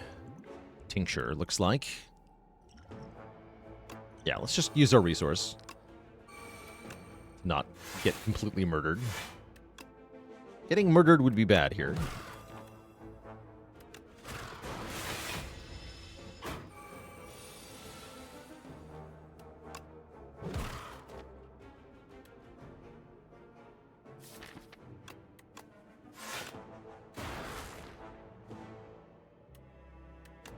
Second full block. Sure. Are there scary elites like Gremlin Knob in this game? Nothing that quite rises to the level of what Knob was, but yes.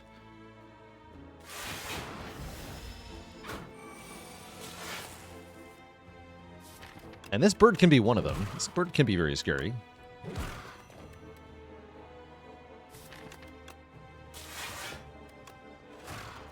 Oops. Oh, heck.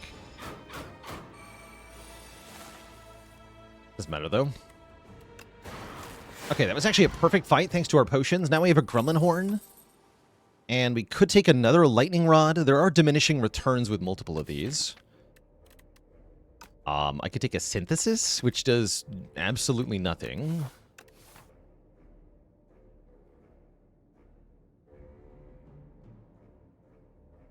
Yeah, if you're overly defensive, the statue will ruin you. Statue is why you can't really go too defensive in Act 1. And why we have to be careful about the next elite here. I have to take better damage for that fight. I guess I'm upgrading... I guess I'm taking Momentum Strike. I don't love Momentum Strike, but it is kind of my best option here. And also for statue, we're going to upgrade the Beam Cell first. Oh my.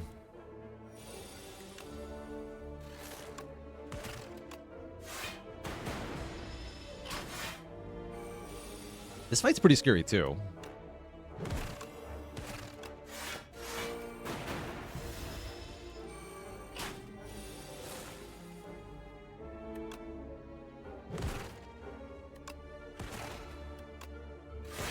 Thankfully, Gremlin is here.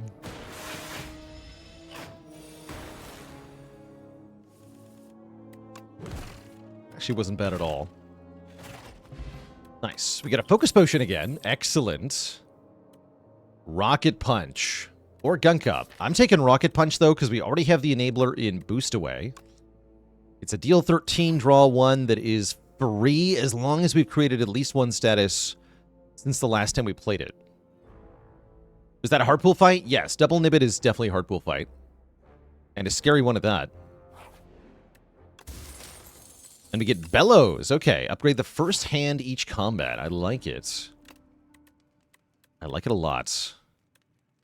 Yeah, and you can upgrade Rocket Punch for 1 damage, 1 draw, which is pretty solid and probably what I'm going to do here.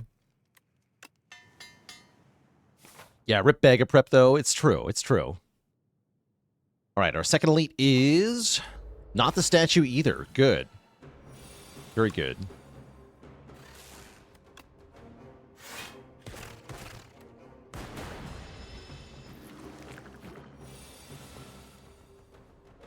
Okay, we can just Glacier defend, take only 5 here. That's not bad.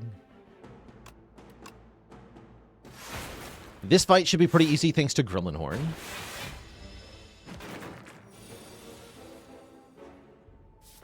Ow.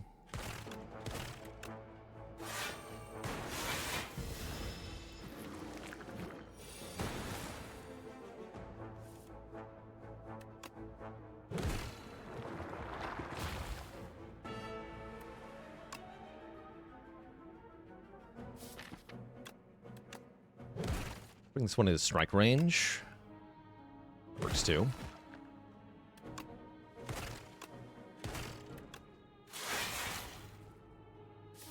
Make a new status for Rocket Punch. Sure.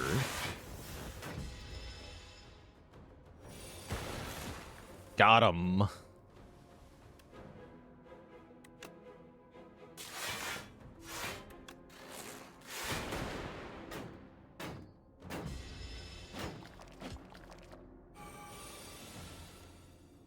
Okay, Momentum Strike deals with you. Then I can play Lightning Rod to block the infections. Another really good elite fight, actually. We got lucky not having to fight the statue early. That worked out. Now we have +1 strength, which will help a lot with dealing with statue. And another copy of Rocket Punch. Here we go. Now I just need one more status generating card. Am I allowed to upgrade here? I think I should rest. I should rest. For safety. Turbo would go really hard here.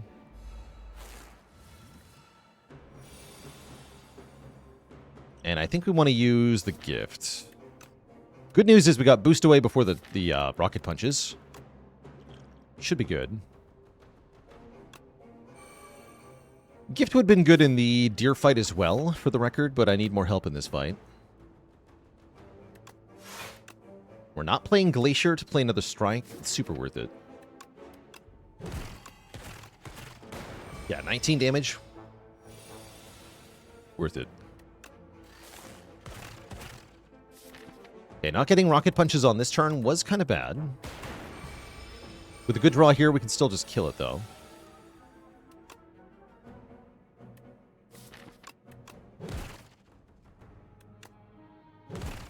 Yeah, we do. Nice. Black Cannon. It's a bit early. We actually have one way to make statuses at the moment. I don't want this card yet. Yeah, in hindsight, we didn't need the ritual, or to rest, but I'd rather be safe than sorry. Now we can upgrade very safely going into the deer boss, and maybe keep our potion, too. I'm going to skip these. You'll take it if I don't want it? I don't want it. don't. Alright, dual cast. Who am I targeting in this fight? Good. Correct answer. Wow, we almost killed Flyconid turn 1.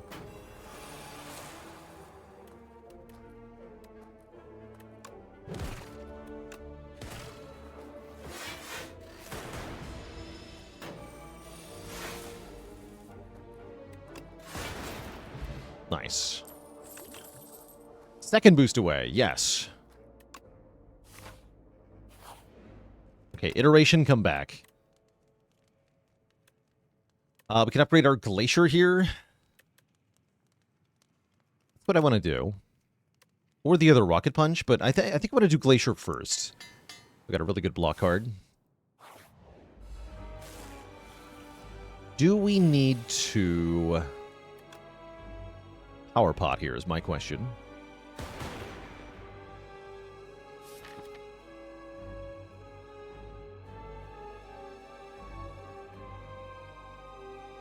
Boss is always pretty scary. We're pretty good at this fight, though, I think. I'm going to hold off for now. With Potion Belt, I would be rewarded a lot for saving my potions. Yeah, if I had 2 full potion slots, I wouldn't be asking this question here, but with Potion Belt, it's a bit different. Get punched, idiot. Yeah, we have free block on this turn. Here we want to get the enemy close to 160. Yeah, we want to stop doing damage now. The Rocket Punch is free again. So we stun immediately if I play either of these cards. I'm going to stop here.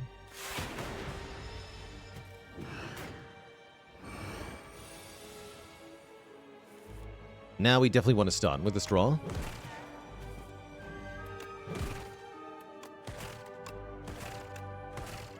Damage.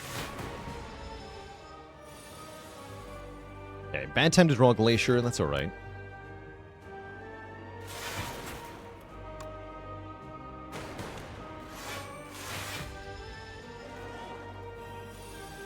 Our 1 card for the turn is going to be Boost Away. Sure.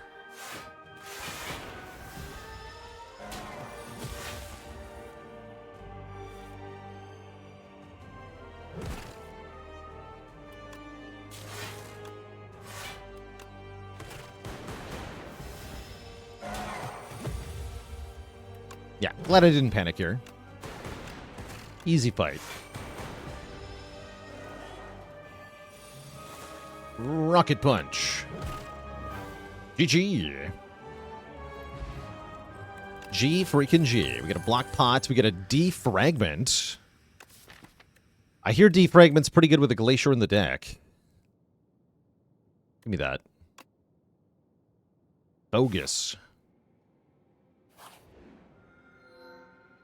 And I'll take the draw 1. I think draw 1 is just the best reward on Defect almost every time.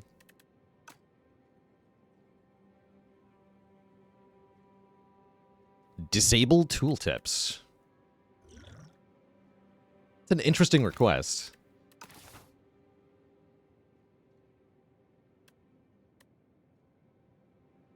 What does Glass need to be good? Glass is better if you can evoke it faster. So Glass is good with quad cast and dual cast if you can get them quickly. Glass is good with lots of orb channeling. And Glass is really good with focus, too. Glass benefits more from focus than other orbs do.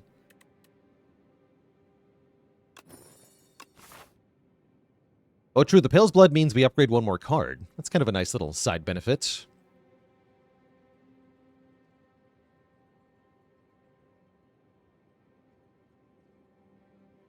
I like fighting maybe 2 late elites, something like this. Or shop makes sense to go to with this much money, so I think this shop is good.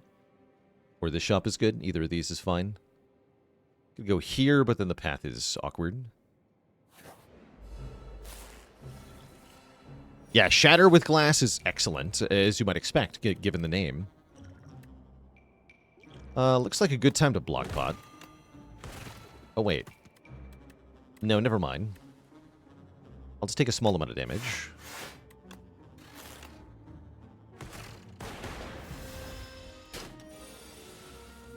Yeah, I'm cool with that.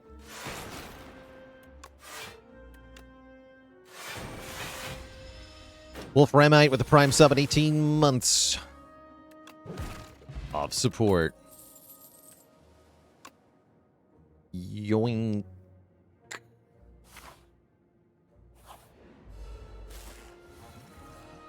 Is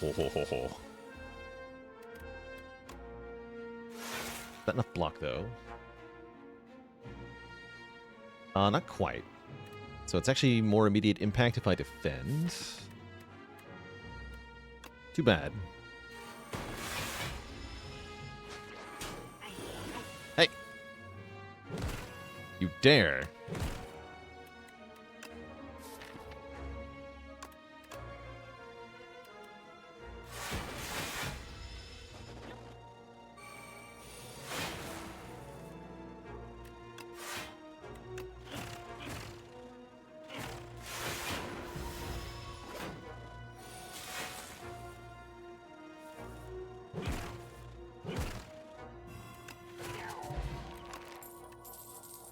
That back.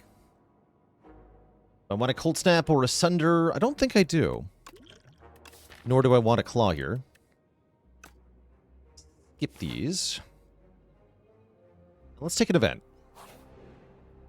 Turns out to be a self-help book. We can put Swift on our Defragment, which is pretty good. Or I can make Glacier even Glacier. I'll take Swift. Swift to Defragment. Take every card. Blocking is for cowards.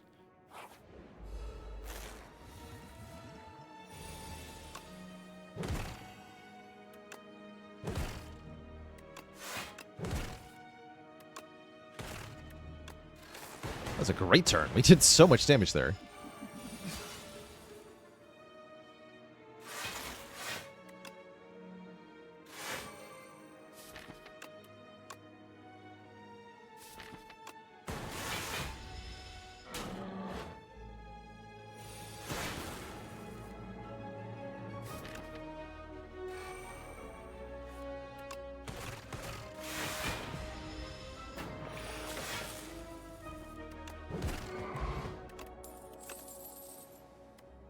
Yoink.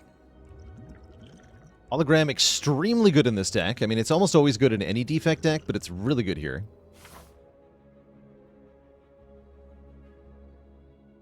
And if I want to go over here, I should go to this shop. So let's go to the shop now. Iteration on sale. Yes. Master of Strategy. Probably yes. Starting with a Dark Orb could be interesting. Removing a card could be okay. I really like Master of Strat, though. It's like Skim, but free.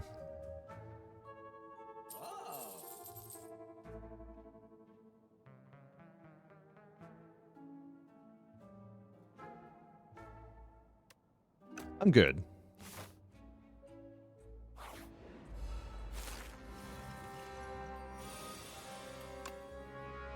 Get them.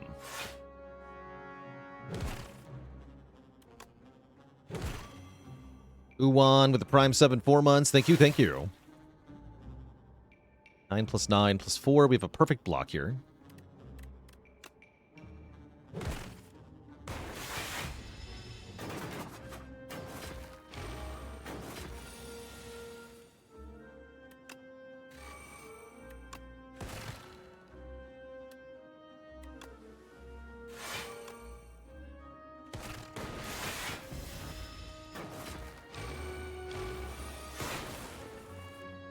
I've got free block. You can't stop me.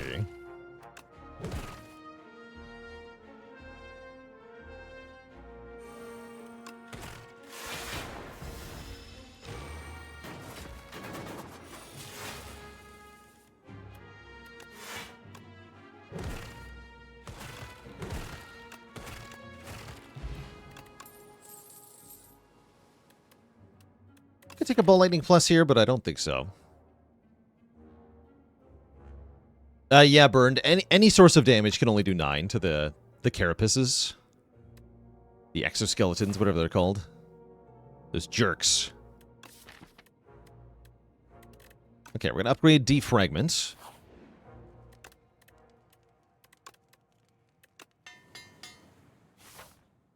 Hotfix any good in this deck? I don't think so. Well, like, maybe. Needs an upgrade pretty desperately, though, and there's a lot of competition in terms of the upgrades, so, Let's upgrade the other Rocket Punch.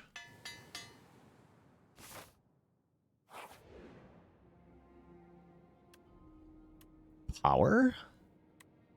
Or zero-cost card? Zero-cost card could be Overclock or Turbo. I would love either of those. Give me a random zero-cost card. Claw. We got a Claw. The power of the Claw. Alright, do I need to use my resources in this fight? I think I do.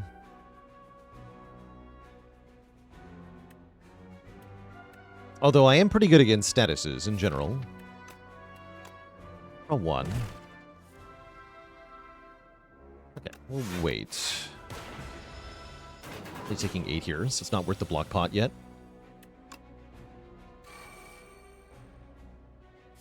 Yet.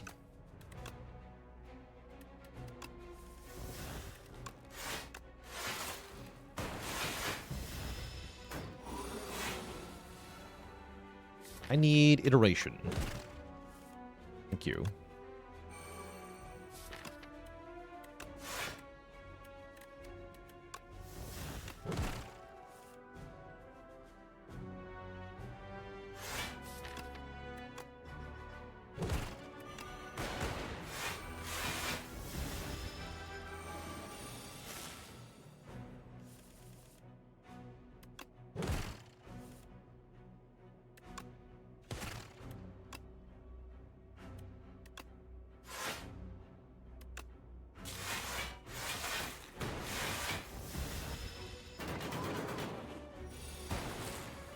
Zap.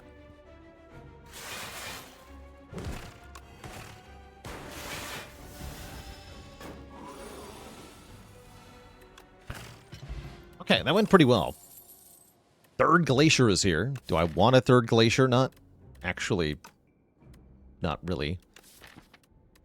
No, I don't think I do. Goodbye.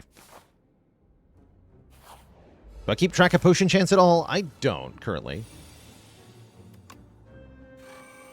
Something I could theoretically use to my benefit, but no, I haven't really bothered. Try to kill the one that's going to do a big damage next turn. Actually, we can just kill it before it gives us the statuses in the first place. That's awesome. That was a very good turn 1.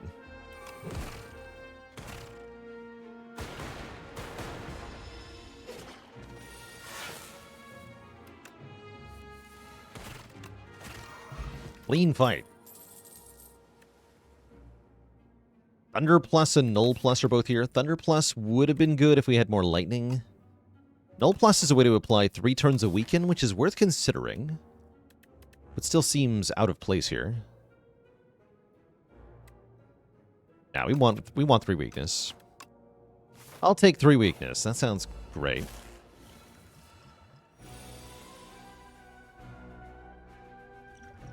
Nice.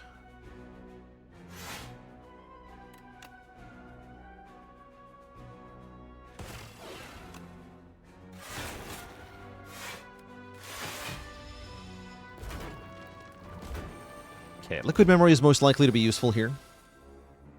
Nice dual cast.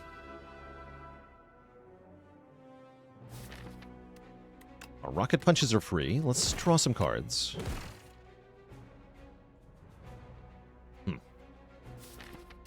That's fine.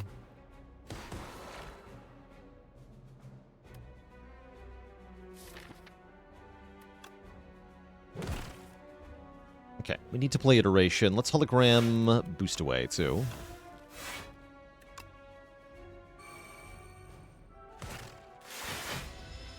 Perfectly block here. That's lucky.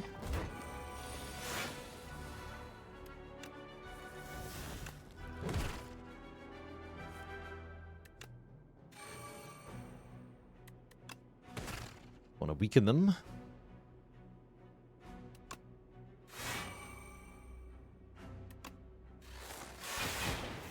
Sprinkle in some lightning damage.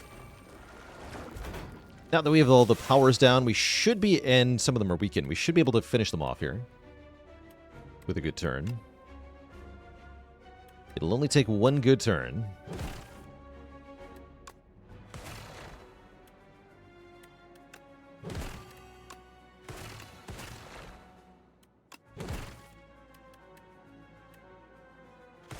Nice. We get Entropic Brew with 4 potion slots and a Panagraph. That's a nice reward. And a Cool-Headed Plus for card draw. Yes. Yes to all of these things. I'm going to lose the Block Potion. That's pretty telling, because Block Potions are good. And now I'm going to use my potions a little bit more liberally. I think I'll use the Power Potion in this boss fight. And upgrade our iteration. So we have full HP here. Plus bulk up or loop? Let's go bulk up. Make me stronger.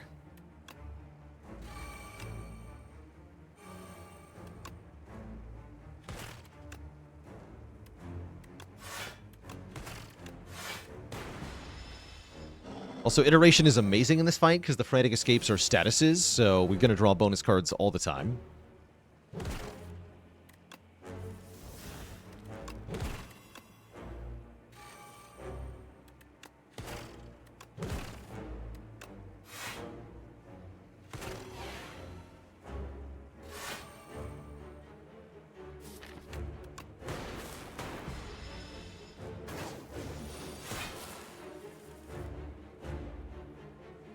Almost feel bad for the poor boss.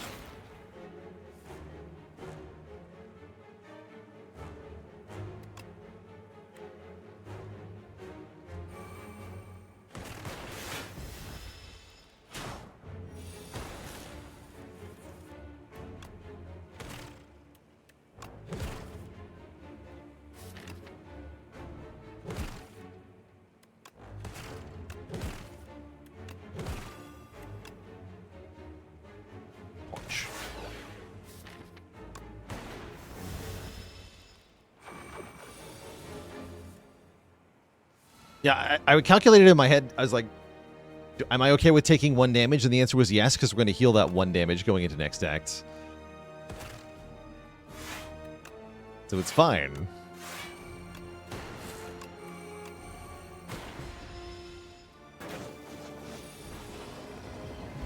Rip. Trash to treasure. Whenever you create a status card, channel a random orb. Yes. Yes, I want that. And what's up, tanks? We can make our first card played an extra time, or every 4 cards we play, draw a card. Both of those are very nice. Oh yeah, we can make Trash to Treasure innate, which means it's really good with Throwing Axe. Wait, where'd the heal go? Wait a minute. Wait a minute. What do you mean? And yeah, I think we're going to do that. That's pretty fun. Throwing Axe, upgrade the trash. The trash. And then we should have a good time.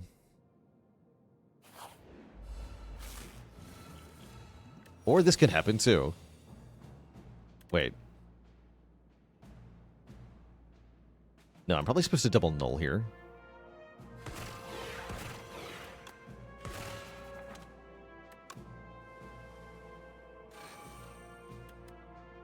Oh. That does not help.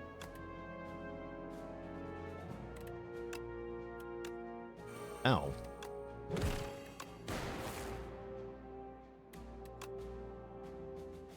Could Liquid Memories to avoid losing 4 max health? I'm going to do that, actually.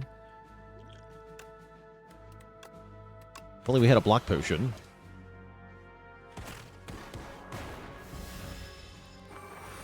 Yeah, it's like a fruit juice. Correct. don't need 2 iterations. I'll take 1 more Cool-Headed Plus.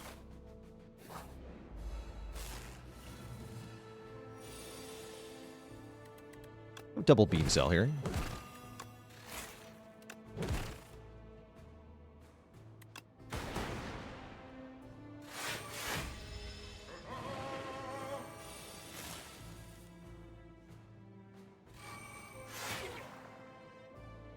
Plasma.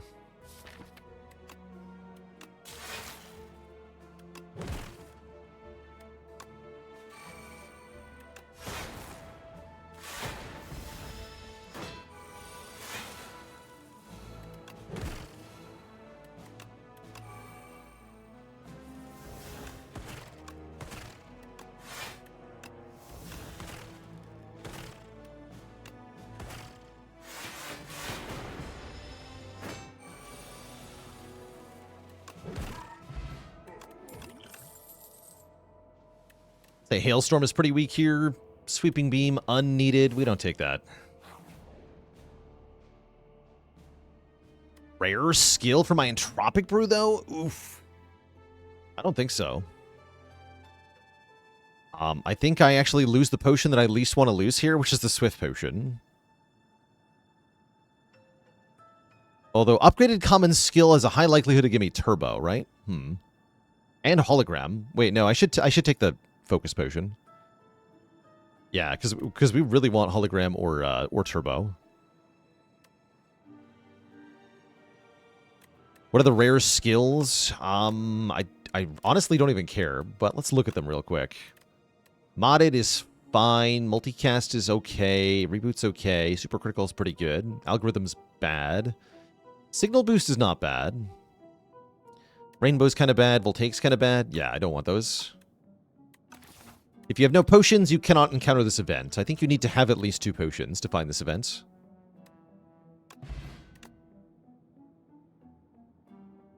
Boo. Stay away.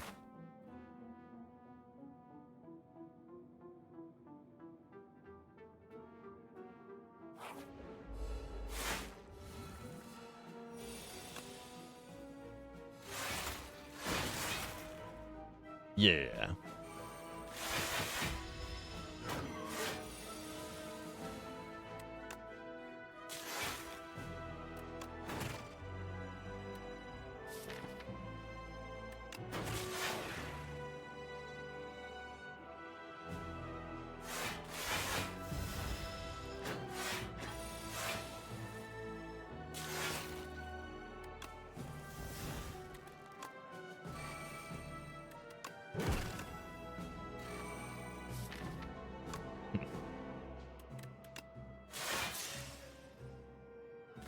Nice Glass Orb.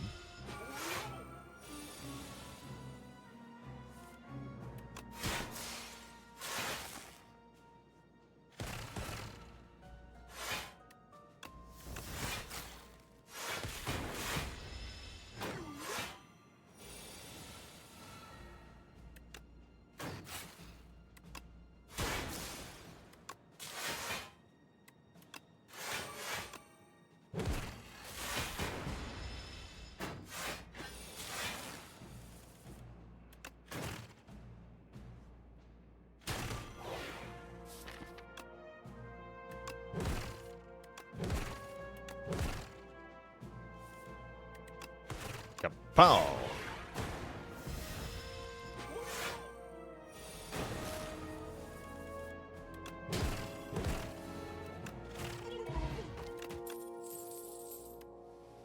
Yes to holograms. And yes to this merchant, right? That's right.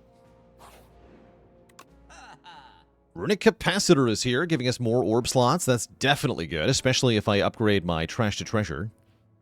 Yoink. And then the hotfix is starting to look pretty good now. Yeah, now hotfix is actually insane. So I'm going to buy hotfix. Maybe another hologram. Let's do it. Then we upgrade Trash to Treasure, so that it can always be the first card we play each combat. And we get Lantern to make turn 1 better. Nice.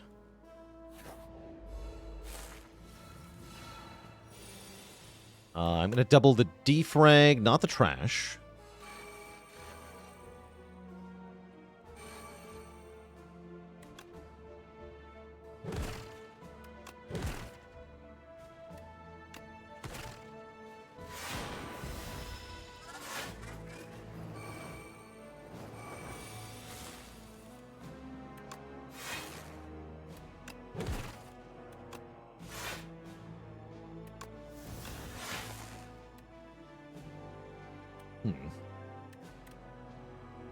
Should have thought about that a bit more, actually.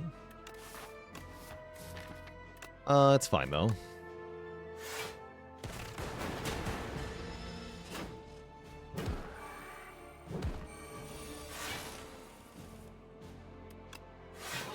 A lot of lightning.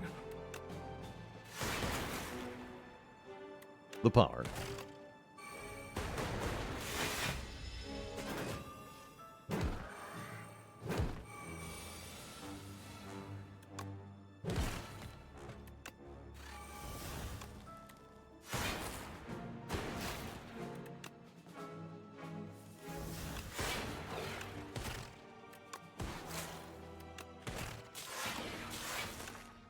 GG.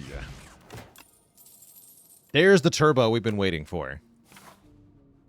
Hell yeah. I'm gonna fight this elite.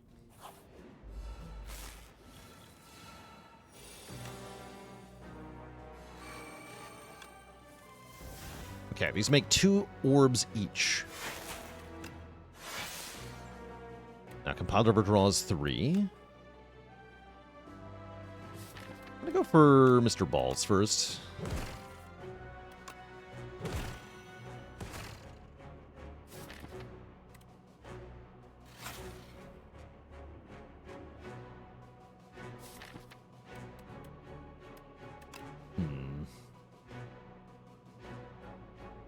I need to play Iteration, don't I?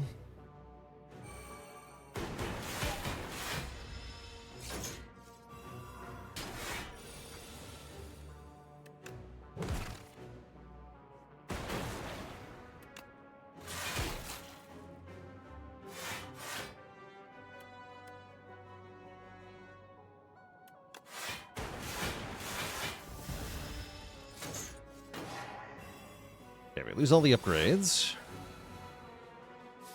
Never enjoy having that happen.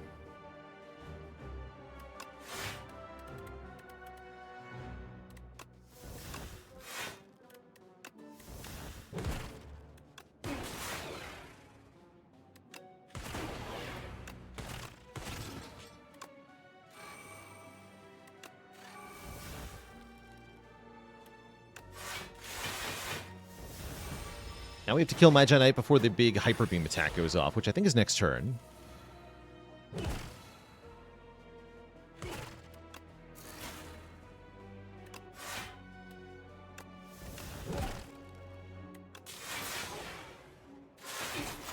Easy. Great. My upgrades return. Then we win.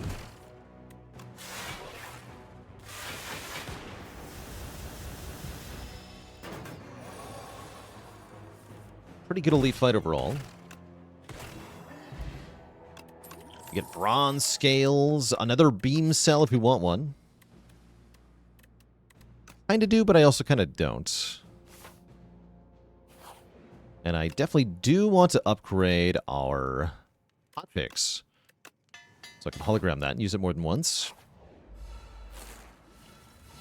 This fight I'm not very happy about. Especially not with this opening draw. This looks like a Swift Potion moment, if ever I've seen one.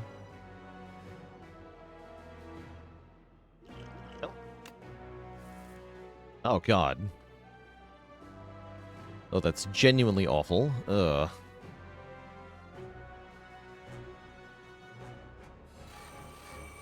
Ouch. Okay, we did get a boost away. Excellent. Okay, there's hope. Hard casting 1 boost away means we just get to do everything. Great.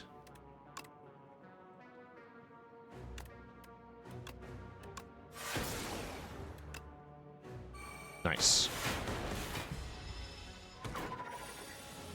Very good Swift Potion.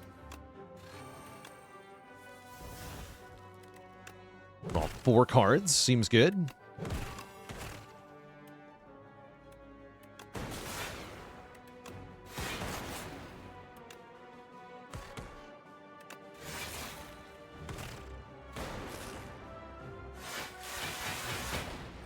Seems really good.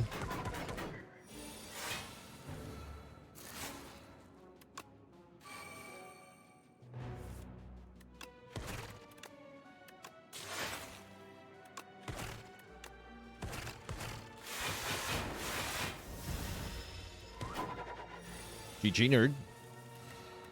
Get punched. Okay, that was a really clean fight, actually. We get a garbage relic, sadly, but whatever. What's the difference between the shopkeep and a bug in a Balor shirt? One's a merchant, the other's a merch-ant. No refunds.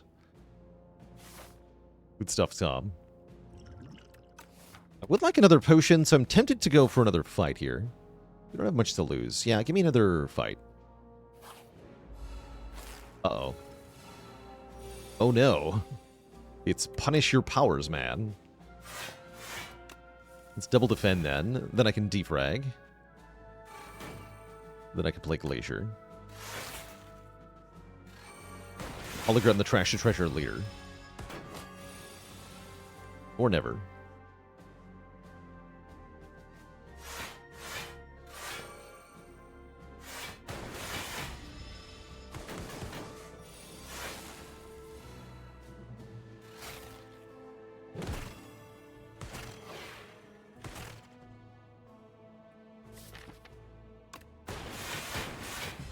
Seems like we're fine.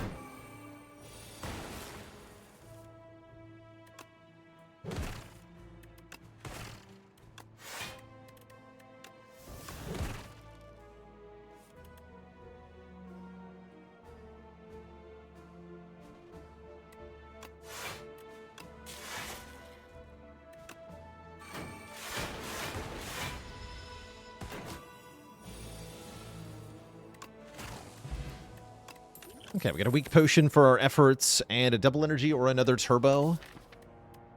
I like second turbo. Give me the second turbo. And because we have Pentagraph, we get to upgrade here. I'm going to upgrade a hologram.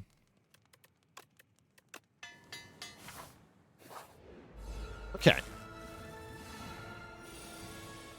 We start with double trash to treasure. So every time we create a status, we get 2 random orbs for this fight. Which is great.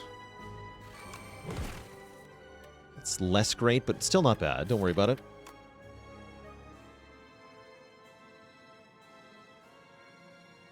JWFR81 with the 8 months of support. Thank you, thank you. We just use hologram to get our, or can we? Or can we? I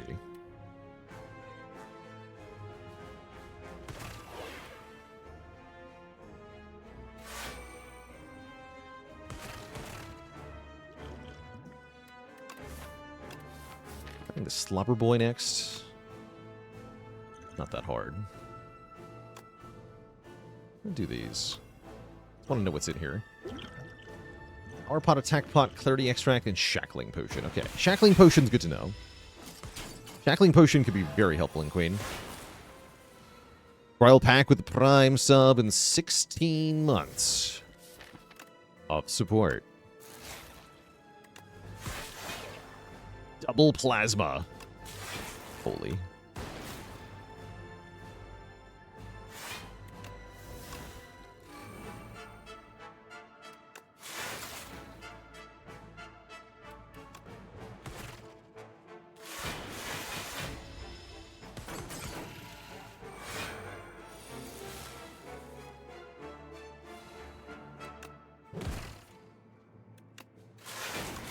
Lame time to draw those rocket punches. Whatever.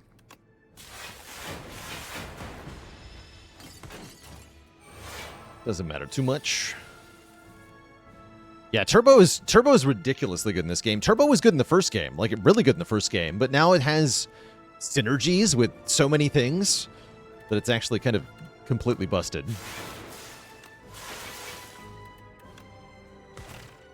Just a bit ridiculous.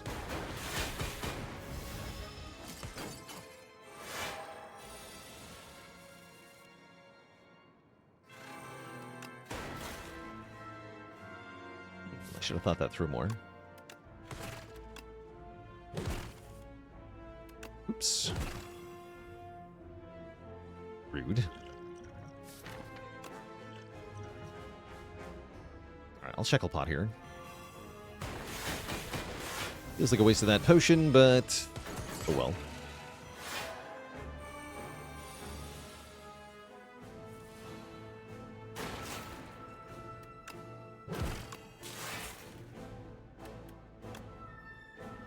Last orbs will kill the minion here. Guess that's fine.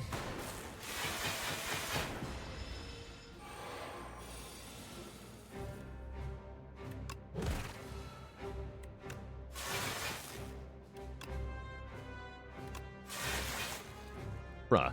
Wanted more orb types. Hello? Rude. Rude, I say.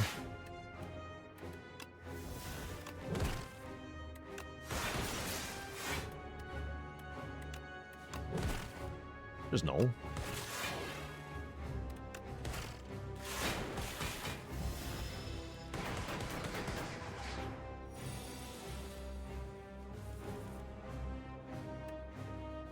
Hotfix? No hotfix.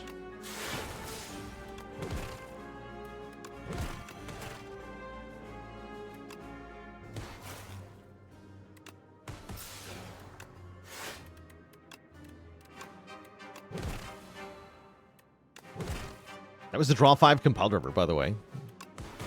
Nice.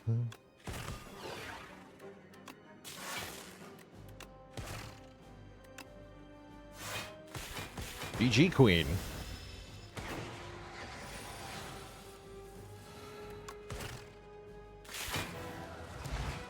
Got him. Okay. Got some nice potions left for the second boss fight, and we're still at full HP here. Let's see what the power potion creates before I play any cards. Ooh, Coolant's pretty good. Still gonna go double trash to treasure, though.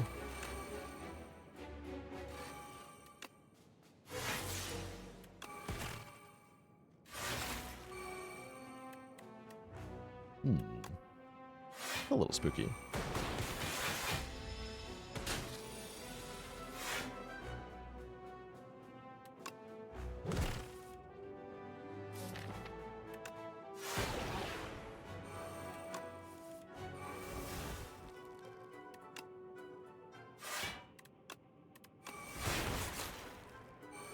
I have to die now.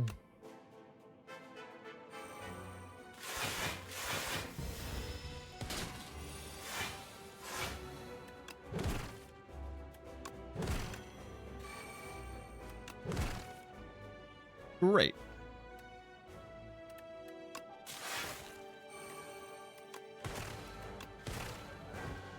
To shreds, you say?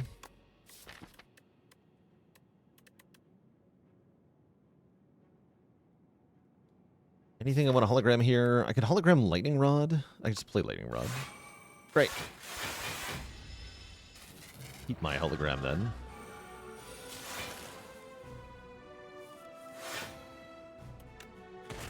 The Almighty Claw.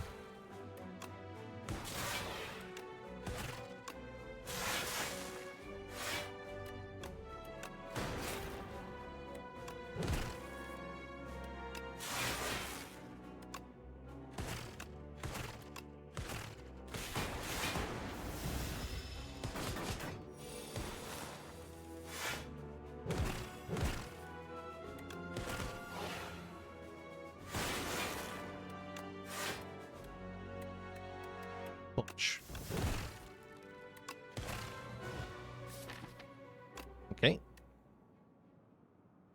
Final phase.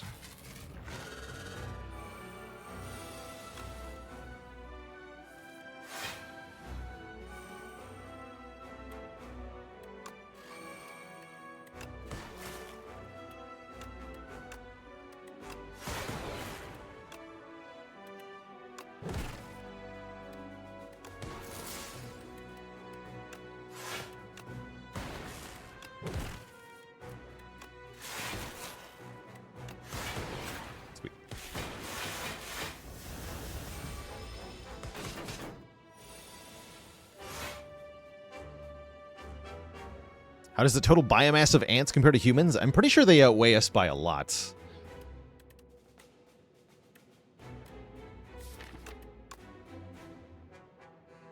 There are so many ants.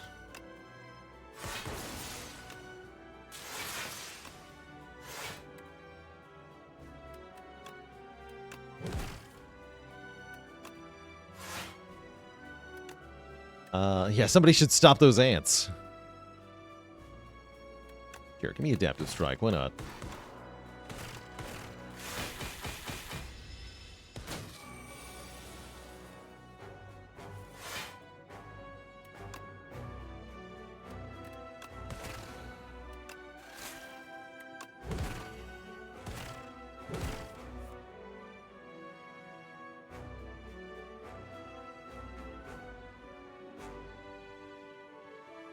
Exceeds the combined biomass of birds and mammals.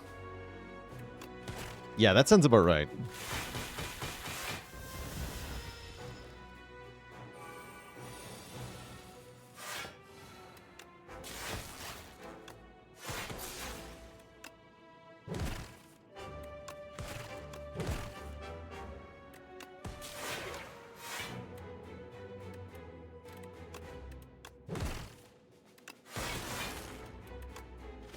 GG. Alright, boss thoroughly defeated. Defect thoroughly victorious. What are we doing here? Says the architect. Set that streak to 6. Good stuff. GG. G heckin' G. That was a nice fast one, so I don't feel like I need another break before we jump into Clad here.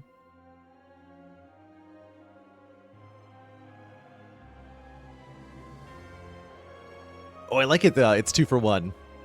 Make a defend block for 50. That sounds kind of hard.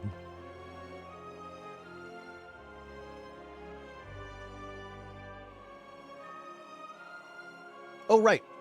No, I wanted to do variety today. No, you're right. I said we're going to play some Monster Train. We're going to play some Monster Train. I almost forgot that it was a variety day. So, we're going to swap games here, in which case I am going to take a short break.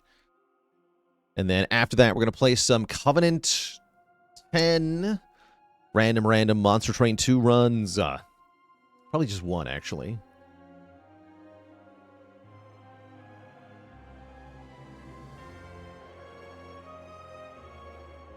Before that happens, I'm going to take a short break here. Twitch chat, refill the legs, stretch the water. I'll be back in a bit to play a different deck builder. BRB.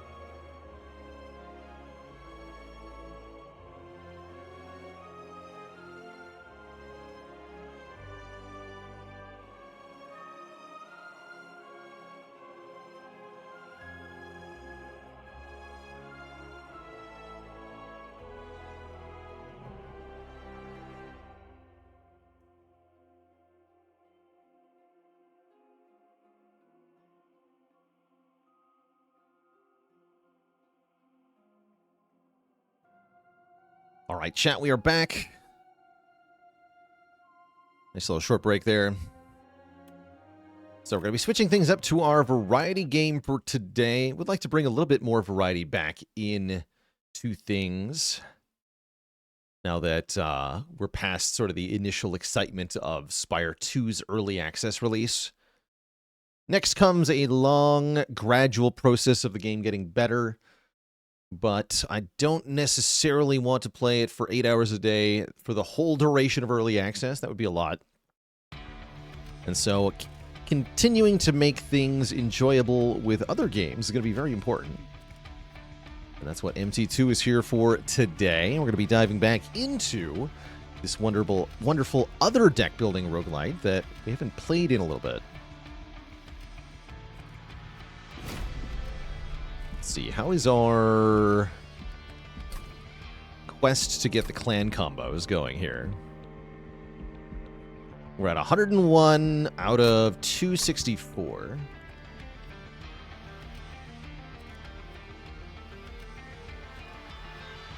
So we're almost halfway there. Oh, I should put Titan as well. So we're doing what we call full random runs. That is, I start a new run on Covenant 10, the highest difficulty in this game. And we use our Better Random mod to play with a clan combination that we have not yet won with a random Pyreheart. So we have random primary clan, random secondary clan, random Pyreheart. In that case, we're getting Stygian Guard plus Hellhorned, which is a bit of a weird clan combo. Maybe not a very good one, yet there might be some fun things we can do. We have the Greed Pyre, meaning we gain money when we take pyre damage. That's going to be kind of nice. We have a couple good starting spells in the Helical Crystallis. That would allow me to take spell damage Tethys. Let's check the artifact first, though. Oh, Emot Tome. Okay, Emot Tome is kind of game-winning in and of itself. Emot Tome says, create a ethereal copy of the first spell you play each turn. Basically a boss relic level good thing, but we just got it for free. It's the Tome, that's right. And I was just thinking we want Tethys then to be the variant that discounts spells, but we don't get offered that. We have to choose Runespeak or Chillwind. At least Runespeak comes with Sweep. I guess I'll take Runespeak, but I'm not going to be happy about it. Alternately, I might need to take Chillwind just so I beat the first floor.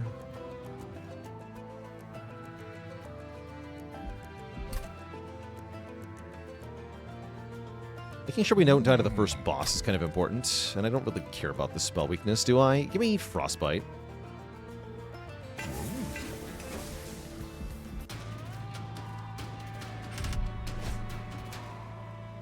We have stupid minions. Fine, though. We want to take the first challenge to get some bonus money. We just got to be careful here. That means we want to put Tethys on the bottom, I think. Behind a Shield Steward.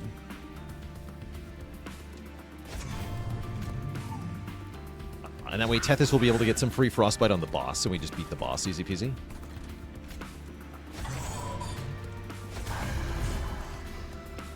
So, if you haven't seen this game before, it's kind of like tower defense mixed with Slay the Spire. We've got enemies that come into the bottom of our train each turn here, as well as some bonus ones that got spawned on top. But normally enemies have to spawn on the bottom. And then each turn, after we play all of our cards, combat will occur, where the enemies will attack us first, hitting the front unit, and then our units attack back, hitting, again, whatever's in front, whatever's closest to the middle of the screen.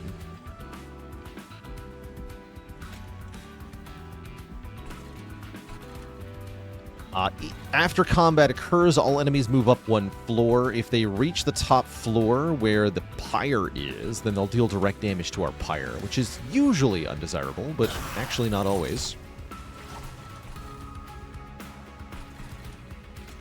Sometimes we want it to happen.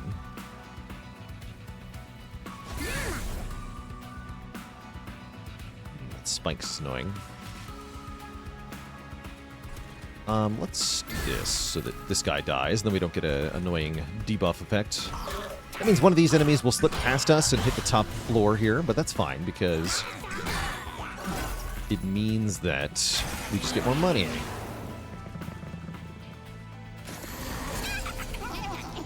Oh my. That's unfortunate. Collector spawned behind all these guys. The Collector is an enemy that will give us bonus money if we can kill it, but I don't think I can kill it here.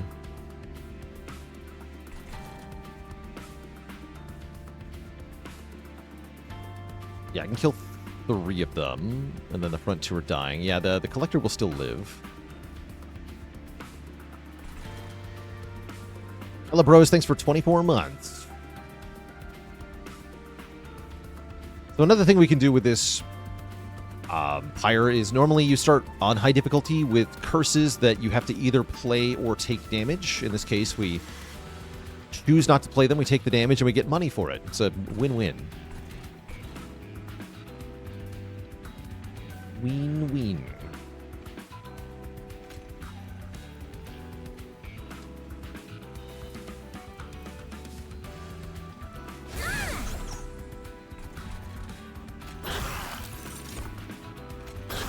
We'll let one of those guys through. Yeah, losing the Collector is a little annoying, but less bad with this Pyre. We don't mind a little bit less cash.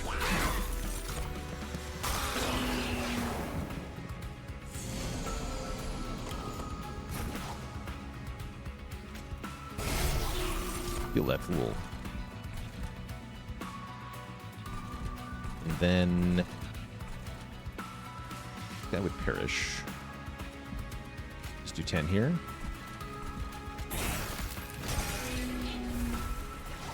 I think we just beat the boss on the bottom floor because of our frostbite. Yeah, we do. So bosses have the relentless property. Rather than going to the next floor after one turn, they instead stick around for many turns until one side of the combat is wiped out entirely. We chose this version of Tethys specifically to beat bosses in the early game here by giving us that frostbite. It's kind of like poison, damage every turn. The more frostbite they have, the more damage per turn they take.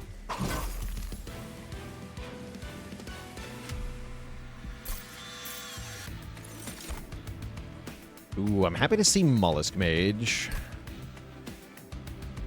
Get in my deck Mollusk Mage.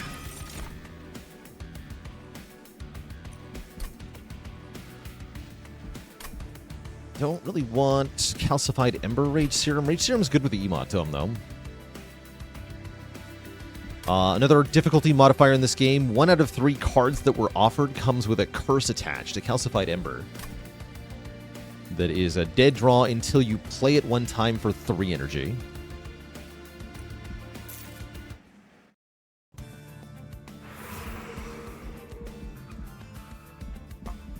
And we usually go Merchant of Steel first to try to get some decent units in the deck. Hidden Passage is a card that ascends 1 unit. That is, it moves it from the floor that it's on up to the next floor. There's a number of things you can do to benefit from that. So I'd like to look at upgrades first. We see Rage, Smidgestone, and Quick. Make a sweep unit pretty good. Oh. Oh my. Eel Gorgon.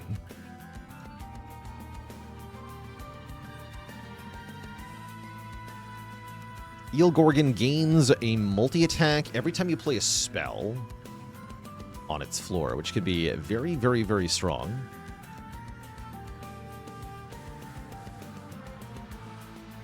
Also just have a quick sweeper.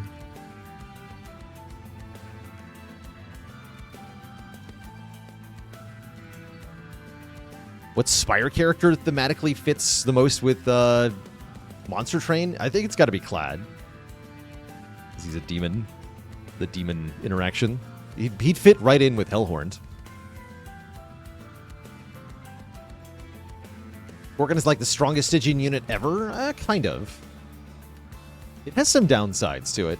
You can't use it with a lot of things, like Rage won't work on it.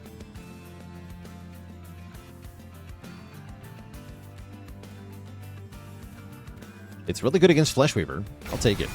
It can also die to Thorns. That's true.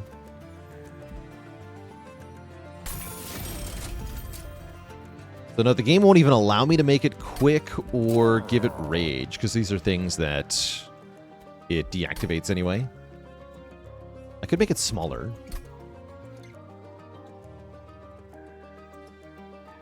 I guess at the moment I want a Smidgestone Shield Steward more than anything. Then we can do Tethys, Shield Steward, Gorgon on the same floor.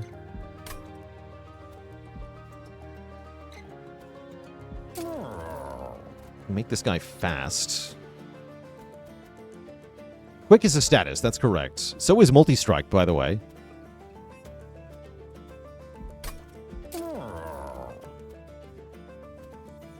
Yeah, make you small. Make you quick. Kind of a mishmash here. But since we get lots of money with this Pyre, I figure it's probably fine. This time to get money, we have to take minus Ember per turn. That's a little scary, but I think we can do it.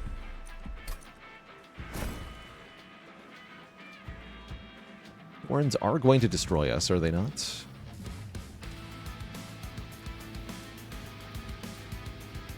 A wee bit. Guess we want to go on the bottom then.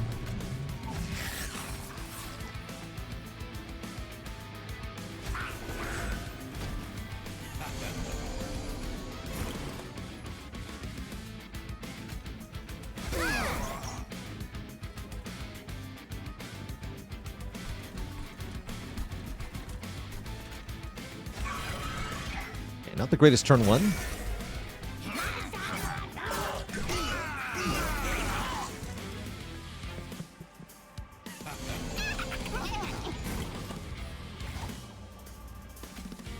If I want the money from the collector, I've got to play Helical Chrysalis there. That seems iffy.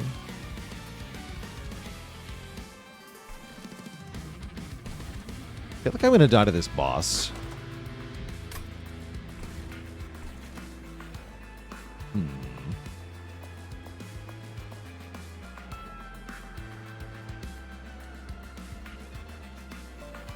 More damage anyway if I hit him, right? Yeah, whatever. Might have been too greedy here.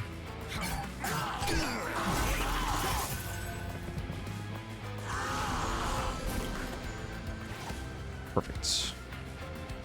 Okay, we can just tank the hit with the Impling, or I could even just ascend this fool.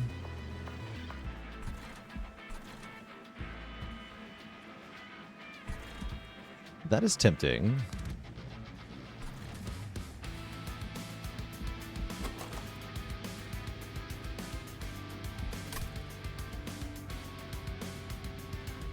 Why is the Train Steward so small? It's got a Smidgestone, making it smaller.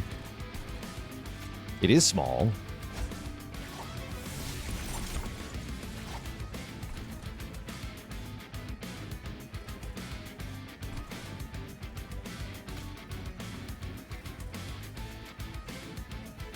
You're just going to die to Thorns, though, right? Any plans to play more Brotato?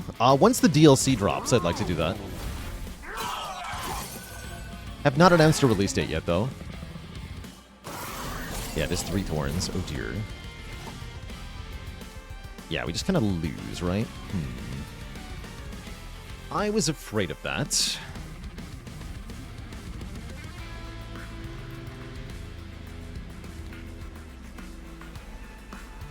Yeah, I had to reroll out that Merchant of Steel. That's my takeaway here. Dang.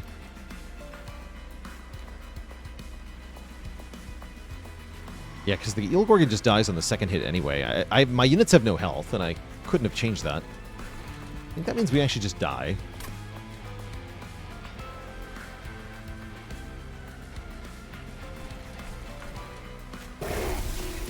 Sure, looks like we just die. Yeah, Stygian can die really early, very often. Yeah, short variety stream. RIP.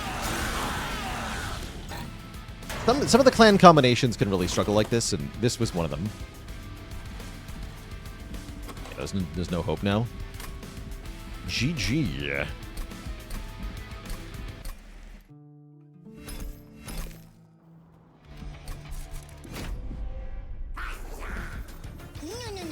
Let's play Wurmkin Luna. That sounds more fun. We still get the same pyre. It's a nice reminder of what Monster Train contains sometimes. Oh well. Oh well. So do we want return consume spells or etch apply armor? I think I want return consume spells with the current deck. Oh. Then give me the Bog Slime. It's going to give us an Echo the first time we play a consume card, which we currently don't have.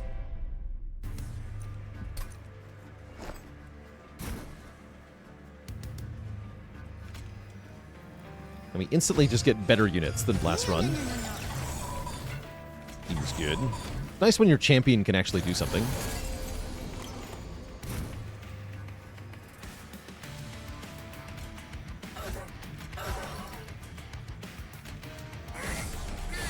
The Charge Echo is a resource that we can build up on each floor. By default, a floor has a maximum of 4 charged echoes.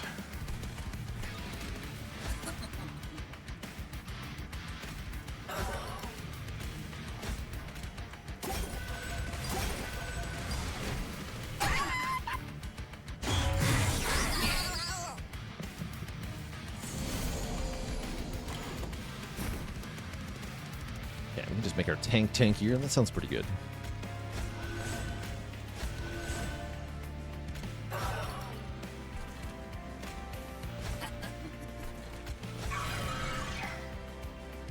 It's fine.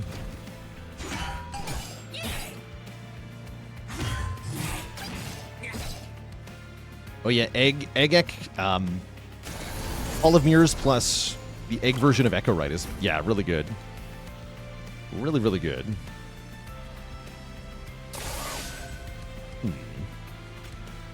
Not actually dying.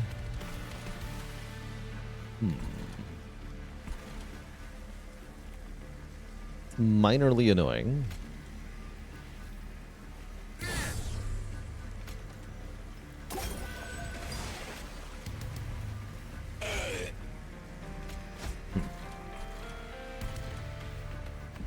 I guess I'll just die.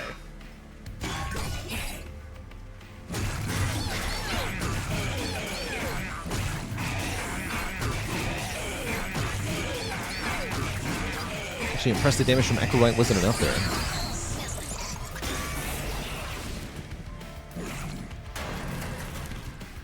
Yeah, we're just stalling to gain some money. It's all totally above board. Definitely. For sure.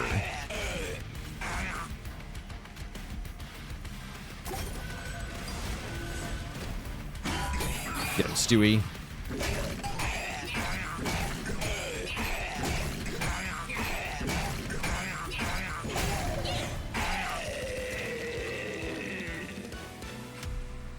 Cool.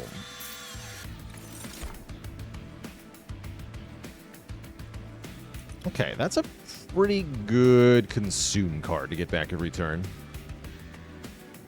Yes, let's take the shelter. And these I'm going to skip. Although Moon Pixie's interesting. Maybe I take Moon Pixie. Give me spell power on a floor. Actually, yeah, with the current deck, we do want Moon Pixie, even though it comes with another Calcified Ember.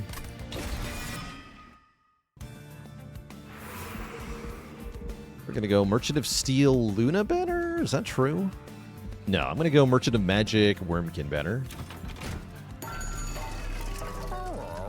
That's what I'm going to do. We're going to be offered First of Kin. Plus 15 attack power on Etch, huh? Interesting.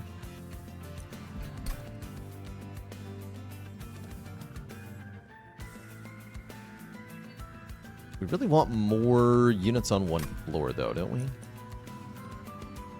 we can hatch this Kinhost Vessel pretty easily, actually. I'm going to take Kinhost Vessel. It's an egg unit, which needs to be hatched.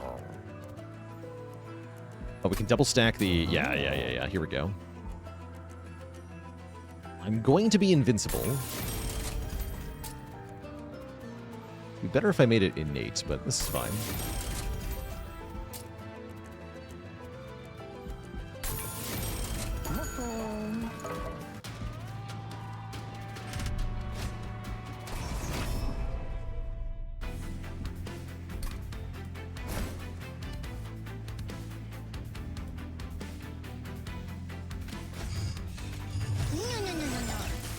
Perfect.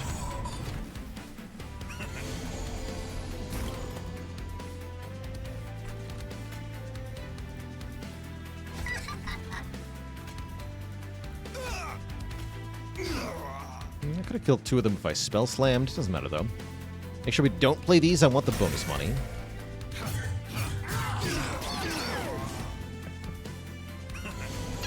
Getting through is a bit annoying though.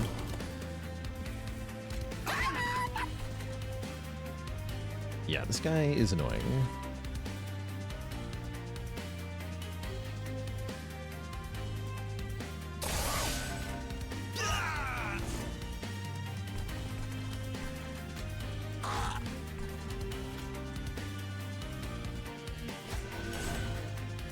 I feel like I'm gonna lose some pyre health there.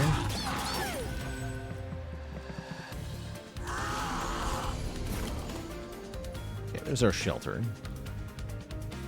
Bit late, though. We have to get this guy below 35 at least. That way I only take 10. 10 is still too much, but... you know how it goes.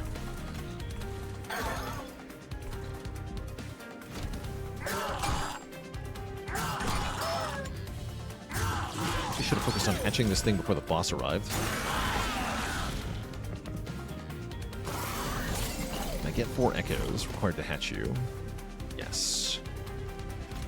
Sure can.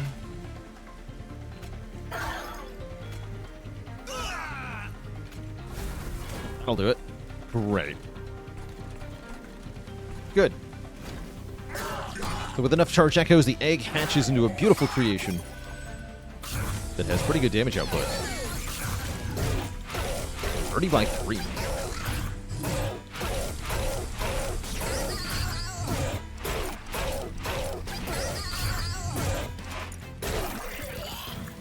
Not too bad.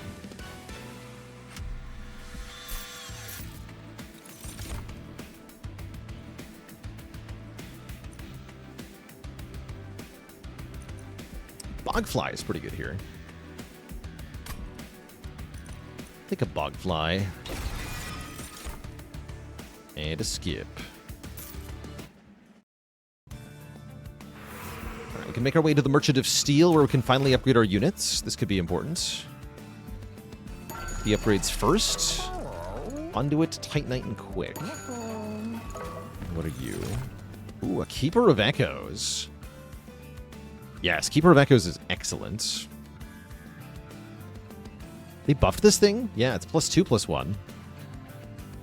Anytime we gain a charged echo on this floor, it'll buff the stats of all friendly units on that floor. We can do all sorts of delightful things with that. Perfect. Then make it chunky. It's going to be my tank.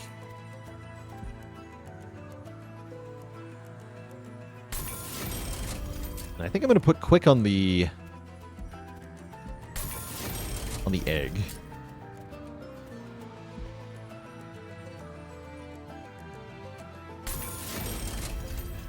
And then do I want to slap Conduit on the Bogfly? Might as well.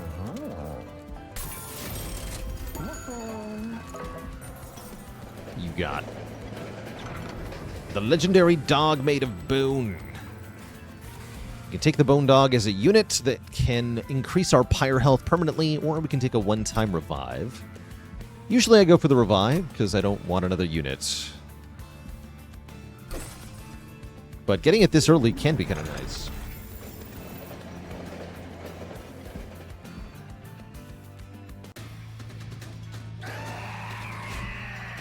Alright, we're fighting the Pyre Hunter version of this boss. This is our first major boss of the run. These bosses are present on the field from turn 1. You can fly around like a jerk.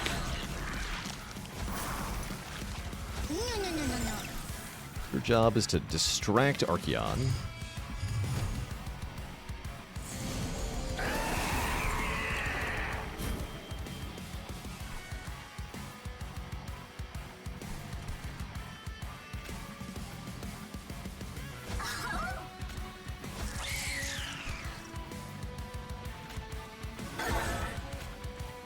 Gonna get a stat bonus for playing shard cards down here.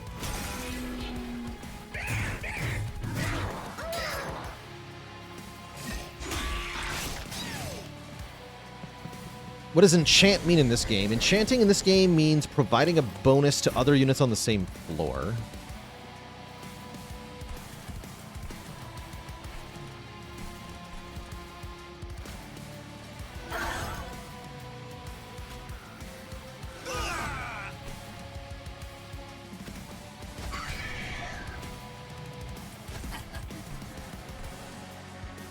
Let's buff your health a bit.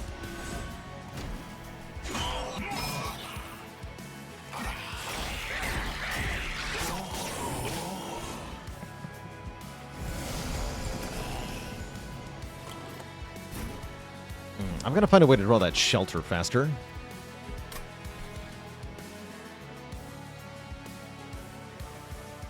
We're having a bit of a problem.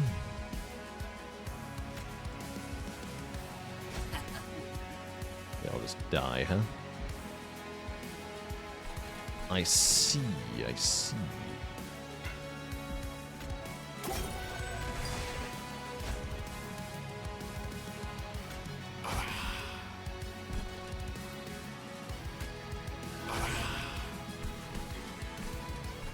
Great.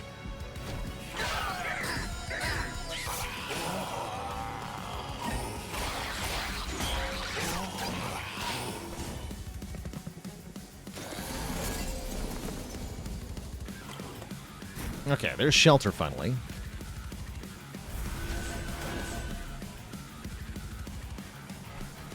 don't think I can wait another turn to hatch my egg. We can play the Calcified Ember next turn, probably. Yeah.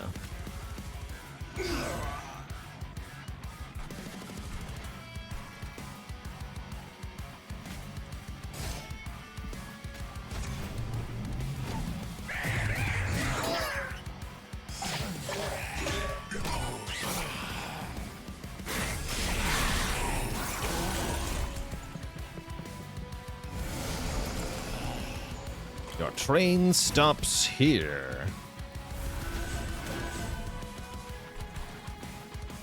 This guy's gonna get some pyre damage in, unless I do something.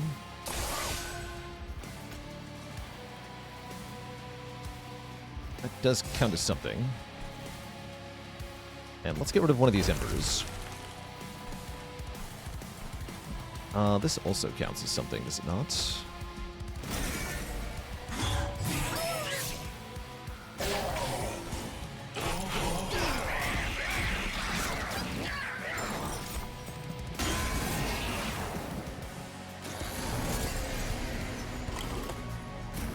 That's completely fine.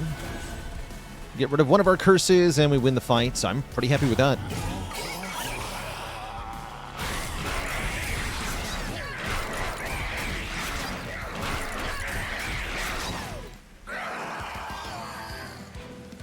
Kerblam. Echo Bloom. Gain 4 maximum charged echoes. This is a nice room. Especially infused, giving because it gives you 2 charged echoes immediately. So this is going to proc our Keeper of Echoes like crazy. Give me that. And I shouldn't need any more units than this. Pretty sure. What I do need is probably more energy. No, I need card draw. Give me card draw. We need card draw so that we can play our shelter earlier. More consistently earlier. Let's go here, looking for some good artifacts. Oh, I didn't even realize this was apply -1. Repeater 3 gives you 2 consume spells, right? I'll take Repeater 2.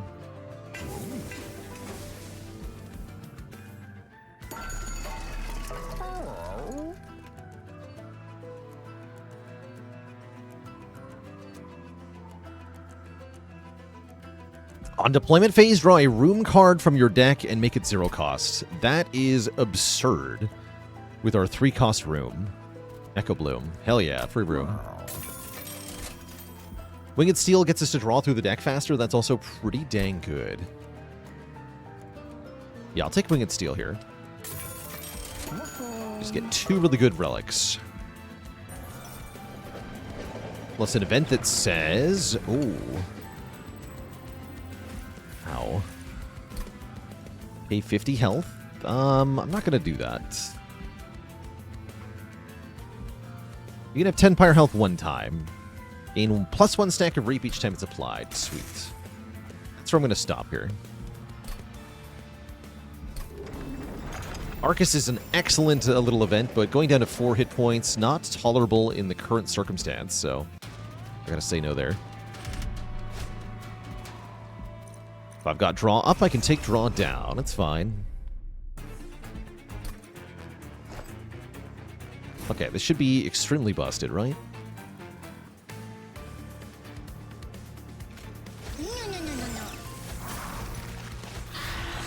Because now we can just hatch our egg basically right away. Which is very good. Oh, you're right, I hit the color. Could have gotten away with it. You are absolutely correct.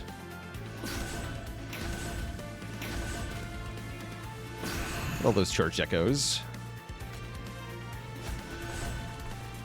Excellent.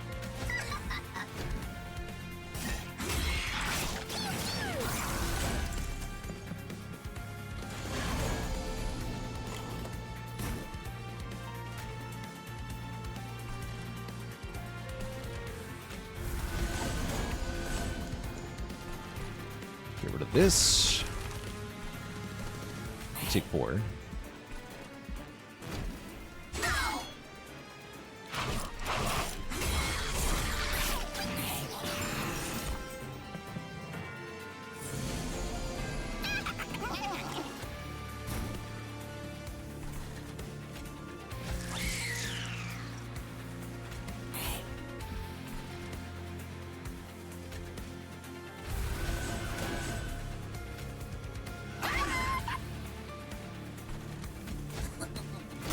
One on purpose.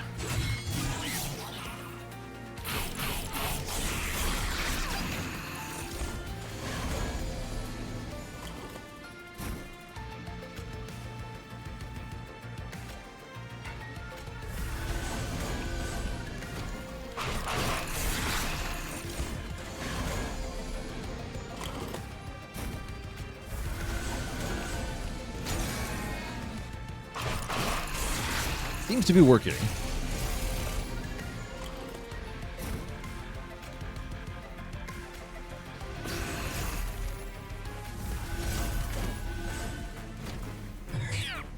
GG.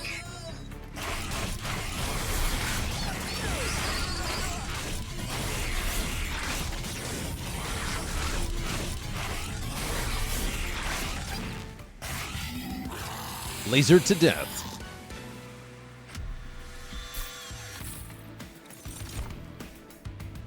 This is a nice way to daze bosses. I'm not going to need to do that. Actually, no, we're fighting Corruption Seraph. I am going to need to do that. Never mind. Give me that. Skip all this. Is it Merchant of Steel number 2 time? We never upgraded the Kin Host Vessel with a second upgrade, which makes it kind of good. Equipment would be good too, actually. Let's see what kind of equipment we can get. Also like the remove too here. Does Echowright need to be on the bottom floor with the others? Not strictly speaking. Actually, no. It's got good damage output, so he does appreciate being there, but you're right, he does not actually have to.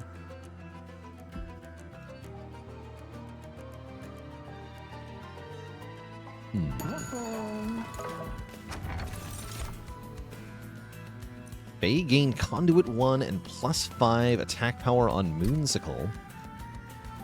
These little guys, interesting. And 1 silent unit. I guess I'll take the Phase Nook, but those are both trash. They are specific to stuff we're not using. Do I care about Meat Shield? Not really. Guess I shouldn't have come here.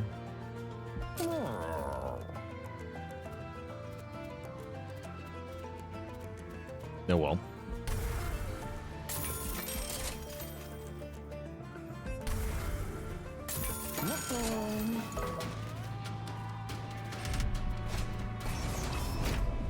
Let's see how we do here.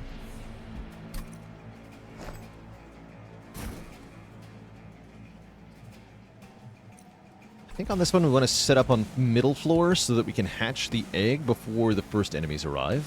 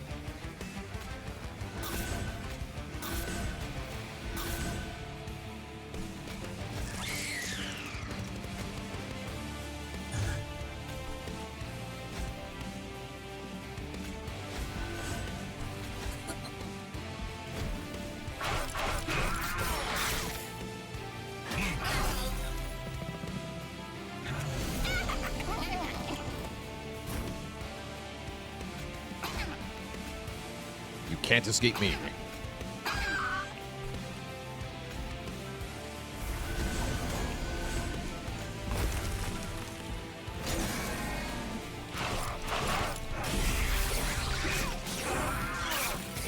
It's a minor corruption, not too big a problem. We'll gain armor faster than that does damage to me. Thanks to the shelter. I'll also restore my own health.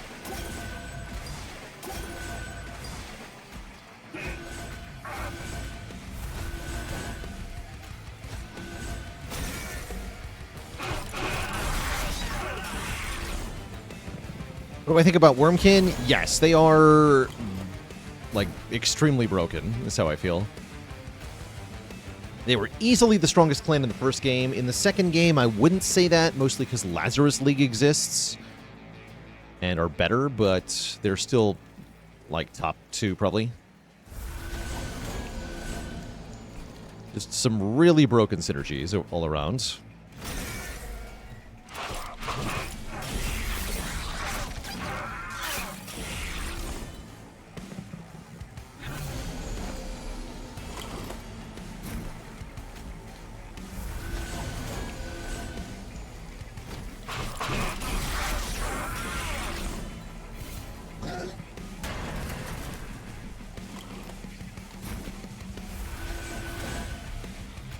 Oops.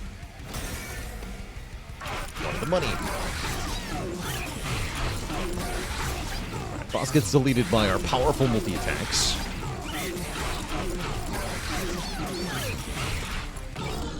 Deleted.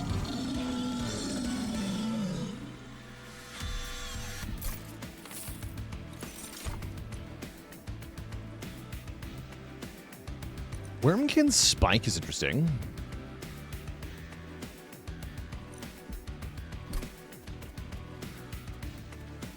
I can do a lot of damage with that.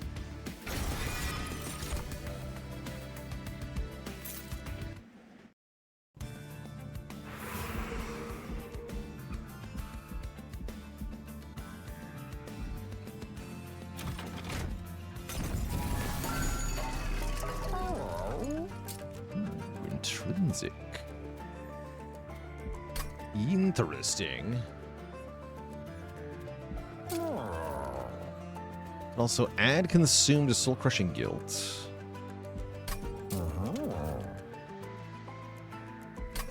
But I think I want the intrinsic Wurmkin Spike. This we just put Permafrost on. Don't want more things to consume. In fact, removing consume from targeted things might even be a good idea.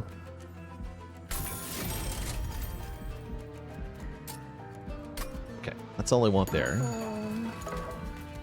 If I was going to duplicate a card, what would it be?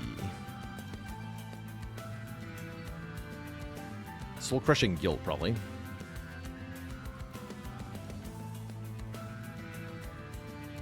Could dupe the Shelter, too, to get it more reliable. But, no, let's dupe our Soul Crushing Guilt with Retain. Then we have basically a hard counter to Seraph, and we should be pretty clear for the rest of the run. There's very little else that would concern us at this point.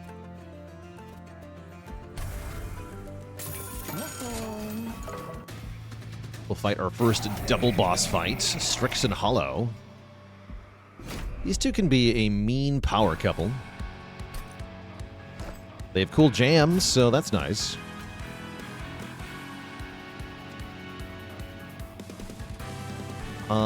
Strix has Ascendant. I think I want to go top floor then. Let's try top floor.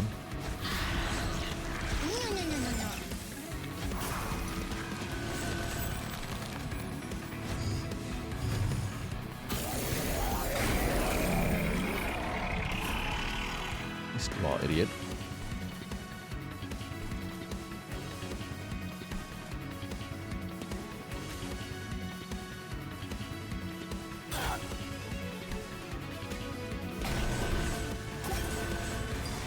Hey, you can't.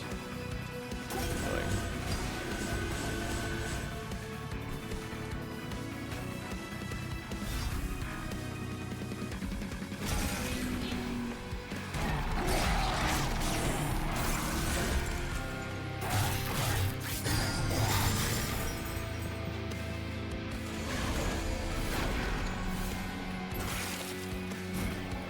We'll always get the Wurmkin Spike back every turn, which we can use to wipe out the bottom floor.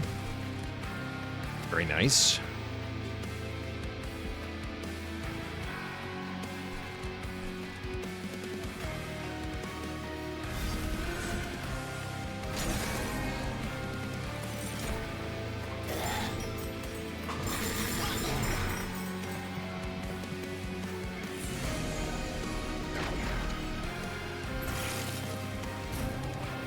Now we get to do the fun thing.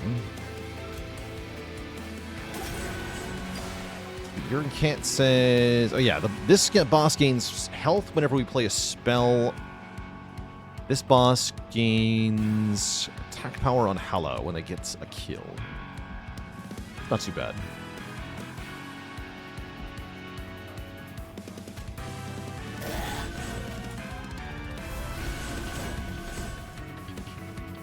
I imagine I want to stun you. And then we use the Wurmkin Spike.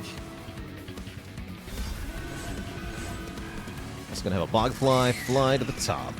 Could have done that earlier in the turn, actually.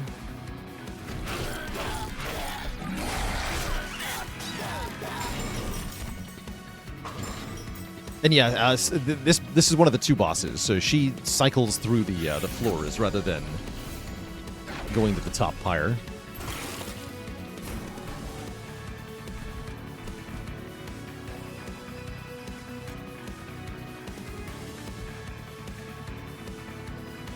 Stupid sap. Annoying. Here, you just be stunned forever, thanks.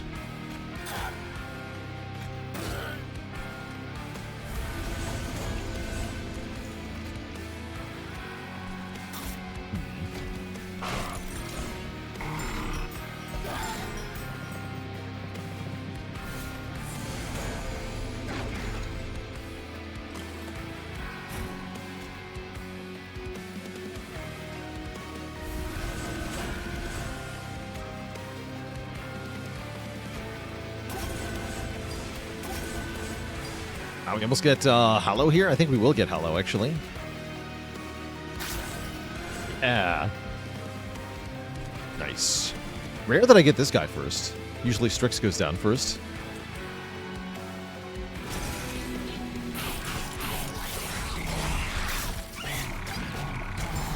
$1,000 damage from Reap. Wow.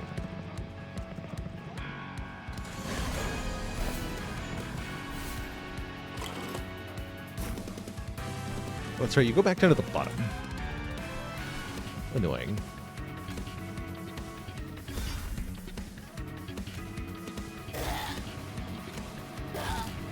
Let me take a whole bunch of damage. 974. Enjoy.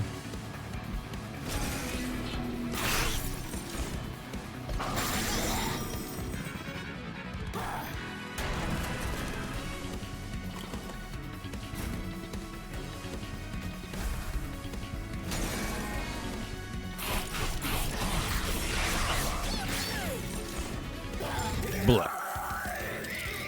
Cool.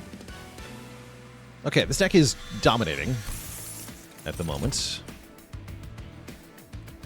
I don't want things that consume. I could take Dust Mantle to give us Titan Skin. Meh. Why do I take damage on purpose? Because every time I take damage, I gain $10. That's the power of our Pyre Heart. So I'm getting rich.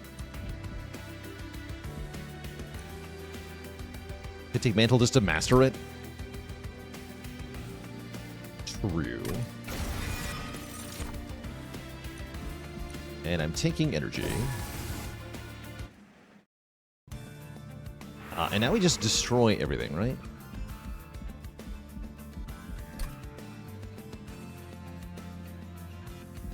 Merchant of Steel. We have two things left. That's fine. We get Repeater 2, which means we'll get 2 random consume spells to our hand every turn from Echowright.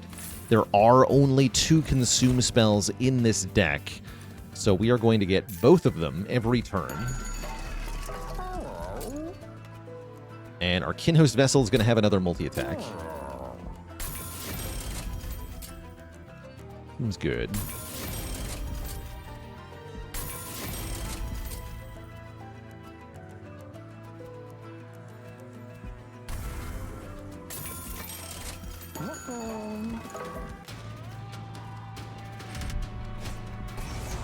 Definitely not afraid of whatever that challenge is. Reanimate? I don't care. I'm an all-powerful god. Let's go middle floor.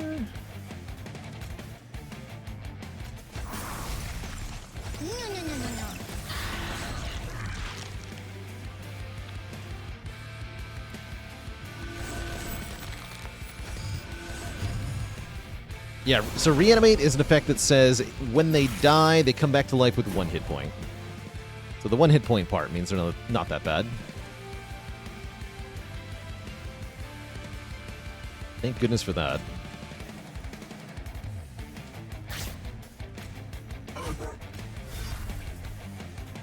Oh, nice. Sick.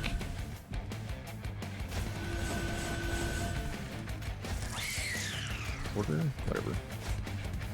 Doesn't matter.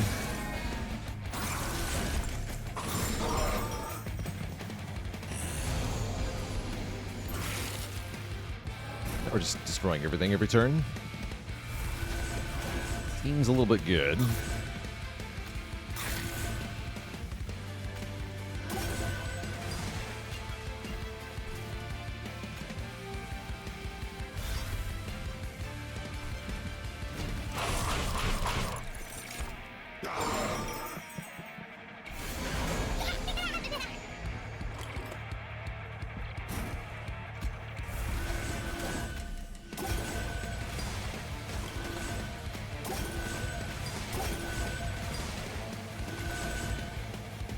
Seems a lot good.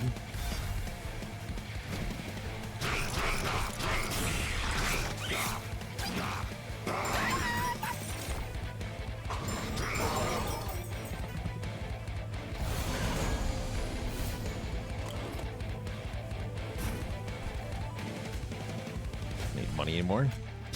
Money's for losers.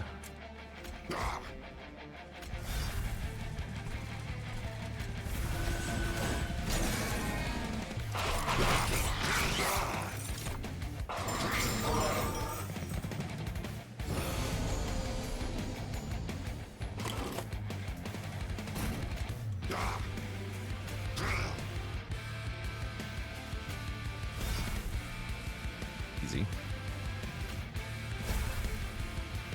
X. The toughest wave in the game. You just die to the Reap.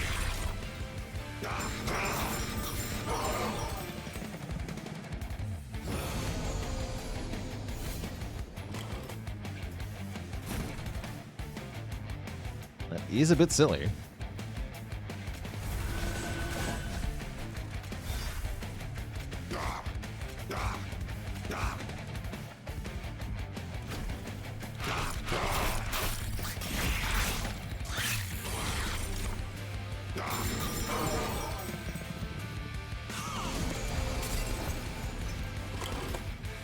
Oh yeah, and the room ability is ready. We'll use it on the boss. Fun.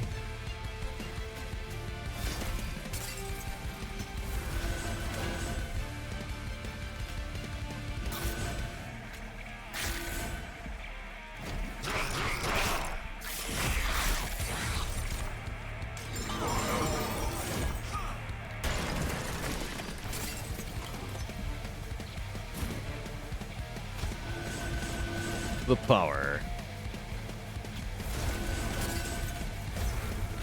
72 additional Reap. So at the end of the turn, the boss takes 2,100 damage, which would be an instant kill if we didn't also just kill it with our combat power.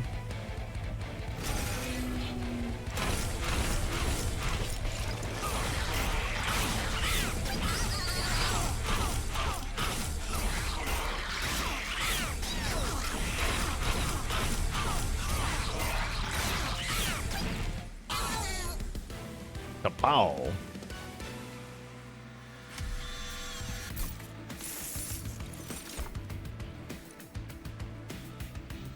Extract for draw.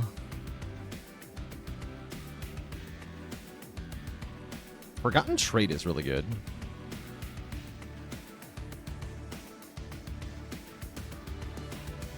Yeah, we like Forgotten Trait a lot.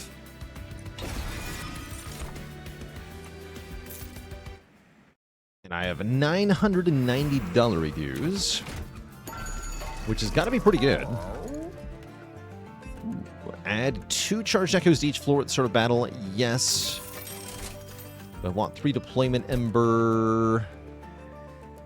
Not really, right?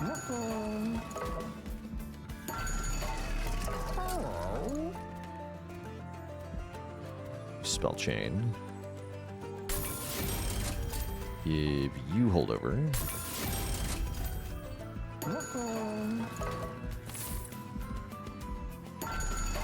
Yeah, screw it. First time each battle a card with Consume is played, add 2 copies to your hand. I don't actually think I want that, because I don't want the copies to pollute my reform pool. Huh. Weird. I've never seen this be bad. But it's bad. X cost cards have permafrost is fine. Feels good. Let's pay for to remove that. Whatever. And then remove 2 Echo Breaks. No, 1 Echo Break, 1 Moon Pixie. 1 Echo Infusion, 1 Moon Pixie, actually. Great. Alright, Seraph should be extremely free. He's like scary or something, but I don't care.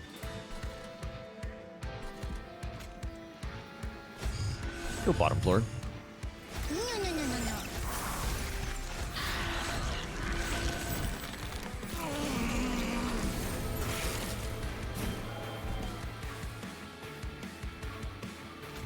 Perfect.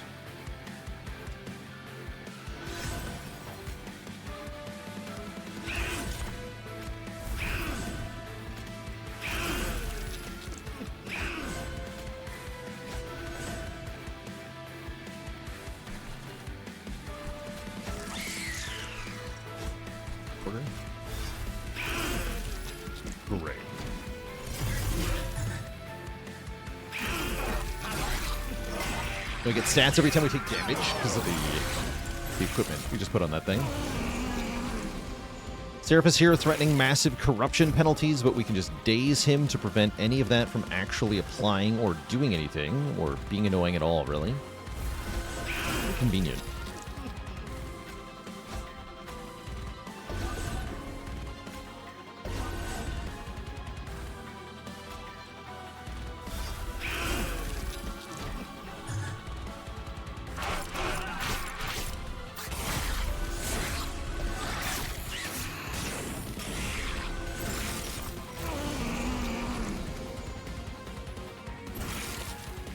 And yes, the Wurmkin Spike gets an additional +1x each time we get it back from Echowright. That's kind of ridiculous, actually.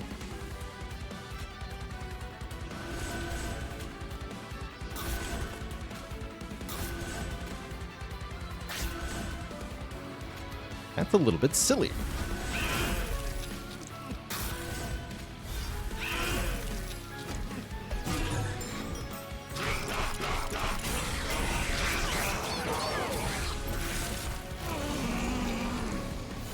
Alright, Seraph should take massive damage from Reap on this turn.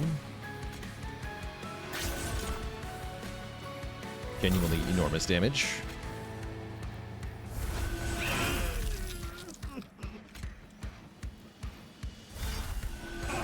Yeah, 1,114. Ish.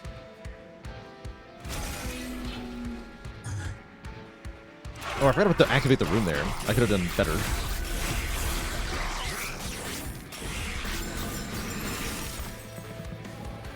Forgot.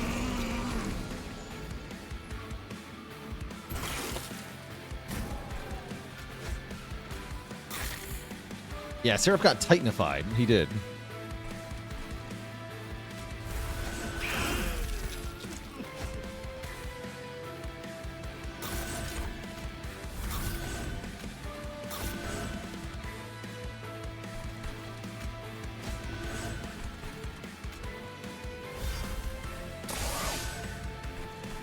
You stay stunned.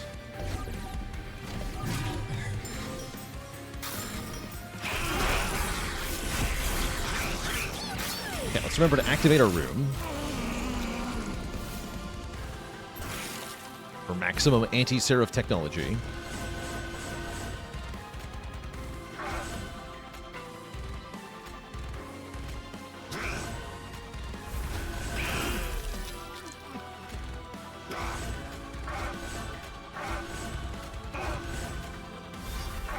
Boom! At the end of turn, he takes 3,948 damage. Slightly more damage than he has health. Actually, more than that. That tooltip was wrong. He takes 4,900. Even more.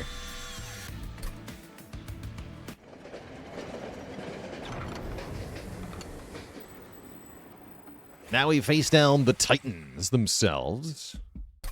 A triple boss battle.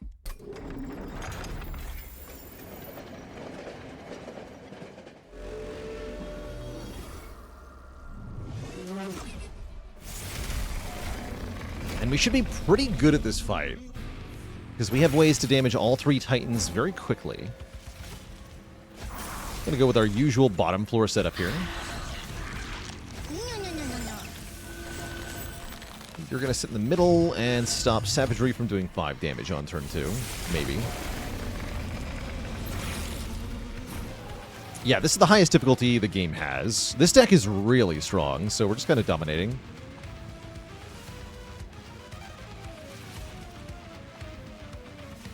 We just Dade Savagery, right? No reason not to.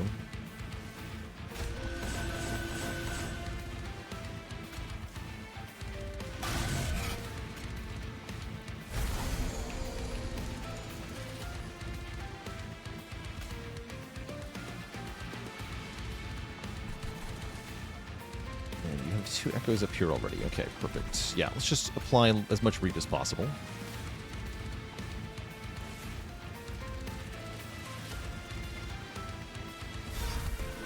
I guess I'll daze you as well.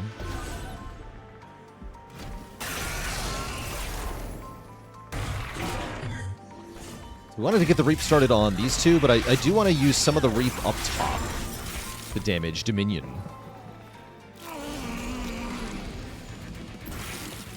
Well, we have a more pressing concern of keeping the Keeper of Echoes alive.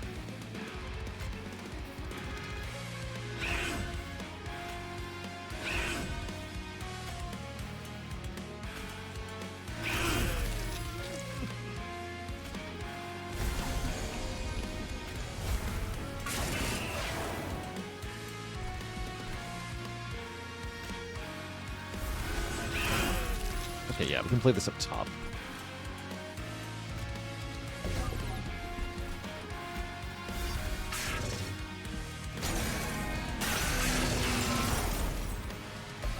Now that Titan is taking damage every turn.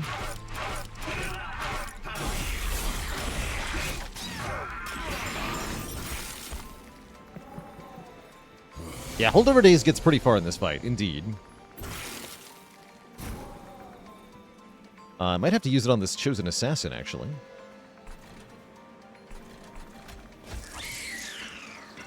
Oops.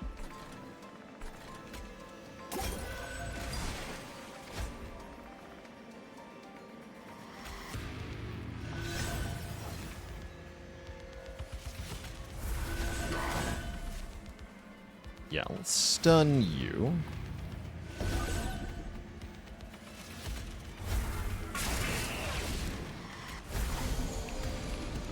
Those are all dying, so we can Wurmkin up top again.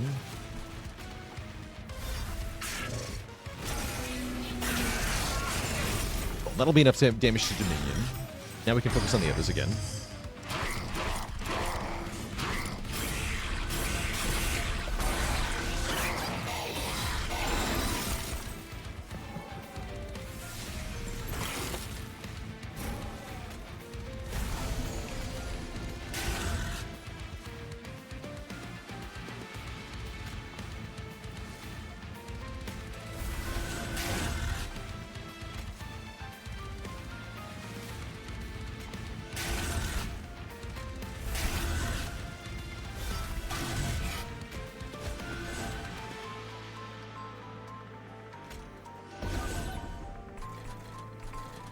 Great. Okay, now we're doing really big damage.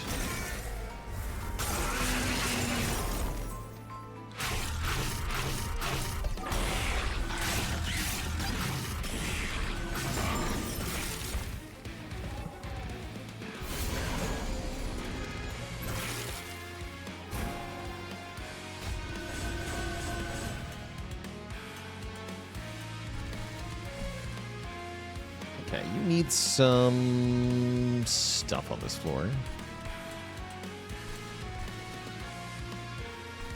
I can just kill him next time we see him.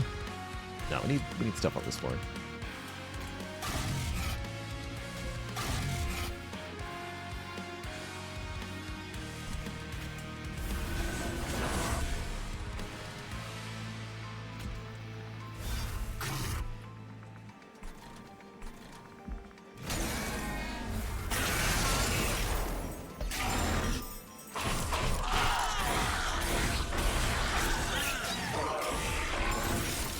(2016).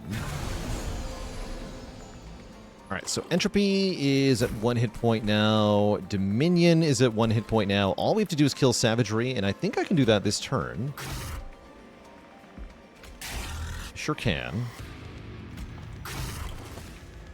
They all die. GG. That's the power of Reap.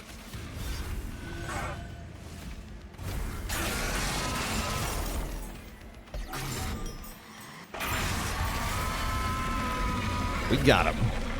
GG.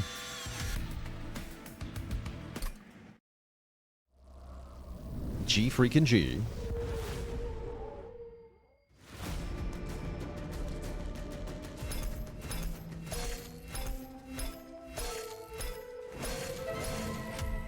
Not too shabby. Cross off another clan combo and another card mastery. Nice to actually understand half of what was happening compared to the last time you saw this on the stream. Good stuff. Yeah, good stuff. Wish I had time for another run chat, but I unfortunately do not. I gotta get going here and get dinner for myself. We'll be back at it tomorrow. I'm going to be showcasing the untapped plugin for Spire 2 at start of stream. Maybe some more MT2 tomorrow as well. We didn't get enough in today. Catch you later, Explosive Ash, Funky Gornilla, Virtual 256, Freezing Yoshi, and everybody else. Thank you all so much for watching. Until next time, my friends, stay cozy and have a very good one. Toodaloo and night-night. Ta-ta.